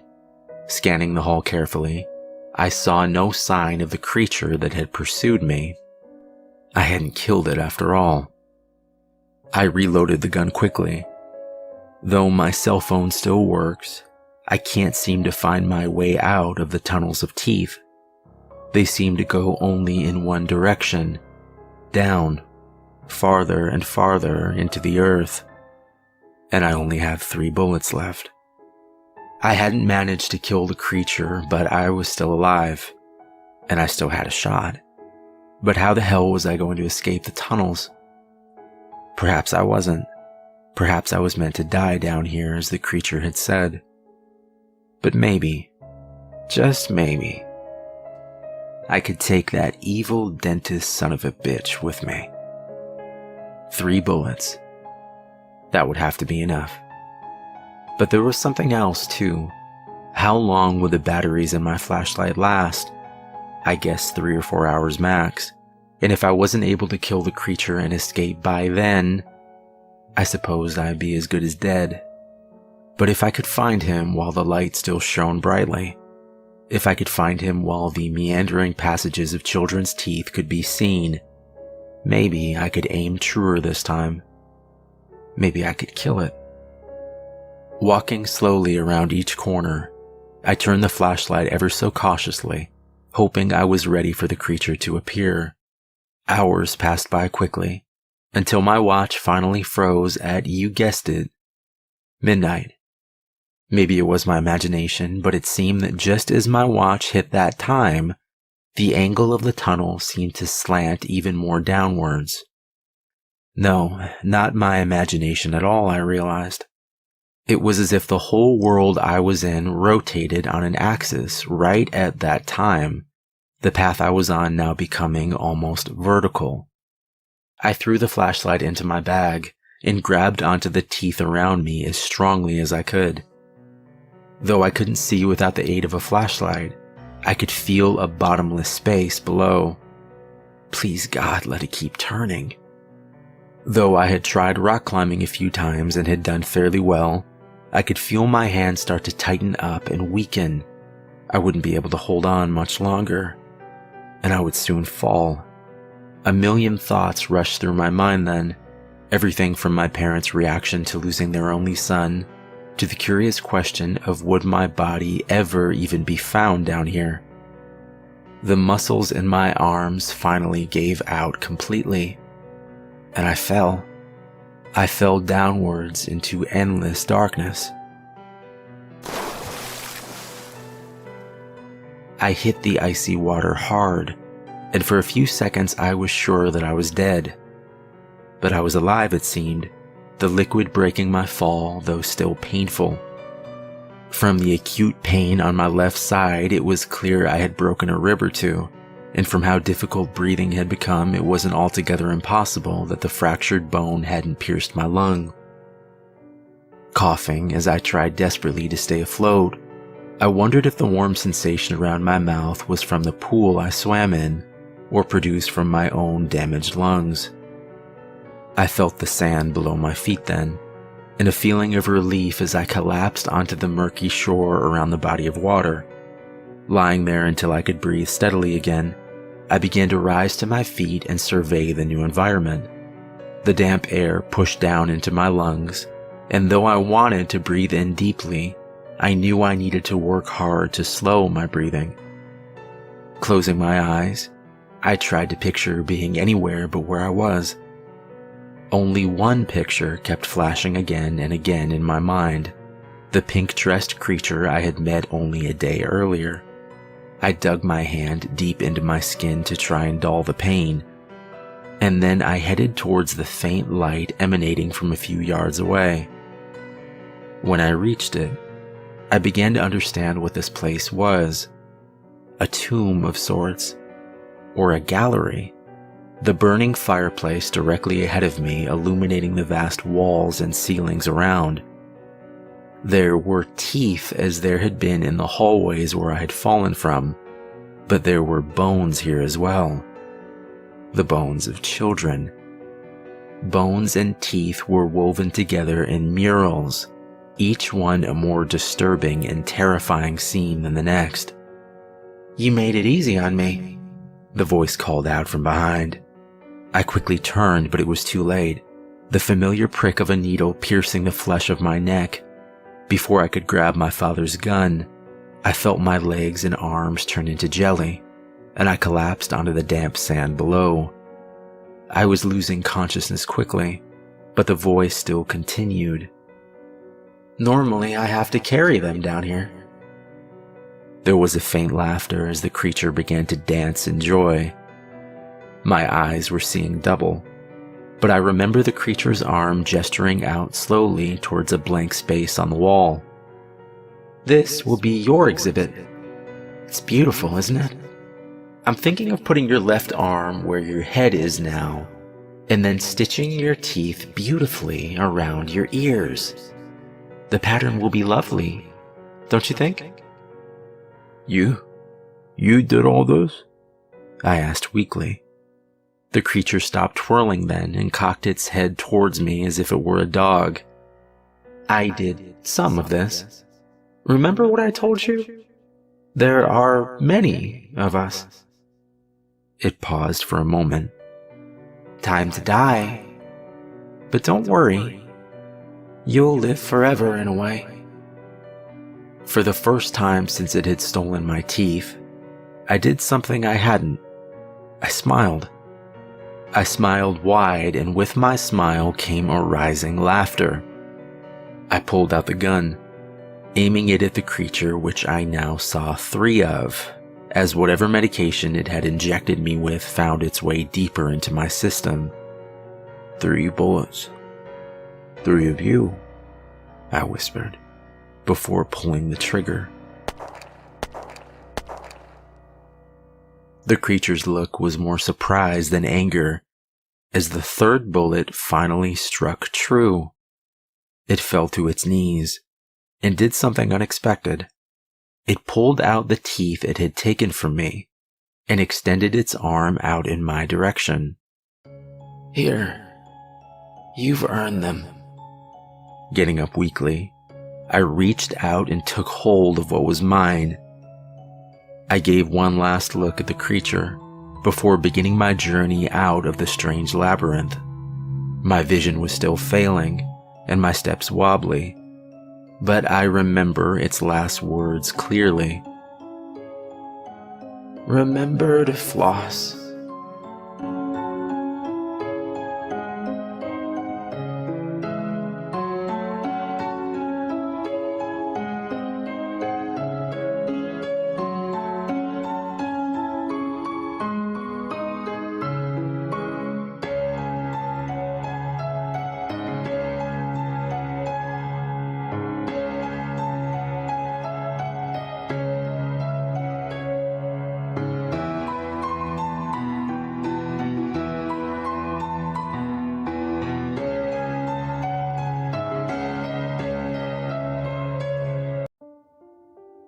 Are your grandparents still alive? If they died today, would you miss them? My own grandfather died 4 days ago, it most likely being the biggest surprise of my life. Yes, people die, but I hadn't even known of his existence until that Monday evening phone call. John Walker? Yeah? I'm afraid I have some bad news. The caller, my grandfather's lawyer, went on to inform me of multiple family details I hadn't known. First, I had a grandfather named William. Second, he had died by suicide, a self-inflicted gunshot wound. And third, I was to be the sole beneficiary in his will, contingent on only one fulfillment. Which is? I asked. There was a slight hesitation on the other end before she continued. It would be better if I explained in person. Could you come by tomorrow? I hung up the phone and tried to get some rest before my drive through the mountains. The strange new information swirling around in my mind like glitter in a snow globe before finally falling gently to the ground below. Having been adopted as a child, I had never known any of my real family. Maybe it's better that way.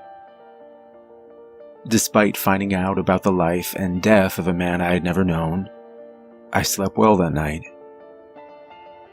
The next morning, after checking the weather forecast, I quickly replaced the front windshield wipers and headed north. While he had lived surprisingly close, all things considered, the drive would still take nearly 6 hours, and the upper part of the state was due for the first snowstorm of the year. Part of me was looking forward to seeing the area again, my last experience with a white substance being 15 or more years ago, growing up with a family that had taken me in. The drive started with rain at first, a slow plop for 5 or so minutes, and then a steady plastering of the windshield. 2 hours or so later after that, the snow began to fall. By the time I reached the lawyer's office, there was nearly 6 inches on the ground already, and I was in a bit of a rush to try and make it back downstate before getting snowed in completely. Hello. You must be John. I'm Cindy. She would have been stunningly beautiful under any other circumstance, her dark hair falling perfectly across her face, and a pair of the darkest green eyes I had ever seen staring back at me as she extended her hand forward. Hello, Cindy. I used the phrase, under any other circumstance, because, well, not only did the untimely death of a family member, if you could call him that, spoil the moment, the woman seemed completely devoid of any emotion, almost like a doll. It's hard to describe, and I fear I cannot do Cindy justice. Perhaps all you need to know is that there was something not quite right about my grandfather's lawyer. She was too perfect, if there is such a thing.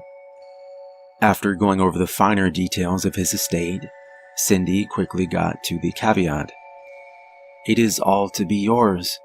The mansion in Grang Hills, his collection of old automobiles valued at $500,000, and a large property in upstate New York. It is all to be yours based on one condition. The woman paused for a moment, pretending to sort through a small stack of papers while she eyed me over. You have to send his ashes into space. Can you repeat that? Yes. He wished for you to release his remains into space. Don't worry. The details have been meticulously arranged. The woman smiled for the first time, a painfully transparent act. Physically, her smile should have been beautiful, yet that same word seemed to jump up in my mind. Unnatural. We discussed the meticulous details for a few minutes, at the end of which she handed me a single key.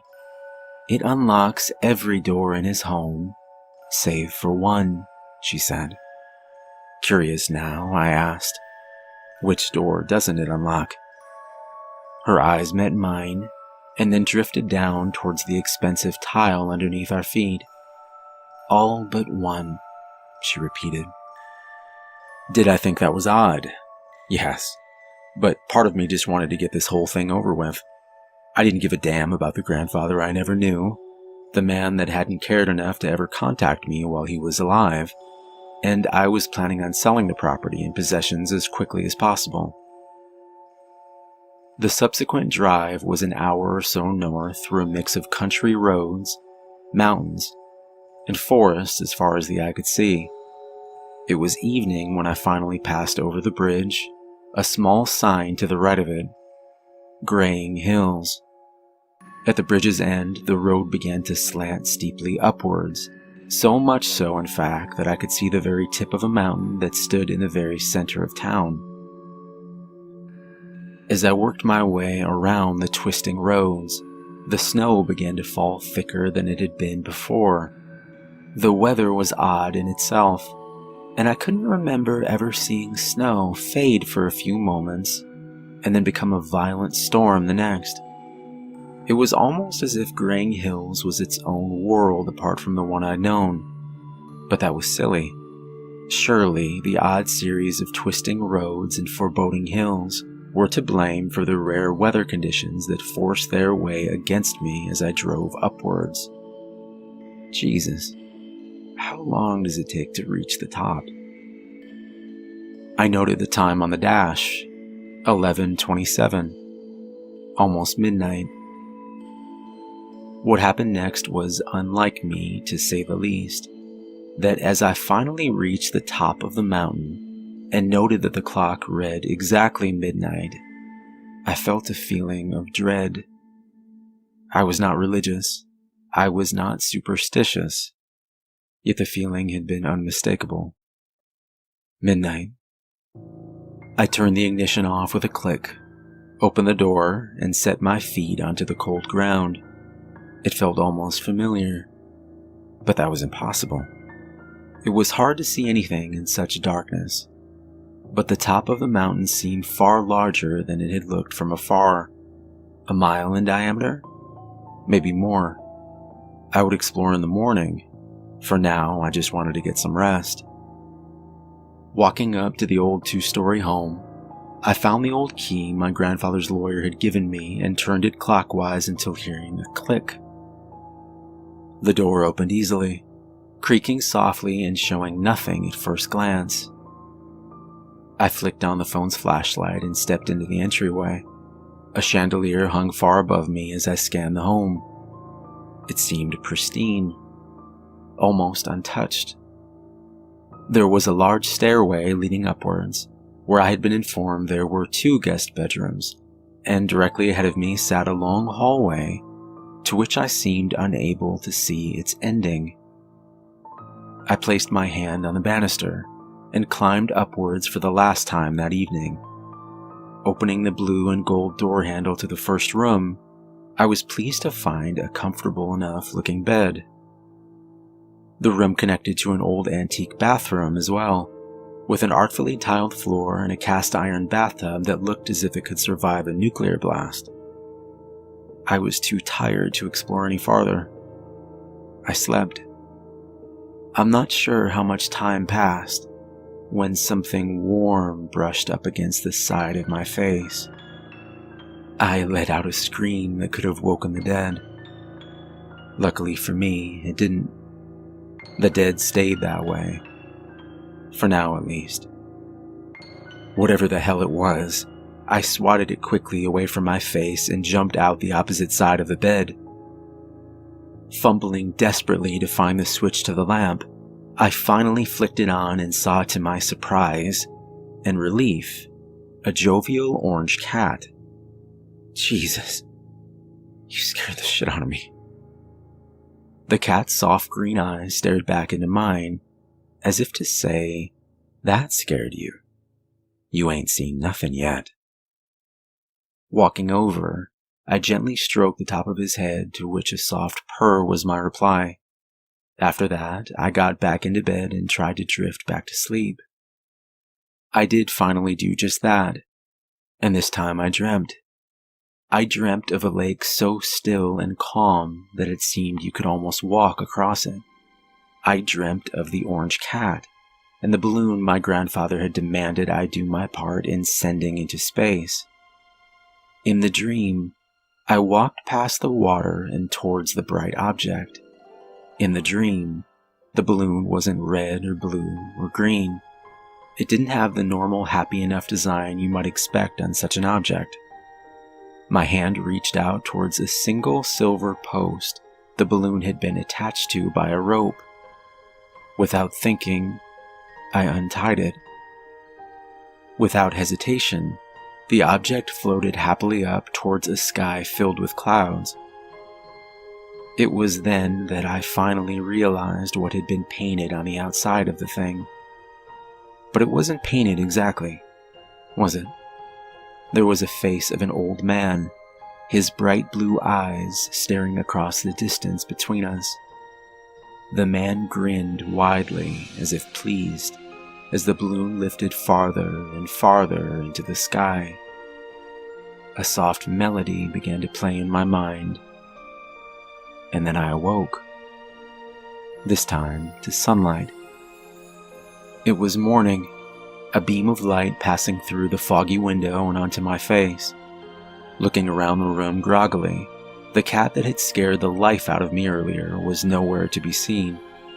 Checking the alarm clock on my phone, I was relieved to see there was still plenty of time. I got dressed, brushed my teeth, and headed downstairs.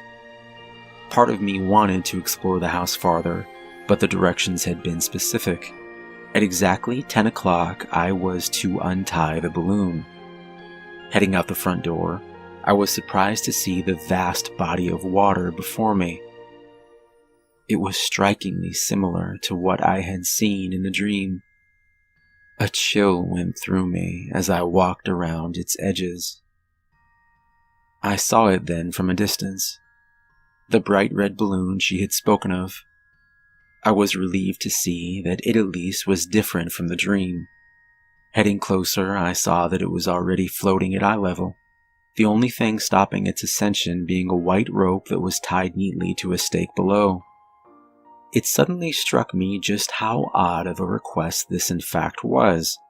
A man I had never known dying by suicide, and then leaving me his entire fortune, which seemed formidable, in trade for doing one small favor after his death, releasing what I imagined was a very expensive red balloon that would carry his ashes up into the ether, and perhaps beyond. And how odd also that his investment was held so haphazardly to the ground below. I figured that even only a moderate amount of wind would have caused the stake to pull free from the ground, and the balloon would have been released far before I had the chance to do it myself. And why was it so important that I be the one to release his ashes anyway? I guess it didn't matter. People were crazy. And if one odd job was all I need do in return for such a fortune, then I would do it. The balloon itself was secured only a few feet from the rocky lake. As I placed my hand on its smooth edges, a cool breeze fell across water, and it began to snow for the first time that morning. Light snowflakes filled the air around me, their company seeming to silence the water on top of the mountain. I knelt down, untied the rope that had only contained a single knot, and felt the balloon's weight in my hand for the first time. It was really heavy. How could it be so heavy? It wasn't large by any means, and only contained my grandfather's ashes, for God's sake. Oh God, the clock. I forgot to check the time, I realized, as the balloon pulled up violently towards the sky above. Shit. And why is the pull of this thing so fucking strong? I tried to force it back down using my body weight, acting like a dog or cat that suddenly became dead weight to avoid a bath or visit to the vet. But it was no use. A gust of wind struck the thing again, and I fell forwards into the water just ahead. I watched the red colors float quickly up through the falling snow, higher and higher. Checking my watch, I saw that the time was 9:44. Close enough. It was just about the time of me losing sight of the balloon that I noticed a drop of blood on my left hand. I must have cut it on the rope. And then there was a drop on my right hand. And then one on my forearm. Plop, plop. I looked back up towards the sky. Plop, plop, plop. At first I thought, no, I was sure that I was dreaming, or my eyes were just playing tricks on me. They were telling me that what was once only moments ago a fog of white falling gently from the sky was now replaced by a steady drip of dark red. It covered my arms now completely, and my vision seemed to be quickly becoming a mix of that color. This way, a familiar voice said, as I pulled my eyes from what I was sure was blood covering my entire body, and up towards her voice. It was the woman from yesterday, her once dark hair now transformed into a flowing sea of red. Without saying a word, I followed her, around the home and through an iron gate behind. "Patentibus," she whispered. The gate opened slowly before her. Yes, I was surely dreaming. The woman I followed through the gate was now completely cloaked in red. The sight of her was magical and terrifying all at once. Yet there was something else that drew my attention away. We were in a graveyard, I realized. Yet that was not what pulled me so. It was the names on the graves. Stephen A. Walker, born September 3rd, 1840, died February 6th, 1907. Linda J. Walker, born January 9th, 1781, died December 21st, 1809. They're all here, the woman added, pausing for a moment and looking back. The entire family I had never met was buried on this mountain. We walked for a few moments more before coming to the first fresh grave I had seen. Sure enough, William F. Walker, my grandfather. What the hell is going on? The beautiful woman replied nothing, only turning to the grave and speaking one word. Kansurgo. She knelt lower and kissed the tombstone sweetly. I watched in horror as the red liquid, of which I was sure was blood, began to fall more rapidly from the sky. Though terrified, I wasn't even all that surprised by that point, when a strong hand reached out from the stained grave and towards the sky above. And then another hand. The red woman extended her arms downwards and towards them. "No," I shouted. "Stop!" But it was too late, the cold hands clutching on and pulling strongly. She braced her feet against the tombstone as not to be dragged downwards into the earth herself. And that's when I saw him for the first time. William F. Walker. His stained red face popping out of the ground first, and then his torso, and then his legs. When he finally stepped up onto the ground before me, I watched as he took a deep breath and stared up at the sky. "You've done well," he said, paying no attention to the woman, and instead staring at me. I fell backwards in fear, my body trembling now, and my mind coming dangerously close to snapping. The red rain fell so hard now that I began to sink down into the earth myself. I began to scream as the ghastly figure walked closer and knelt down beside me.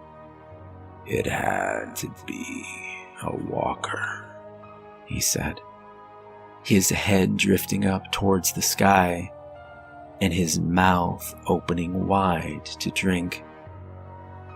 The last thing I remember was seeing my dead family claw their way up and out of the now red mud, and my grandfather's hand reaching down and taking mine.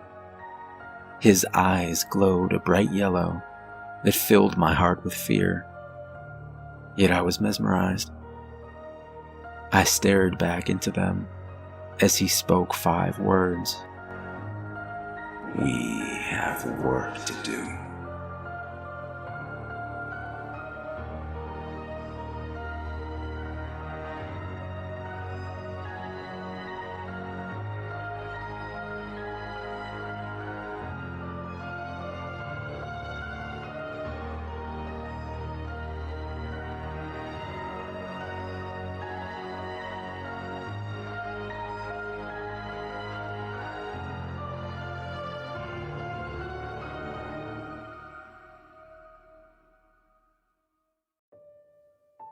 A good human is a human who does not neglect the food bowl, reflected Poppy. And until quite recently, the old woman had been a quite good human indeed. In the previous months, however, she changed, and daily feedings became weekly feedings, which in turn became sporadic occasions with no rhyme or reason that the cat could decipher. Today, fortunately, the old woman filled the bowl with old beef and rice, and Poppy purred and rubbed against her leg to show his contentment. Perhaps if she understood his appreciation, she would not wait so long until next time. Poppy supposed he could survive without her help. Any good cat possesses many ways to find food, of course. But since he had lived alone with the woman for so many years, he felt a sort of renewed companionship with every meal she periodically gave him. More importantly, he preferred fresh human food to the stale meat he scavenged on his own. He watched the old woman putter around the table aimlessly and wondered what a human thought about all day.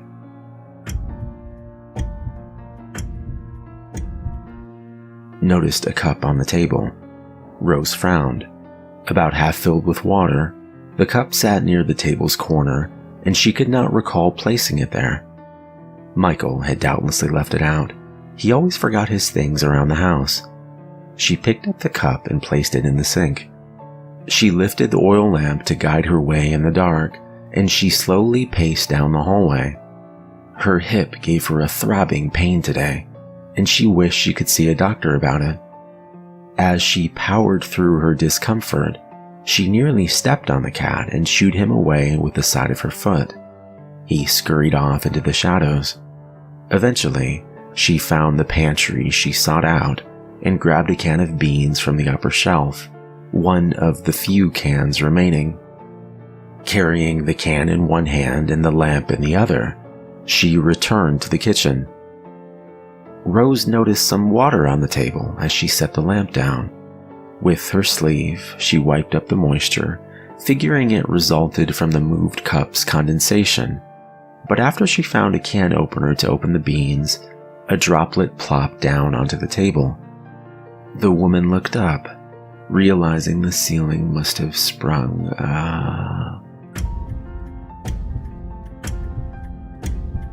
Left a cup on the table. Rose moved the mostly filled glass over to the sink. Michael must have forgotten about it at breakfast time. That was like Michael, to forget his drink out on the table. The oil lamp dimmed in her grasp, so she hobbled over to the closet to search for some more fuel to fill the lamp. She missed the days when the bunker's electric lights worked properly, but something must have happened to the generator. Rose would ask Michael to look at it later. Maybe he would be able to do something about the food supply too, as she began to grow concerned over the diminishing stocks. No use worrying about it, she told herself, and carefully poured fresh oil into the lamp, the sole source of light down beneath the ground. One day, Clara and Rose had laid out in the sunshine, having a picnic out in the grass. Rose had made a pair of sandwiches. She had filled her own with tuna and Clara's with turkey, since the young girl had never liked tuna much, and they had brought along a bag of fresh strawberries from the farmer's market. Clara set a strawberry in the dirt and watched the ants come to tear off morsels they could carry back to the colony. Rose missed feeling sun on her skin. Down underground, she stepped away from the closet, passing a jagged corner of the metal wall, upon which she had duct-taped a blanket to soften the sharp edge. Returning to the kitchen, she noticed water dripping onto the table. She looked up towards the ceiling, and not seeing anything, slowly climbed onto the table to claim a better view. Holding up the lamp and keeping her frail body balanced on the table, she examined the ceiling, not finding any crack or flaw the water could have escaped from. Frowning, she fetched the glass from the sink and set it below the drip to catch the water. Better than damaging the table, she thought. Michael can look at that too next time he's around. Or maybe he would be... Left a cup out.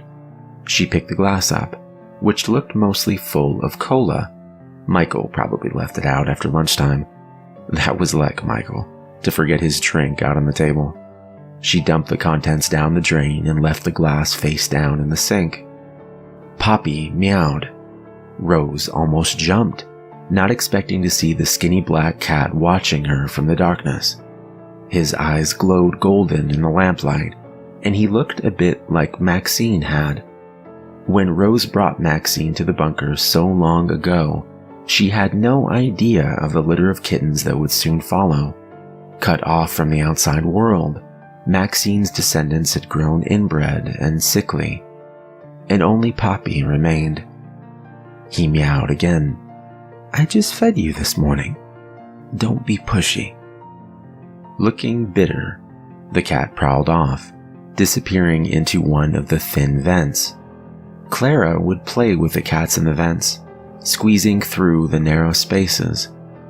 But the vents had a pretty bad smell now. When Clara came over next time, she probably wouldn't like to play there, even if Poppy didn't seem to mind the odor. Rose would ask Michael to take a look once he had time. Once, her cat had smelled terrible, and Michael found a family of mice that had settled in the ventilation system with a secret supply of cat food they had stolen. He took care of it. Generally, Michael could fix most anything, although he never got the bunker clock ticking again. In the early years of their marriage, he would hide out in the garage working on engines and small appliances for some extra money.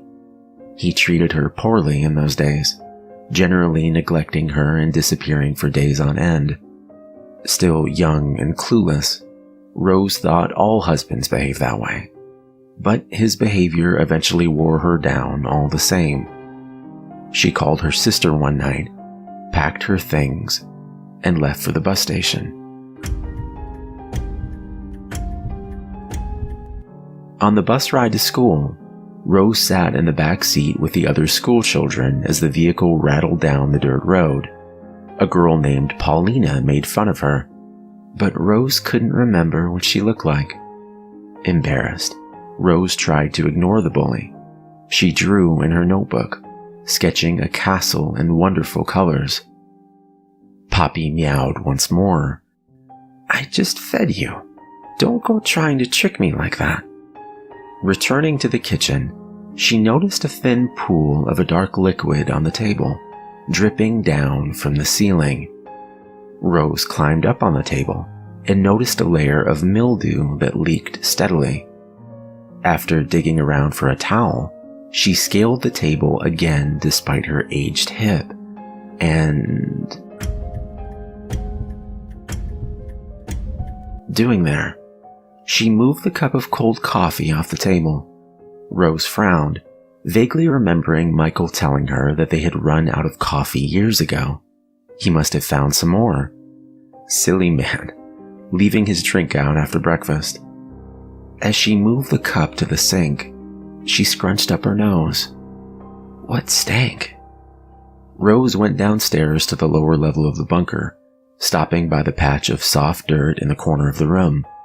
Originally, Michael had planned to dig out through that soft patch, and had spent weeks tearing up the concrete floor with a metal length of pipe. He said he could have made short work of it with a sledgehammer. Rose wondered how he planned to dig his way out without a shovel, but that day never came anyways. Michael rarely planned far ahead. When they had Wesley, he lost his job for missing work because he hadn't thought to tell his employers at the garage he would be out for the day. Before Wesley could speak, he used to spend all day coloring and drawing, and Rose could hardly call herself surprised when he earned a spot in art school. He turned down the scholarship and became an architect instead, on Michael's behest. Although Rose always thought their boy would have lived happier as an artist. Wesley seemed pleased with his decision, however, and met a beautiful girl at university. They had a daughter of their own not too long after, Clara. Every Tuesday and Thursday, Rose and Michael watched Clara during the summer while her parents worked. What day was today? Rose hoped Clara would come by tomorrow. The analog clock read 2:15, as it had for an unknowable stretch of time. With no way of discerning day from night, Rose simply slept when she grew tired and ate when hungry, and she had long since lost track of the calendar. Michael had initially scratched tallies down in a notebook somewhere, but eventually that grew more disheartening than helpful. They gave the pages to Clara so she could sketch to entertain herself. Holding her lamp ahead, she strolled to the bathroom. She passed by the sharp corner of the wall that she had taped a blanket over to cushion. The pipes rattled when she flushed the toilet, and the water had a rusty red tinge to it. Ignoring the sight, she washed her hands in the small sink, the sound of running water echoing through the spacious bunker. Living like this for however many years came with an indescribable loneliness. But Rose rarely remembered she was alone anyways, so it didn't matter much. A moment of clarity came to her then, and she stared into the dark emptiness of the bunker. The stale air stirred gently from the vents. She could hear the fans buzzing. That sounded wrong, so she would have to remind herself to ask Michael to take a look at the ventilation later. Generally, Michael could fix most anything. She turned the lamp off and returned to the kitchen in the dark. Hearing the gentle tap of dripping water, she flicked the lamp back to life, spying a dark liquid settling into a pool on the table.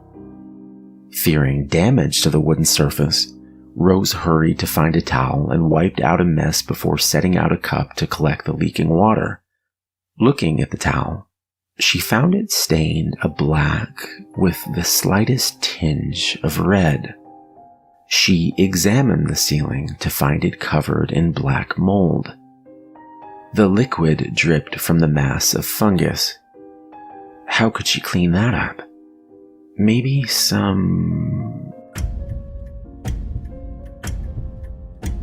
There.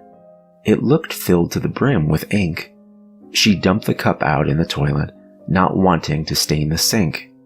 Why would Michael have left a cup of ink out? Clara must have done some painting earlier and used the glass to clean her brushes. Unlike her to forget her art supplies on the counter, though. Wesley would have chided her for such forgetful behavior. Poppy sniffed at the oil lamp, cuddling up against its warmth. Rose missed the days where she didn't have to rely on the lamp, where she could just flip up the switch and expect the bulbs to light up the bunker. One day they stopped working, and no matter how long Michael toyed with the generator, the electricity refused to flow. Light became another resource to conserve, and they spent the days in darkness unless absolutely necessary.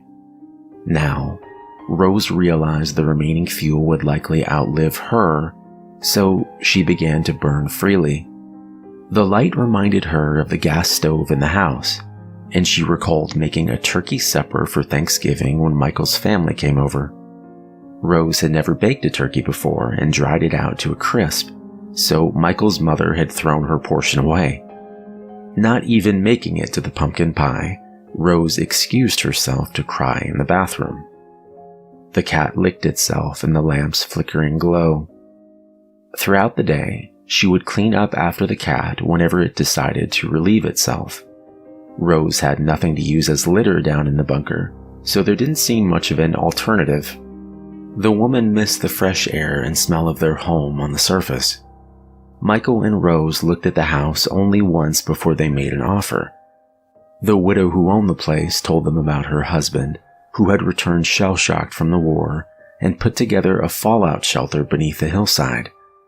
They hadn't understood the amount of work the veteran had put into assembling the bunker, huge enough to house his entire family indefinitely in event of crisis, as long as needed.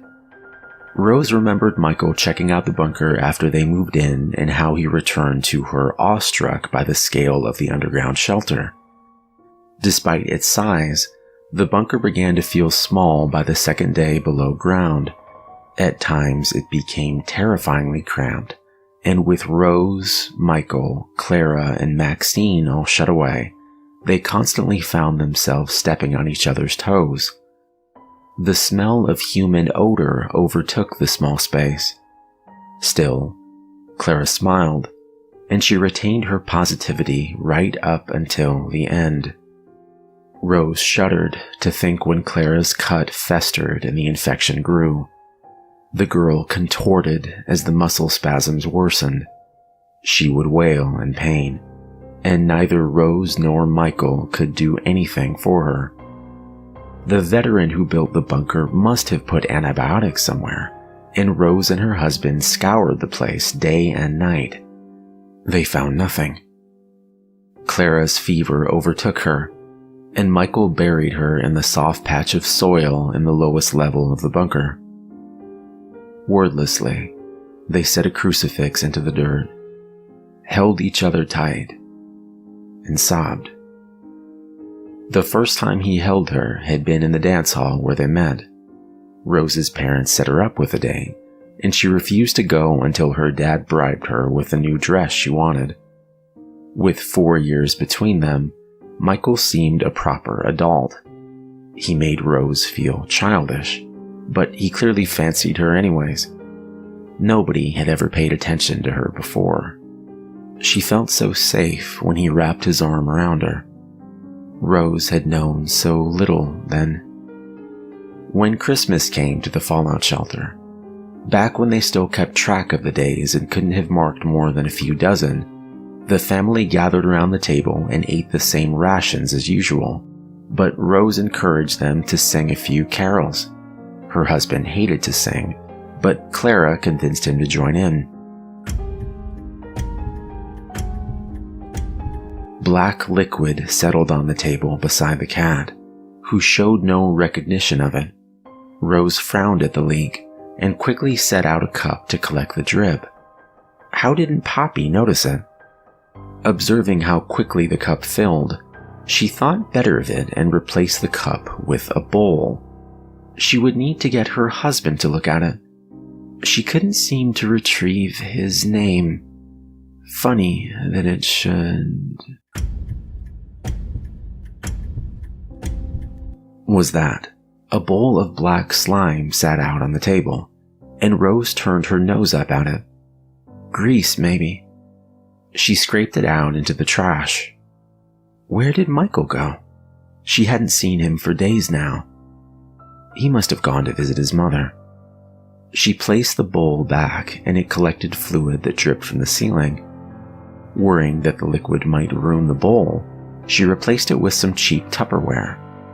Rose noticed some greasy stains on the wood beneath the bowl and decided to move the whole table to avoid damaging it. Her hip hurt, but she managed to push the table out of the way anyways. She placed the Tupperware on the floor to collect. The table gone? Rose noticed the table pushed to the other side of the kitchen and frowned.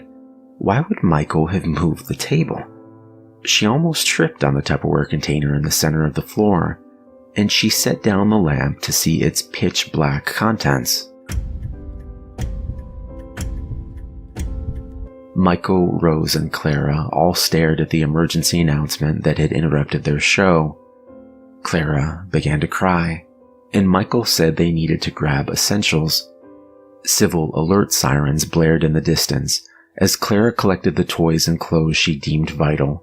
Michael raided the pantry for fresh food, and Rose herded Maxine into a box and grabbed his cat food. They raced down the hill to the bunker while Rose looked upwards, half expecting to see the sky crashing down. Don't complain, Maxine, Rose said to Poppy as he meowed at her, and she glanced at the thin black cat. But it looked very different now. For the last few days, the cat would moan at the vents, like it wanted to alert Rose to something there.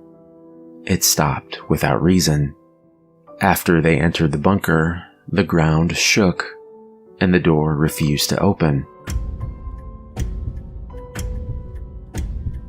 Rose sat at the bus station, prepared to leave her marriage for good, but a car came roaring up. She didn't know what to say when Michael tumbled out from the driver's seat, entirely out of breath, and he knelt before her and begged for forgiveness. Many times before, he had apologized and promised to change. Rose told him she had to go, told him that she hadn't understood what marrying him meant, and she boarded the bus. She stayed with her sister, and every day Michael called. Her sister kept telling her to ignore him because nobody ever really changed, but after 4 months of waiting by the phone for their daily chat, she finally returned. He doted on her. He listened to her. He defended her from his mother when she snipped. Rose had never been happier. Clara ran into the sharp edge a few months after they moved into the bunker. The cut didn't look so bad, and Michael and Rose washed it out and wrapped the whole area in gauze. It didn't seem like a big deal. Just to be safe, Rose duct taped a blanket over the sharp edge to prevent another accident. Rose looked at the ceiling and saw black fluid pouring down from a lump. The concrete bulged and warped as though under incredible pressure. It dropped down, soaked black, ready to burst, and... Around the bunker, Rose hadn't realized where the oil on the floor had come from. The food had run out that morning. Wesley? She found a mop and tried to clean. Grime seemed to pour from the walls, dripping down from above. Rose wanted to turn on the lamp to assess the damage, but Michael says they need to conserve oil since they might be down in the shelter for a while. The sound of the dripping came from the kitchen, where she supposed Clara hadn't fully shut off the faucet. Rose knew better than to waste water, so she followed the noise. A stench nearly knocked her off her feet. She quickly grabbed the lamp but couldn't find a match until she had dug through every shelf of the closet. When she actually found one, Her shaky fingers struggled to hold it, but she managed to clutch the match tight enough to ignite it by gripping it between her middle and pointer finger. Finally lit, the lamp cast off a dim glow. Rose held the light source and lumbered back to the kitchen. Her hip began to hurt. A vaguely humanoid shape hung upside down from above, stretching from the concrete ceiling and dripping sludge to the floor. Rose could barely see it in the thin light, and she noticed Poppy sitting in the corner of the kitchen. The cat showed no reaction to the thing. Poppy couldn't see it at all.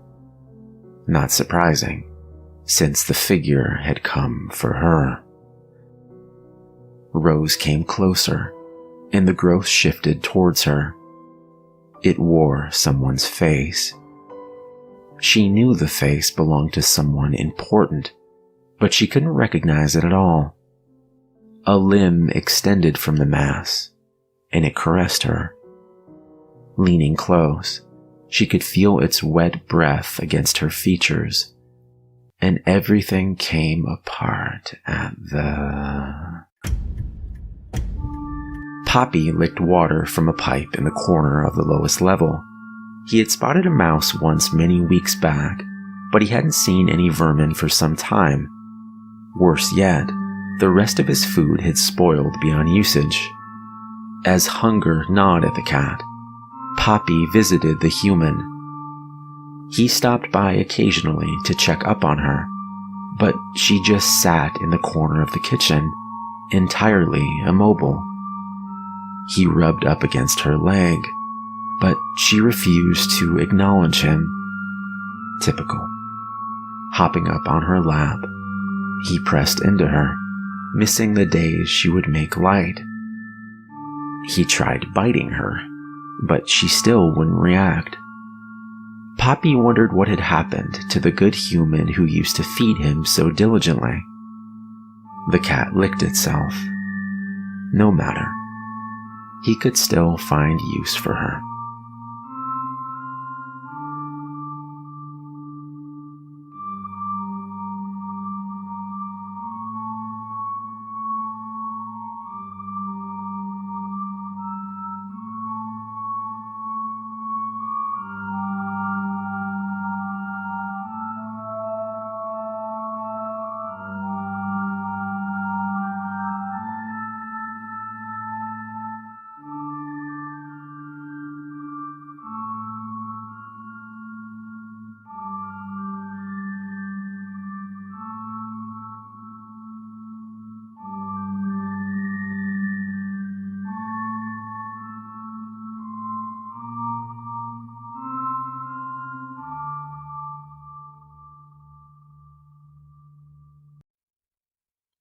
I've been in the mood to read something that truly scares me.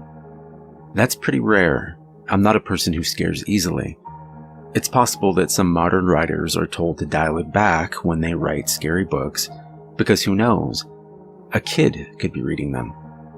I don't know, but I do know that I've been feeling the lack of genuine scares lately. So I went to my local used bookstore and browsed the shelves in their horror section. I like used bookstores because they usually have much larger horror sections than a chain store might, and they definitely have a lot of older stuff there. Stuff you will never see on bookshelves in modern bookstores anywhere ever again. I happened upon this book almost by mistake. It was one of the last ones on the shelf, and it was shoved behind some others, almost like the store wanted to hide it. One look at it and I knew it was old. Quite possibly a first edition. The book was clearly first published long ago, and this one had been well loved. Its pages were yellowed, dog-eared all over the place. The cover was peeling up and near to falling off. Actually, the cover was what caused me to pick it up. There was a precious little description on it. Other than its title and the author's name, the front contained no information, and on the book cover there was simply a Yeats quote. The darkness drops again, but now I know that 20 centuries of stony sleep We're vexed to nightmare by a rocking cradle, and what rough beast, its hours come round at last, slouches towards Bethlehem to be born. That poem always gives me the shivers, and I was impressed by the decision to put it on the back. The first page had an excerpt, and it seemed to be about a farmer and his haunted scarecrow. That really didn't sound too horrifying, but if the cover made me pick it up, the quote is what made me take it to the cashier. At worst, I would have wasted $5. At best, I might have a genuine undiscovered classic on my hands. The cover of the book made it feel both ancient and timeless. It was very simplistic, but it evoked something in me. Some primal feeling that I found impossible to ignore. I might be making too much out of it, but I got a sense of foreboding looking at that cover. Modern novels tend to go all out and create an image of a monster that might be found in a special effects-laden, big-budget horror schlock fest designed to do little more than get teenagers in the seats. This cover was far more minimalist, but conveyed more of a sense of unease in me than a million Killer Scarecrow movies ever could. So I picked it up and I brought it home. I'm only a few pages in, but already starting to feel like I've made a mistake. I've never heard of R. Scabry before, but from the first few pages, he doesn't strike me as much of a writer. He goes pretty light on the scares, and when he does try and scare you, he uses a torrent of cliches that I doubt would scare a 5-year-old. I'm being a little more forgiving, though, because the book isn't very long, and it's not unlikely that these cliches weren't cliches at all when Scabry was writing them.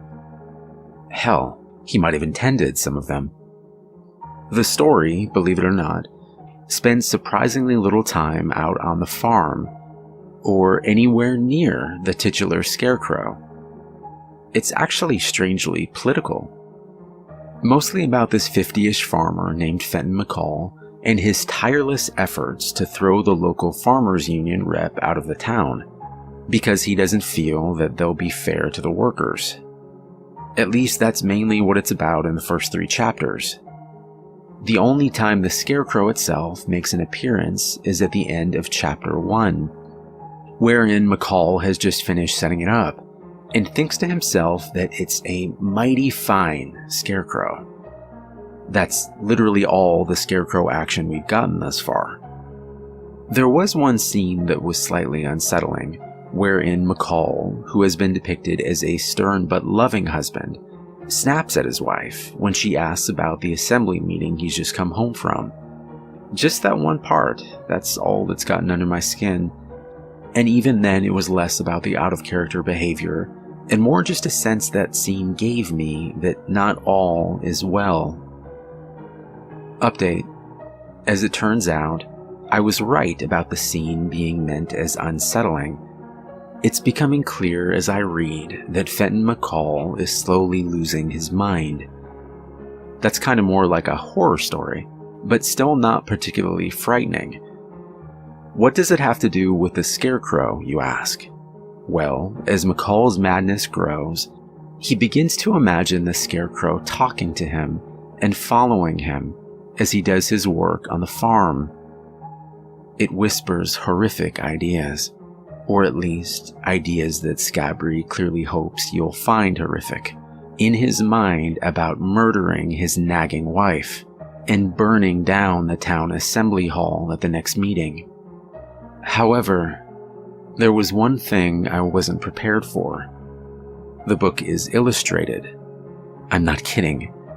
I don't know how I missed that when I flipped through the book at the store, but there it is. The art is something special, not at all in tune with the rather boring book. I flipped to the incredibly sparse credits page and could not find mention of an artist, except the one for the cover image, and he clearly isn't the guy who made the illustrations on the inside. His style is very vivid, even if it's also simplistic. His drawings look almost like photographs, except blurry, or with eyes shown as glowing holes. I've scanned in the first image, which I trust you will agree is rather strange looking. That's literally supposed to be McCall and his wife.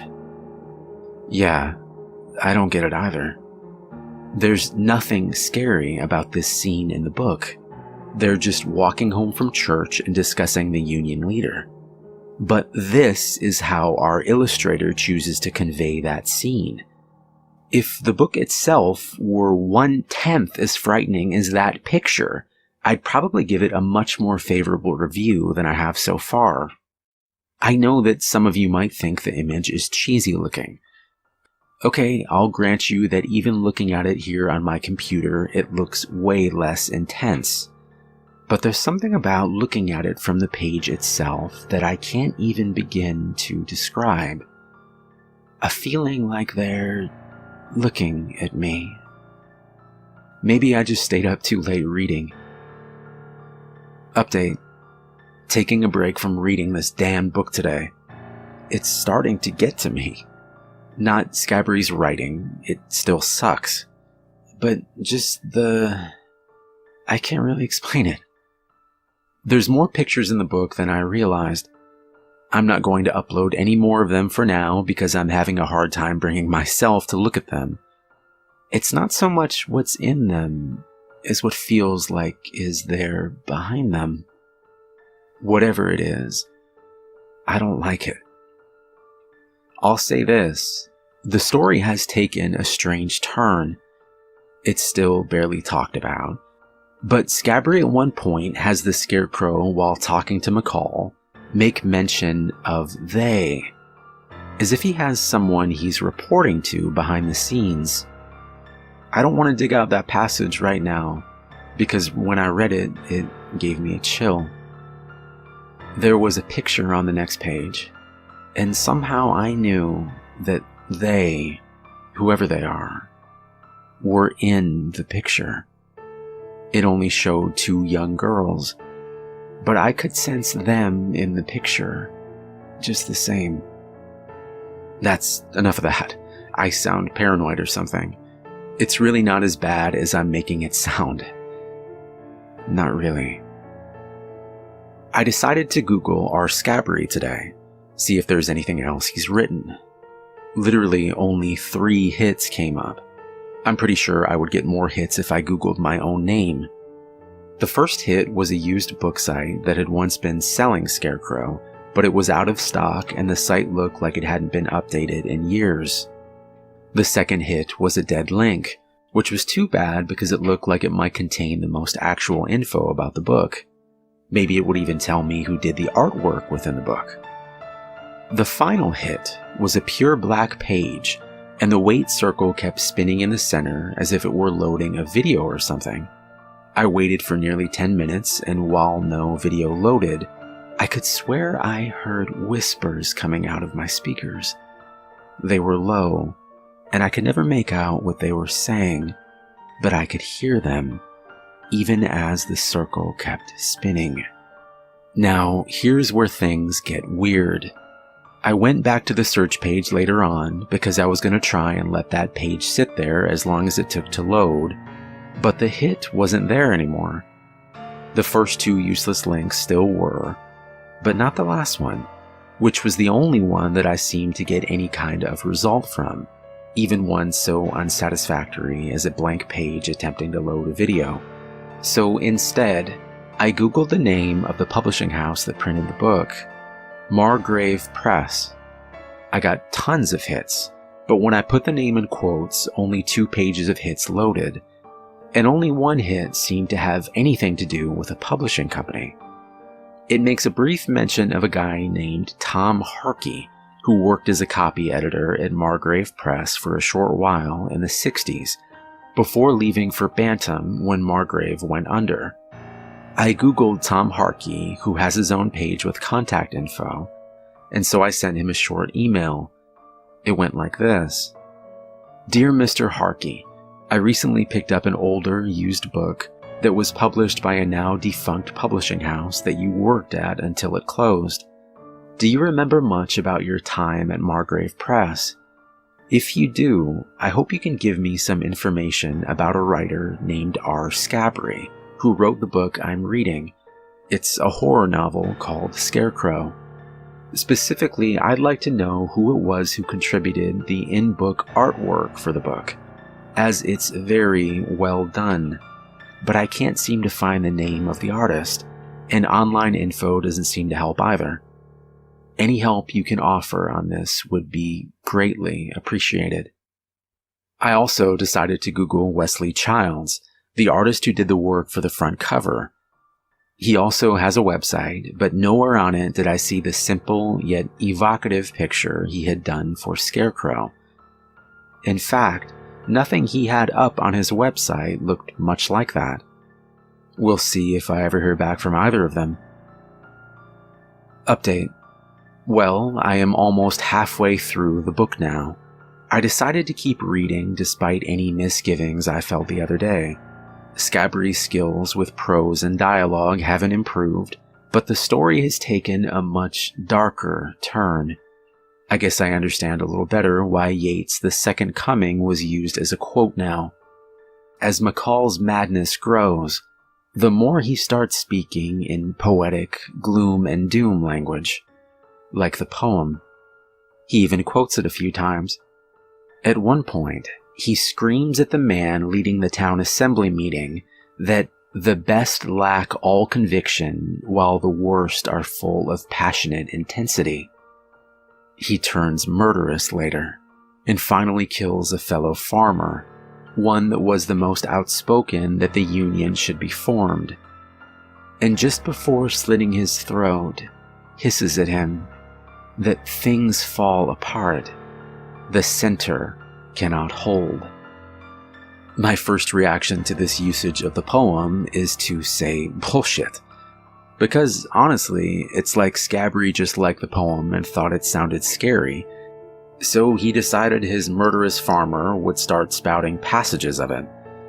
There's no clue elsewhere that he's the kind of man who would even read Yates. However, there is an apocalyptic tone to the poem, and the Scarecrow has an apocalyptic tone when he speaks to McCall. He warns him that the tide is turning, and soon all innocence will be drowned, which also comes from The Second Coming. Somehow Scabry's able to make the lines sound like the Scarecrow came up with them. Maybe he's not as bad a writer as I thought. Also, those pictures keep appearing. I swear earlier today I flipped ahead 5 or 6 pages to see when this chapter would be over, and there weren't any pictures. Just now I flipped to the 3rd page, and I was greeted by this. I mean, what the hell is that? It has nothing, literally nothing to do with the story. And I could swear it wasn't there earlier today. Much like the others. Those eyes, man. I want it to be just my imagination, but I swear they're looking at me. And seeing me. Writing it down like that, it feels stupid. But all I can say is read this damn thing for yourself and tell me it doesn't creep you out. Update. Heard back from Wesley Childs today. He says he only barely remembers making that drawing. The dude is something like 80 now, and he was commissioned for that piece in the early 60s.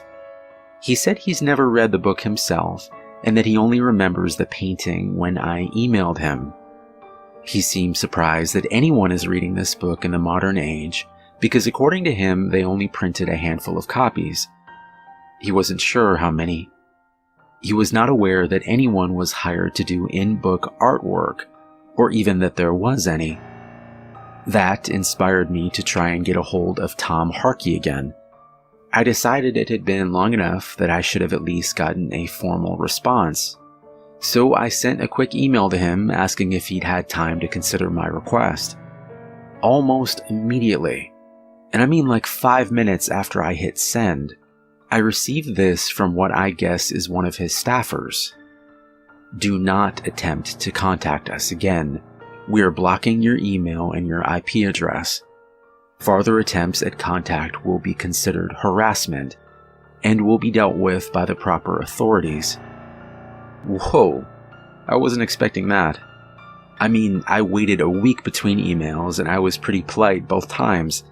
I'm trying not to read too much into that.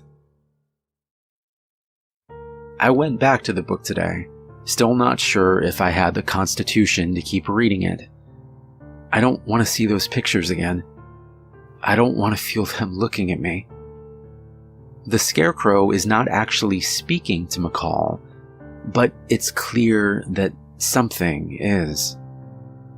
Every time there's a mention of them, the next page has a photo of those strange, silhouetted people, and I have to believe it's just the way the artist had with his work that makes me sure that something is watching me from behind those pictures.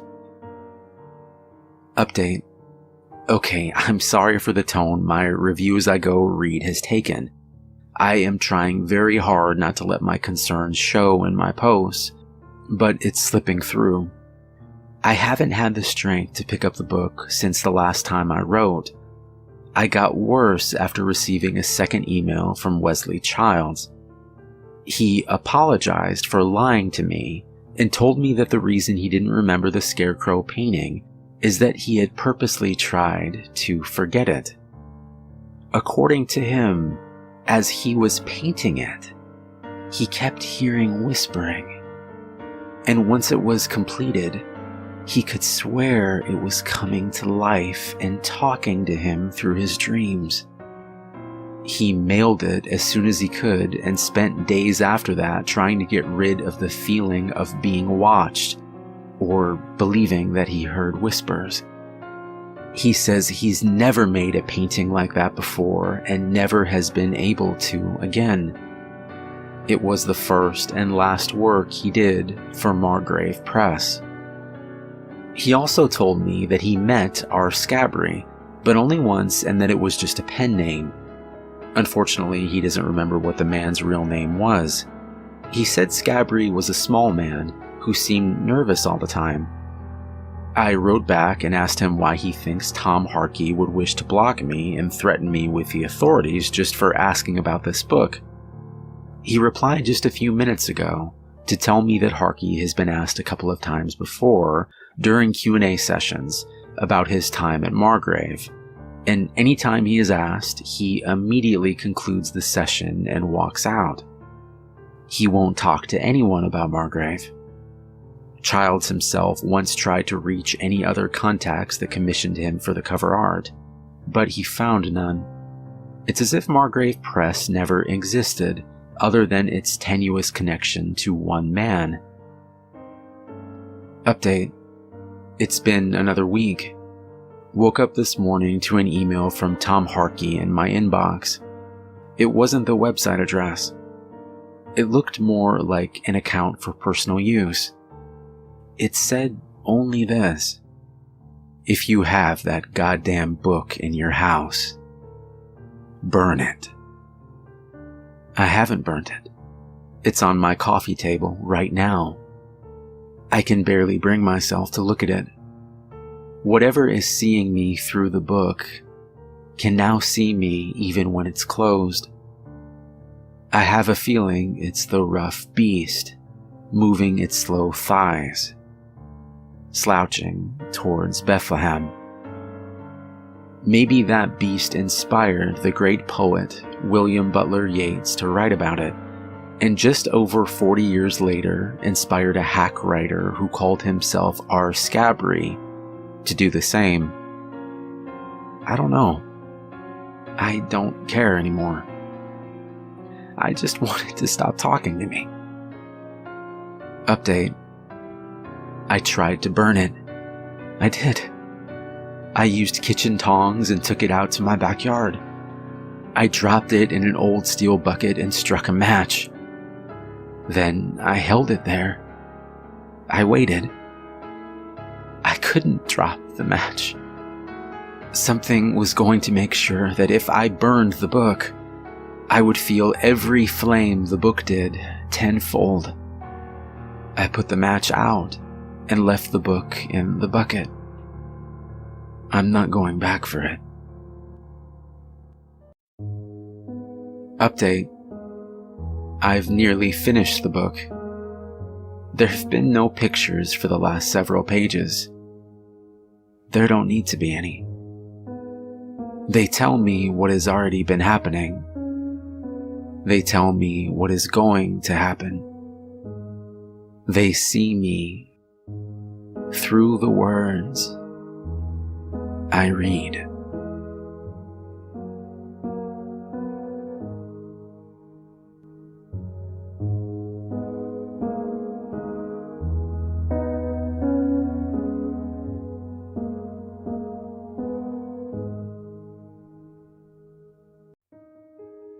This story is a retelling of something that happened to me when I was just 7 years old. As the years have gone by and I've grown up, I've realized that the story cannot possibly be true, yet I can't shake the feeling that it is. It happened in Tokyo, in the subway station. I was standing with my father when I saw the demon, a monstrously tall and furry creature with leathery black wings and a snout like an anteater. I must have stared at him for close to 10 minutes before he finally spoke, in a soft mutter that was clearly intended for his ears only. This human is creeping me out. It almost seems like he's looking right at me. I am looking right at you, I said. The demon nearly jumped out of his skin. You can see me? Yes. Can everybody? Not unless they're in the fifth dimension. Am I in the fifth dimension? I asked. Your mind must have slipped over here by mistake. What were you thinking about before you saw me? I thought for a moment, and then grinned. Trains. Oh, well, trains are the link between our dimensions. I guess your mind must have just wandered over here. Either that, or you're going crazy. I hope I'm not going crazy, I said. Being crazy is a good thing in the fifth dimension, the demon replied. I laughed. Do you have subway lines in the fifth dimension? I asked. Of course. How else would we get to work? You've got wings, I said. Yes, but who wants to fly? Taking the train is so much faster. And if I fly to work, I'm all sweaty when I get there. So what do you use your wings for? I asked. I put them over my head when it rains. Can I see? Sure, the demon said. My hair blew back as he swooped his enormous wings over his head. I laughed again. You're funny, I said. The demon laughed too, but then his expression changed. Are you okay? I asked. You seem sad. Yes, the demon replied, not looking at me, but at something behind me. Say, would you like to see a magic trick? Okay. The demon reached up and tugged a big rainbow handkerchief out of his snout. He must have pulled out 20 feet before he ran out. That's funny, I laughed. But I stopped when I realized I wasn't holding my dad's hand anymore. I looked around and saw the subway station had disappeared, replaced by flowing green meadows that were full of old trains. I can't see the subway station anymore, I said. That's okay. Sometimes it's better to see what isn't there instead of what is. What do you mean? Sometimes when I'm bored or sad, my mind slips off to the third dimension, and I see people like you. Can you go to other dimensions too? But the demon didn't answer. He was looking up at the sky. It's starting to rain, he said, whooshing his wings up over his head. Warm droplets of rain hit my face. "Can I get under your wings with you?" I asked. "Not now," he replied. "You've got to go home." The world began to shimmer and flow together like different shades of green and golden paint, spinning around faster and faster in circles. I started to feel a little sick, and I closed my eyes. The world stopped spinning, but warm droplets of water still fell on my face. I opened my eyes and saw my mom crying over me, but I didn't see my dad. "Where's Dad?" I asked her. "Did he bring me home?" "Yes, darling," she said, although she couldn't look at me when she said it. "He brought you home, and then he had to go away." "Oh, when will he be back?" "I don't know," she said. My dad never did come back, and it was years before I found out the truth. He had killed himself that day. That morning, he had written a note to my mother, explaining that he intended to bring me along and step in front of the train with me. My mother found it when she got home from work and called the police, but it was too late to stop my father. The witnesses say that just before he jumped, I pulled away from his hand and ran off, fainting right after.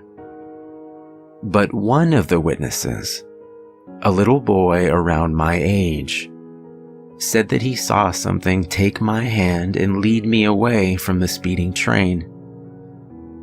He said it was a monstrously tall and furry creature with leathery black wings and an anteater snout.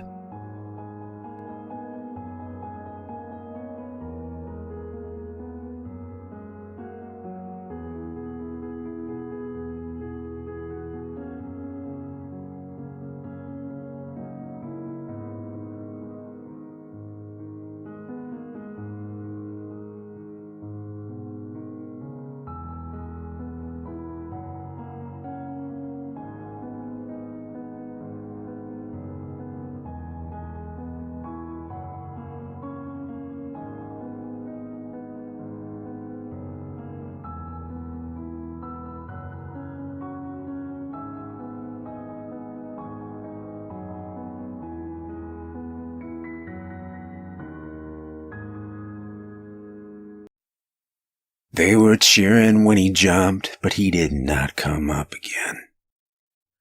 Turnpike Troubadours, before the devil knows we're dead. I remember one time growing up when my best friend David asked if my grandparents were still living. His own grandmother had passed away a few days earlier, and I think he was just looking for someone to talk to about it. "Do you still have your grandparents around?" David asked from the sidewalk, pausing for a moment and looking over at me. "Yes," I said, leaving it at that. Of course they were around. Everyone was. But I could never tell. That's what Mom and Dad had said. No one in my family has died for quite some time, at least not in the traditional sense. Sure, they will become sick, and maybe for a few hours they will even leave this world. But they always come back.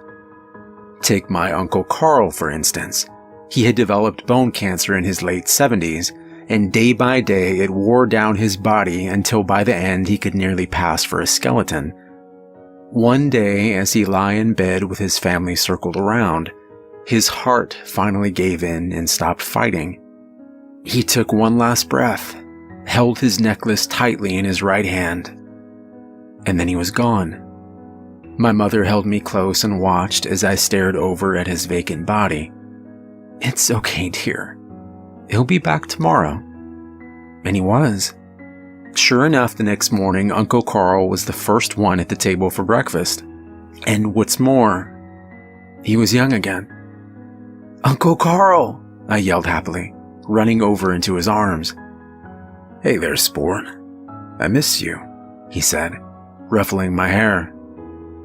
"Is it gone?" "It's gone, buddy," he replied warmly. I didn't ask, and I'm not sure that even he knew the exact age he now was, but he appeared to be in his early 30s. It's different every time. I like to think that maybe you come back at the age you were most happy, but that's just speculation, really. None of us know why you come back the age you do. All we know is that you always come back. That is, until recently. My great-grandfather Isaac was the strongest of us. He had been a coal miner and had seemingly come back in his best physical condition. His shoulders were broad and wide, and his arms thick and muscular. He still wore the same dusty pants and cloudy gray jacket that no doubt came from the old days. He would even wake up wearing a cracked mining helmet that looked to be over 100 years old. I could hear him swearing every morning. "Son of a sore neck again, and this cursed thing," he would yell through the house, throwing his helmet angrily against the wall on the other side of mine. I always chuckled. That was one of the peculiarities with the family. Once you died and came back, you always woke up every morning wearing the same set of clothes. It seemed to be chosen at random, as far as we could tell. I was particularly embarrassed one day when, upon entering my great-aunt Natalie's room, I found her wearing a bright red negligee and a black top hat. Needless to say, I left the room immediately. I'm not gonna ask about that one. But I digress, and back to the main story. I'm 18 years old now and was due to leave for college this week, when Grandpa Isaac went missing. Maybe more accurately still, he never showed up. That morning when our family sat around at the breakfast table, I noticed his seat was empty. I wouldn't have thought much of it had it not been for the surprised look of fear from my remaining family. "I'll go," his wife had said, quickly rising from her chair and leading 3 or 4 family members upstairs to his room. He wasn't there either. We held the funeral 3 days later. I had never been to one before. His wife, my grandma, gave the eulogy, and I wish I could remember more of what she said, but I was too shaken up. I had never experienced death before, and as she stood up in front of us, I only recall her saying one thing: "Death seems to have found us again." After it was all over, she took my hand. "Come with me," she said softly, leading me up the old creaky stairs that led to the attic. She unlocked a dark wooden chest I had never seen before and pulled out something small that was wrapped tightly. "You need to know." That night, I walked with her from door to door and window to window. At each, she would recite a set of words. I'm still learning Latin, but upon asking, she told me the approximate translation. Death is not welcome here. The chest had contained an ancient vial of liquid. Sky blues, forest greens, and taxicab yellows seemed to swirl endlessly and with purpose, and I held my breath in wonder as I walked behind her through our home. She would recite the words and then close her eyes, dip her index finger into the old vial, and use a small portion of the liquid to draw a small symbol. The liquid seemed to glow more brightly upon contact with her skin, and when the symbol was drawn completely, it would shine as well. We double-checked that every door and window was covered. They were. Upon our completion, the rest of the family was then in charge of taping up the windows with dense black paper that made it impossible to see through to the outside. That night, as the last of the sunlight began to fall over the mountains, we locked the front door and checked it twice. My grandmother sat down next to me. "There's one more thing." "What is it, Grandma?" She looked towards the closest window, and then back at me. "Whatever happens tonight, whatever you hear, never look outside. It's better you don't think of such things. Just promise me." I looked back at her. "I promise." "Good," she smiled. "It's gonna be all right, dear." That evening, as my family and I stayed up to keep watch, the night seemed to pass like any other. We played cards and made poor attempts at joking, trying our best to keep our minds off the current situation. And then the knocking started. First, there were 3 knocks at the front door. My family grew silent. Then there were 3 more on the kitchen window close by. And then suddenly, there was a rapid, more powerful knocking that seemed to strike every window and doorway in the house at once. Something wanted desperately to get inside. After a time, it stopped. There was quiet again. A minute or 2 passed, and the calm was interrupted by a great howling.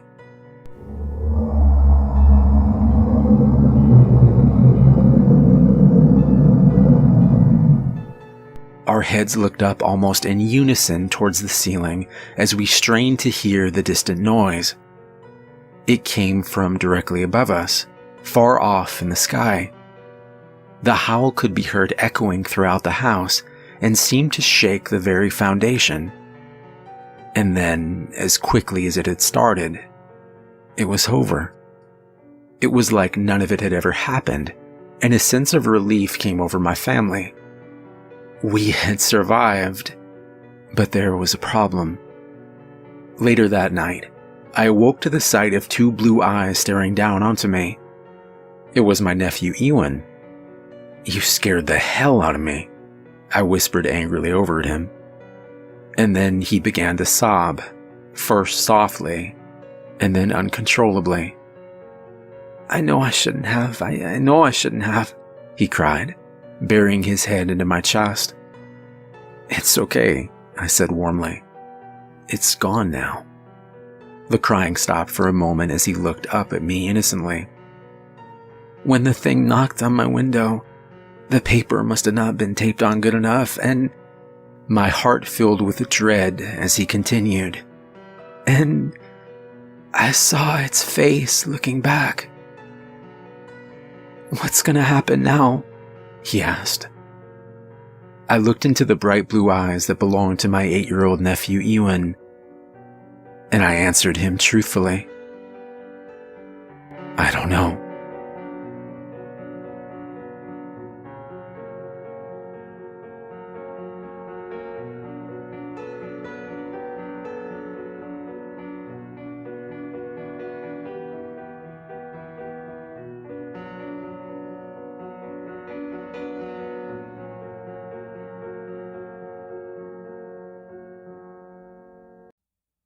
Part 2. May we all get to heaven before the devil knows we're dead. Turnpike Troubadours. "What's going to happen now?" he asked. I looked into the bright blue eyes that belonged to my 8-year-old nephew Ewan. "I don't know," I answered truthfully. And I didn't know. How could I know what was going to happen next? "Why the hell would you..." I suddenly saw the fear in his eyes and came to my senses. Instead of yelling, I hugged him. "It'll be okay, buddy. We'll ask Grandma for help," I said, trying to calm him. "You won't let anything bad happen to me, will you, Stephen?" I forced a smile. "I won't let anything bad happen to you." Checking the alarm clock on the old antique bedside table next to us, I saw it was nearly 2 hours past midnight. "Now come on, let's go wake her up," I said, patting him on the back. He smiled genuinely, and as he did, an ominous feeling seemed to pass across me. I suddenly knew that none of this could end well. For a brief moment, I understood that when Ewan had looked at whatever ghastly figure had been on the other side of the window, it had sealed the fate of himself, myself, and possibly even that of our entire family. But perhaps it wasn't entirely his fault. This had started with the death of our grandfather Isaac. Something dark had finally found us. Maybe whatever it was could sense the happiness and innocence of a family that had lived without a fear of death, that had lived without that inevitability hanging over it. That inevitability, my mind repeated. Death can't be cheated, and your family has cheated me for too long. Stop it, Stephen, I told myself angrily, pushing those thoughts back into a deeper recess of my mind. I took a breath and opened the door to the hallway. It seemed darker than usual, and a certain musty smell hung in the air, almost like the smell of... Stop it. We walked quickly down into the darkness and towards my grandmother's room, ignoring the thick silence. When we got there, the door was already wide open. Stay close to me, Ewan, I said, before realizing he couldn't have been any closer if we had been tied together. He was terrified. Grandma? I said, trying to muster a courage that wouldn't come. This felt wrong. Everything felt wrong. As I stepped slowly into her room, I saw that a small lamp was flicked on near her bedside. The bed was empty. Grandma? I called out again, this time with even less courage. I somehow knew she was gone. I could feel it. She's not here, I said, looking down at Ewan. Come on. We knocked on the door to Uncle Carl's room, which was a short ways down the hallway. Uncle Carl? I called out through the door. Nothing. Opening the door quietly, I saw that his bed was empty as well. Where is everyone? Ewan asked, looking up at me. I don't know. The noise that came next almost brought on a heart attack, even though I was only 18. I could feel my heart tense, and then my breathing stopped. A great howling boomed against the walls around us.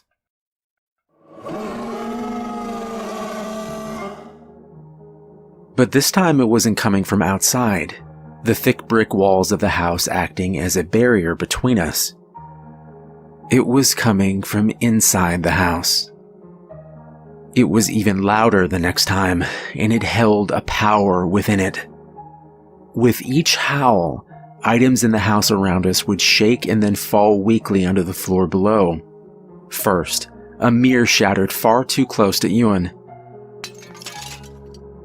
Somehow he was unharmed. Then, the old grandfather clock that stood at the end of the hallway began to shake violently before crumbling like an old statue. We have to go, I whispered, holding my nephew's hand more tightly and rushing towards the back stairway on the second floor and away from the cries of the monster. At least I thought it was away.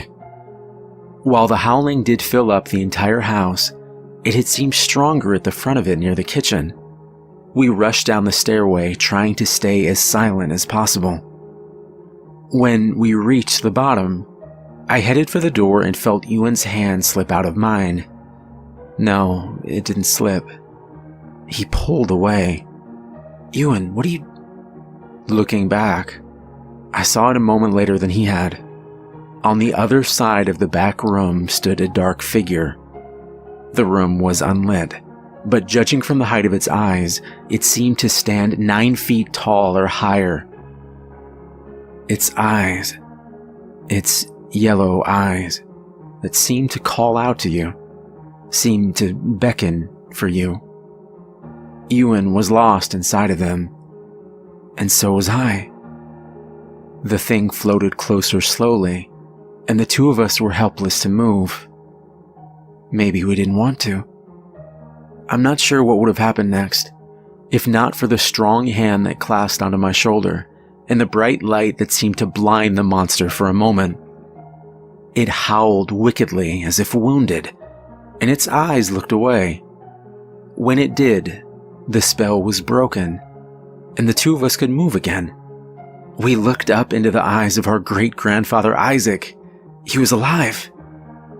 Boys, what do you say we get the hell out of here? He said, pulling the two of us through the doorway and into the cold air of the night. The thing recovered and howled once more as it made its way towards us, but Isaac shut the door quickly and braced his back against it. His eyes were wide as he called out, "The vial!" And suddenly I realized that there was a small container of liquid lying on the ground in front of us. The door seemed to crack and bend as the thing slammed into it again and again, desperate to reach us. "Get the vial!" he screamed out again, his eyes even more desperate. An unexpected feeling of understanding came over me then, and I knew what to do. Picking up the vial, I opened it and dipped my index finger inside. As it touched my skin, there was a cooling feeling that came over my entire body. Maybe it was courage, I thought, as a determined look passed across my face, and I reached out for the door. I drew the symbol just as my grandmother had, and it glowed back brightly as if pleased. Then the slamming stopped, and the howling started up again. It was even worse than before, I realized, watching as Isaac's back slid down the doorway and he sat on the ground. He hadn't been injured, but looked as if he'd been in a brawl. His thick muscles seemed worn and tired, but he stood up anyway. I realized then what the light that had blinded the monster had been. The light on his old coal mining helmet. "It's trapped in there," he said, "but it won't hold for long." His hands reached out as he placed them firmly on our shoulders and stared down at us.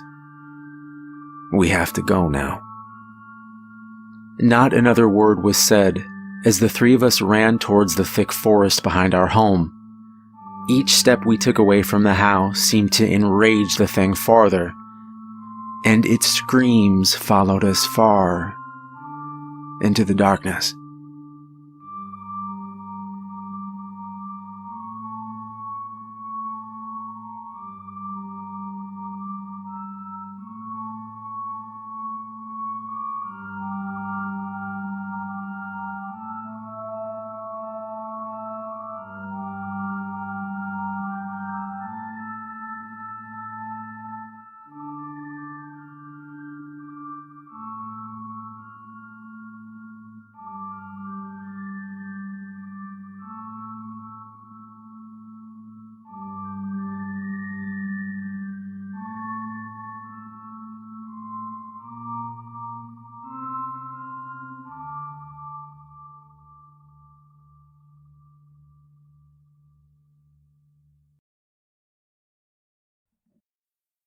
Well, I'm 28 years old now. I was born in '84, and I've been free as I can be, and I won't ask for any more. Turnpike Troubadours. We entered the cover of the forest at a full-on run. Grandpa Isaac's headlamp lit the path to a distance of about 15 feet. Everything outside of that thin beam of light was blanketed in pure, inky blackness. "What's the plan?" I shouted. "Get as far away from that thing as we can before it breaks free," my grandfather said back. As if on cue, we heard the sound of splintering wood coming from the house. A thundering howl echoed through the night air. "It got out," Grandpa said, perhaps more to himself, as he slowed to a fast walk. "We need to be quiet now. We need to hide." And with that, he motioned towards a small clearing, one side overgrown with huge brambles of wild blackberries. He switched off the headlamp and we made our way silently into the heavy underbrush. We paid no notice of the sharp thorns catching on our clothes and bare skin. Listening intently, we heard it crash through the trees and onto the trail behind the house. My grandfather was right next to me, but it was too dark to see his face. I heard him turn toward us and whisper, "Don't move now. Quiet your breathing and try to keep perfectly still." We could hear the thing move clumsily through the forest, fallen branches cracking under its weight. It stopped at a fork in the path, and I swear I heard it sniff the air. Then, silence. I held my breath for what seemed like an eternity, craning my head forward to listen. Seconds tick by, and then I felt a small current of air move across the back of my neck. A dawning dread flooded over me. Turning to warn him, I heard a startled surprise as talons sunk into both of his shoulders and Isaac was lifted straight up off the ground. He fought hard, and he must have done some damage because it dropped him from about 20 feet. He landed flush on his back, and I could see he was in a great deal of pain. By the time he was able to speak, Ewan and I were by his side. "Take the vial," he said weakly, placing it into the palm of my hand. As I closed my fingers around the small glass bottle, the creature hit me full force in the chest and I was thrown back onto the forest floor. It stood staring intently at me, and then it screamed. The sound was so loud that it shook the ground around us. Bits of leaves and branches flew past my head and I felt as though I was in the eye of a hurricane. It looked to be over 8 feet tall with huge leathery wings and the face of something out of a nightmare. Then it screamed again and turned back to my grandfather. Picking him up by the throat, it pulled him close until its face was only inches away from his.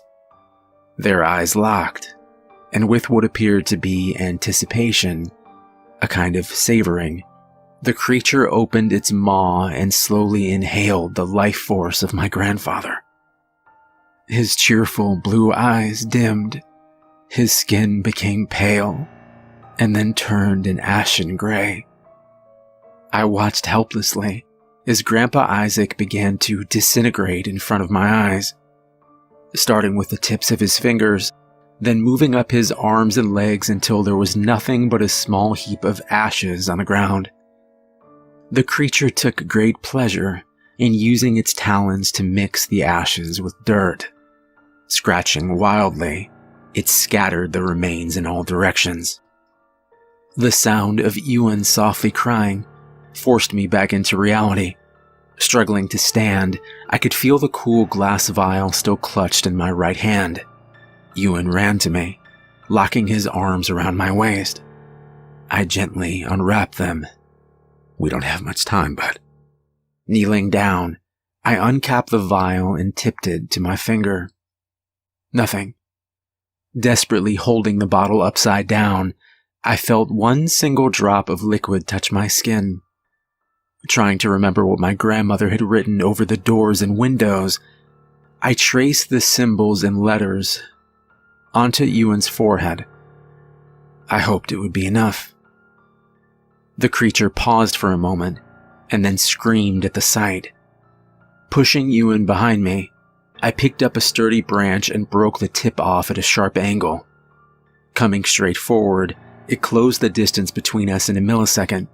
Using the branch to stab for an eye, I missed, but tore a hole in one of its leathery wings.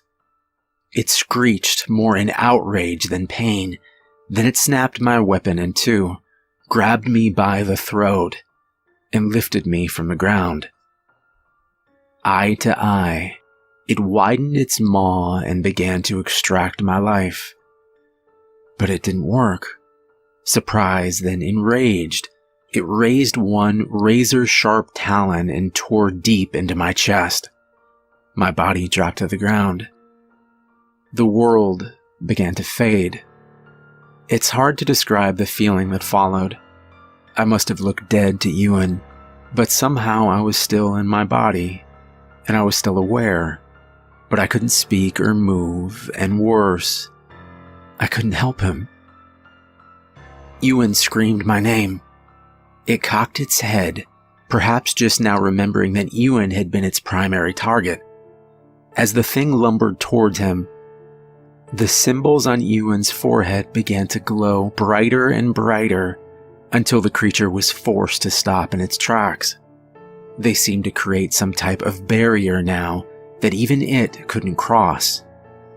It screamed and flew into a rage, flinging branches and ripping small trees right out of the ground, but it couldn't touch him. Finally, Barely opening its wings, it shot straight upward like a missile and disappeared into the night sky. Ewan ran crying and fell on the ground next to my body. I couldn't comfort him, and I was filled with an overwhelming sense of sadness. Eventually, exhaustion overtook him and he fell asleep, tightly grasping my hand.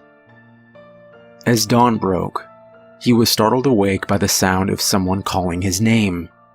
It was Great-Grandma Hester, and Ewan ran to her crying, "Grandpa Isaac and Stephen are dead.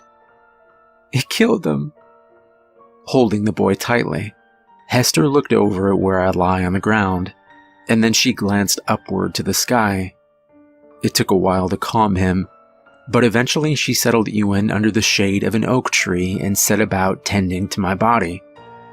Reaching into her coat pocket, she pulled out a thick glass bottle brimming with a colorful swirling liquid. Carefully tipping it to her finger, she gently drew symbols on my forehead. The two of them made their way back to the house in silence.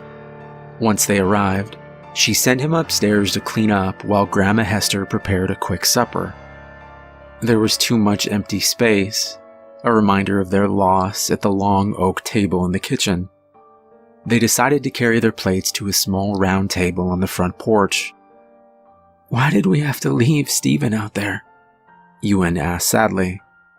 "Because that's the way it's done," she replied. "You must lie where you fall." "Will everyone come back again, like before?" Ewan said hopefully. She looked down at him sadly.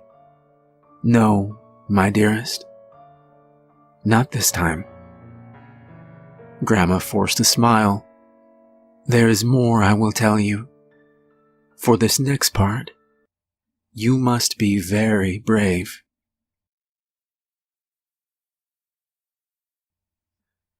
Still, let's leave the world laughing when our eulogies are read. May we all get to heaven, for the devil knows we're dead. Ewan watched his grandmother intently. She paused for a moment and then continued. "This is the story of your great-grandpa Isaac. He grew up here in this very house, with his mother and father, aunts, uncles, and grandparents. Just like us, they did not worry about death. Isaac had 3 brothers and a sister. You didn't know that, did you? He didn't much like to talk about them. The time before. When he was 9 years old, his own great-grandfather disappeared and the family knew that death had found them. So they painted symbols over the doors and windows, sealed up the house, and waited. Hours passed and boredom must have gotten the better of Isaac. He went up to his room just like you, and just like you, he forgot to be afraid. Isaac peeked out of his own window that night. There was something out there, and it stared right back. The next morning when Isaac woke up, everyone was gone. He was alone. What did he do? Ewan asked breathlessly. What could he do? She replied. He was just a little boy, all alone and terrified. He moved some pillows and a blanket into the little pantry off the kitchen, and that's where he slept, crying himself to sleep most nights. He blamed himself, and he missed his family terribly. Ewan sat deep in thought. It's hard to imagine Grandpa Isaac crying. He's never been afraid of anything. That made Hester smile, but pain came with remembering as well. For a moment she thought of her husband and the life they had shared together. Pushing her own sadness aside, she continued, hoping he hadn't noticed the tears beginning to form. Ewan needed to be strong now. Well, she said, how do you think he got to be so brave? The strongest steel is forged from the hottest fire. Those hardest of times, that's what made him so strong. Climbing onto his grandma's lap, Ewan said, I'm so glad you're here with me. She looked sadly into his eyes. "Well, that's the hardest thing, my dearest. I won't be able to stay. Just this night to get you settled.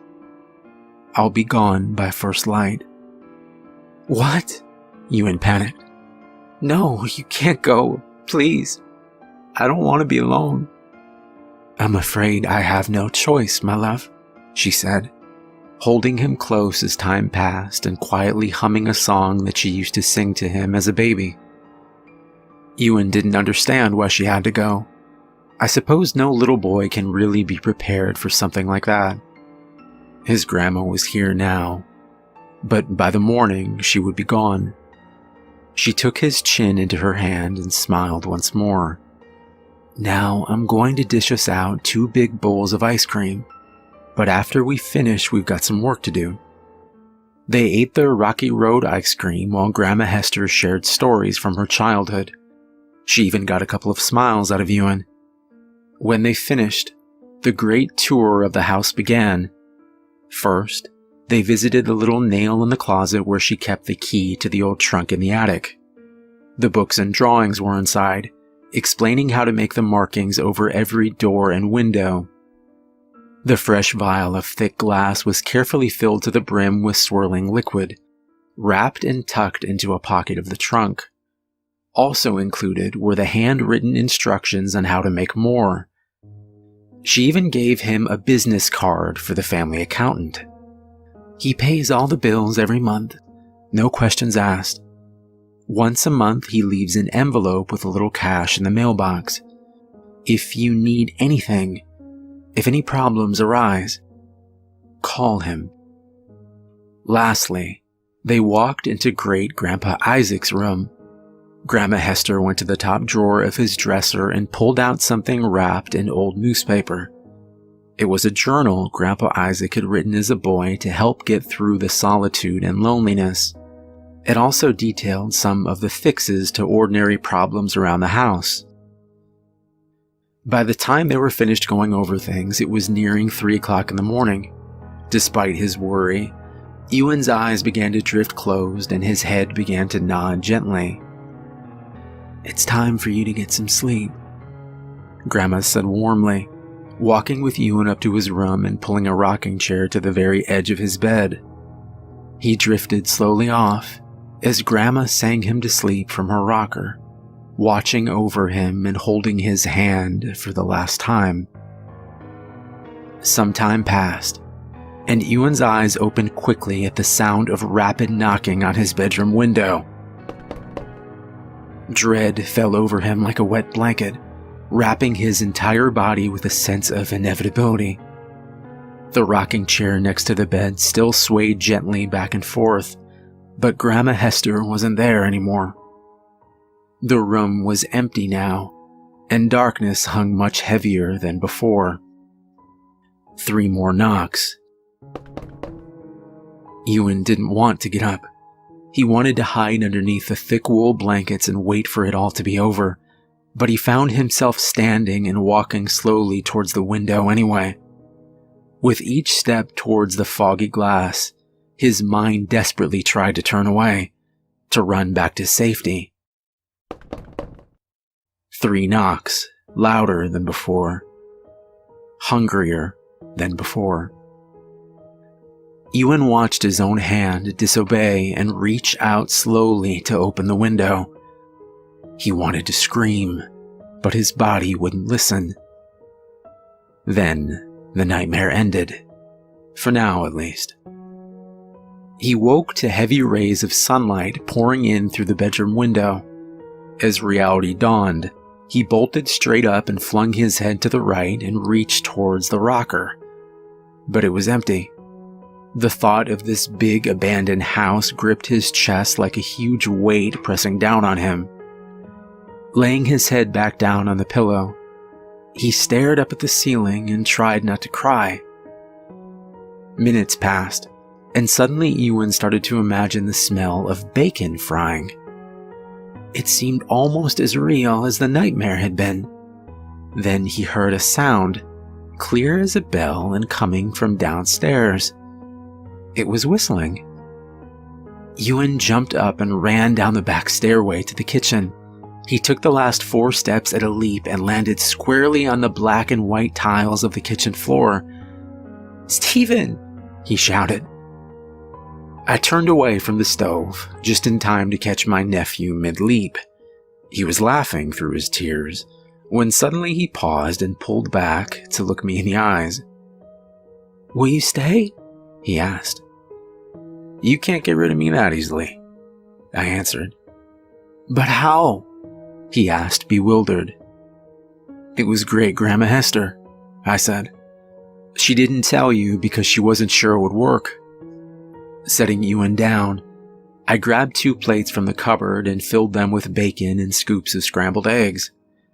Placing them down on the huge oak table, their solitude made the loss of our family feel almost palpable. Suddenly, I thought better of it, and we took our plates out to the front porch. Talking as we ate, I told Ewan that things would be different for a while, but we would adjust. Eventually, one or both of us would marry and have kids. Someday, maybe even grandkids. Perhaps one day, the house would be filled once again with laughter and family. For now, though, it was just the 2 of us. I asked him if that was okay. He smiled back. 2 is so much better than 1. Still, I knew how empty the house was going to feel with the loss of our family. "I have an idea that I'd like to run past you," I said. "Last week before all this started, I noticed a sign 3 streets over. It said they were giving away free puppies to a good home. I think they were a mix of—" "For real?" Ewan interrupted. I smiled and finished. "A mix of Labrador and Golden Retriever." "We can really get a dog?" he said again, with a funny amount of disbelief for a boy that had seen what he had. "Well, Grandma Hester did leave you in charge. It's really up to you." "Yes!" Ewan shouted happily.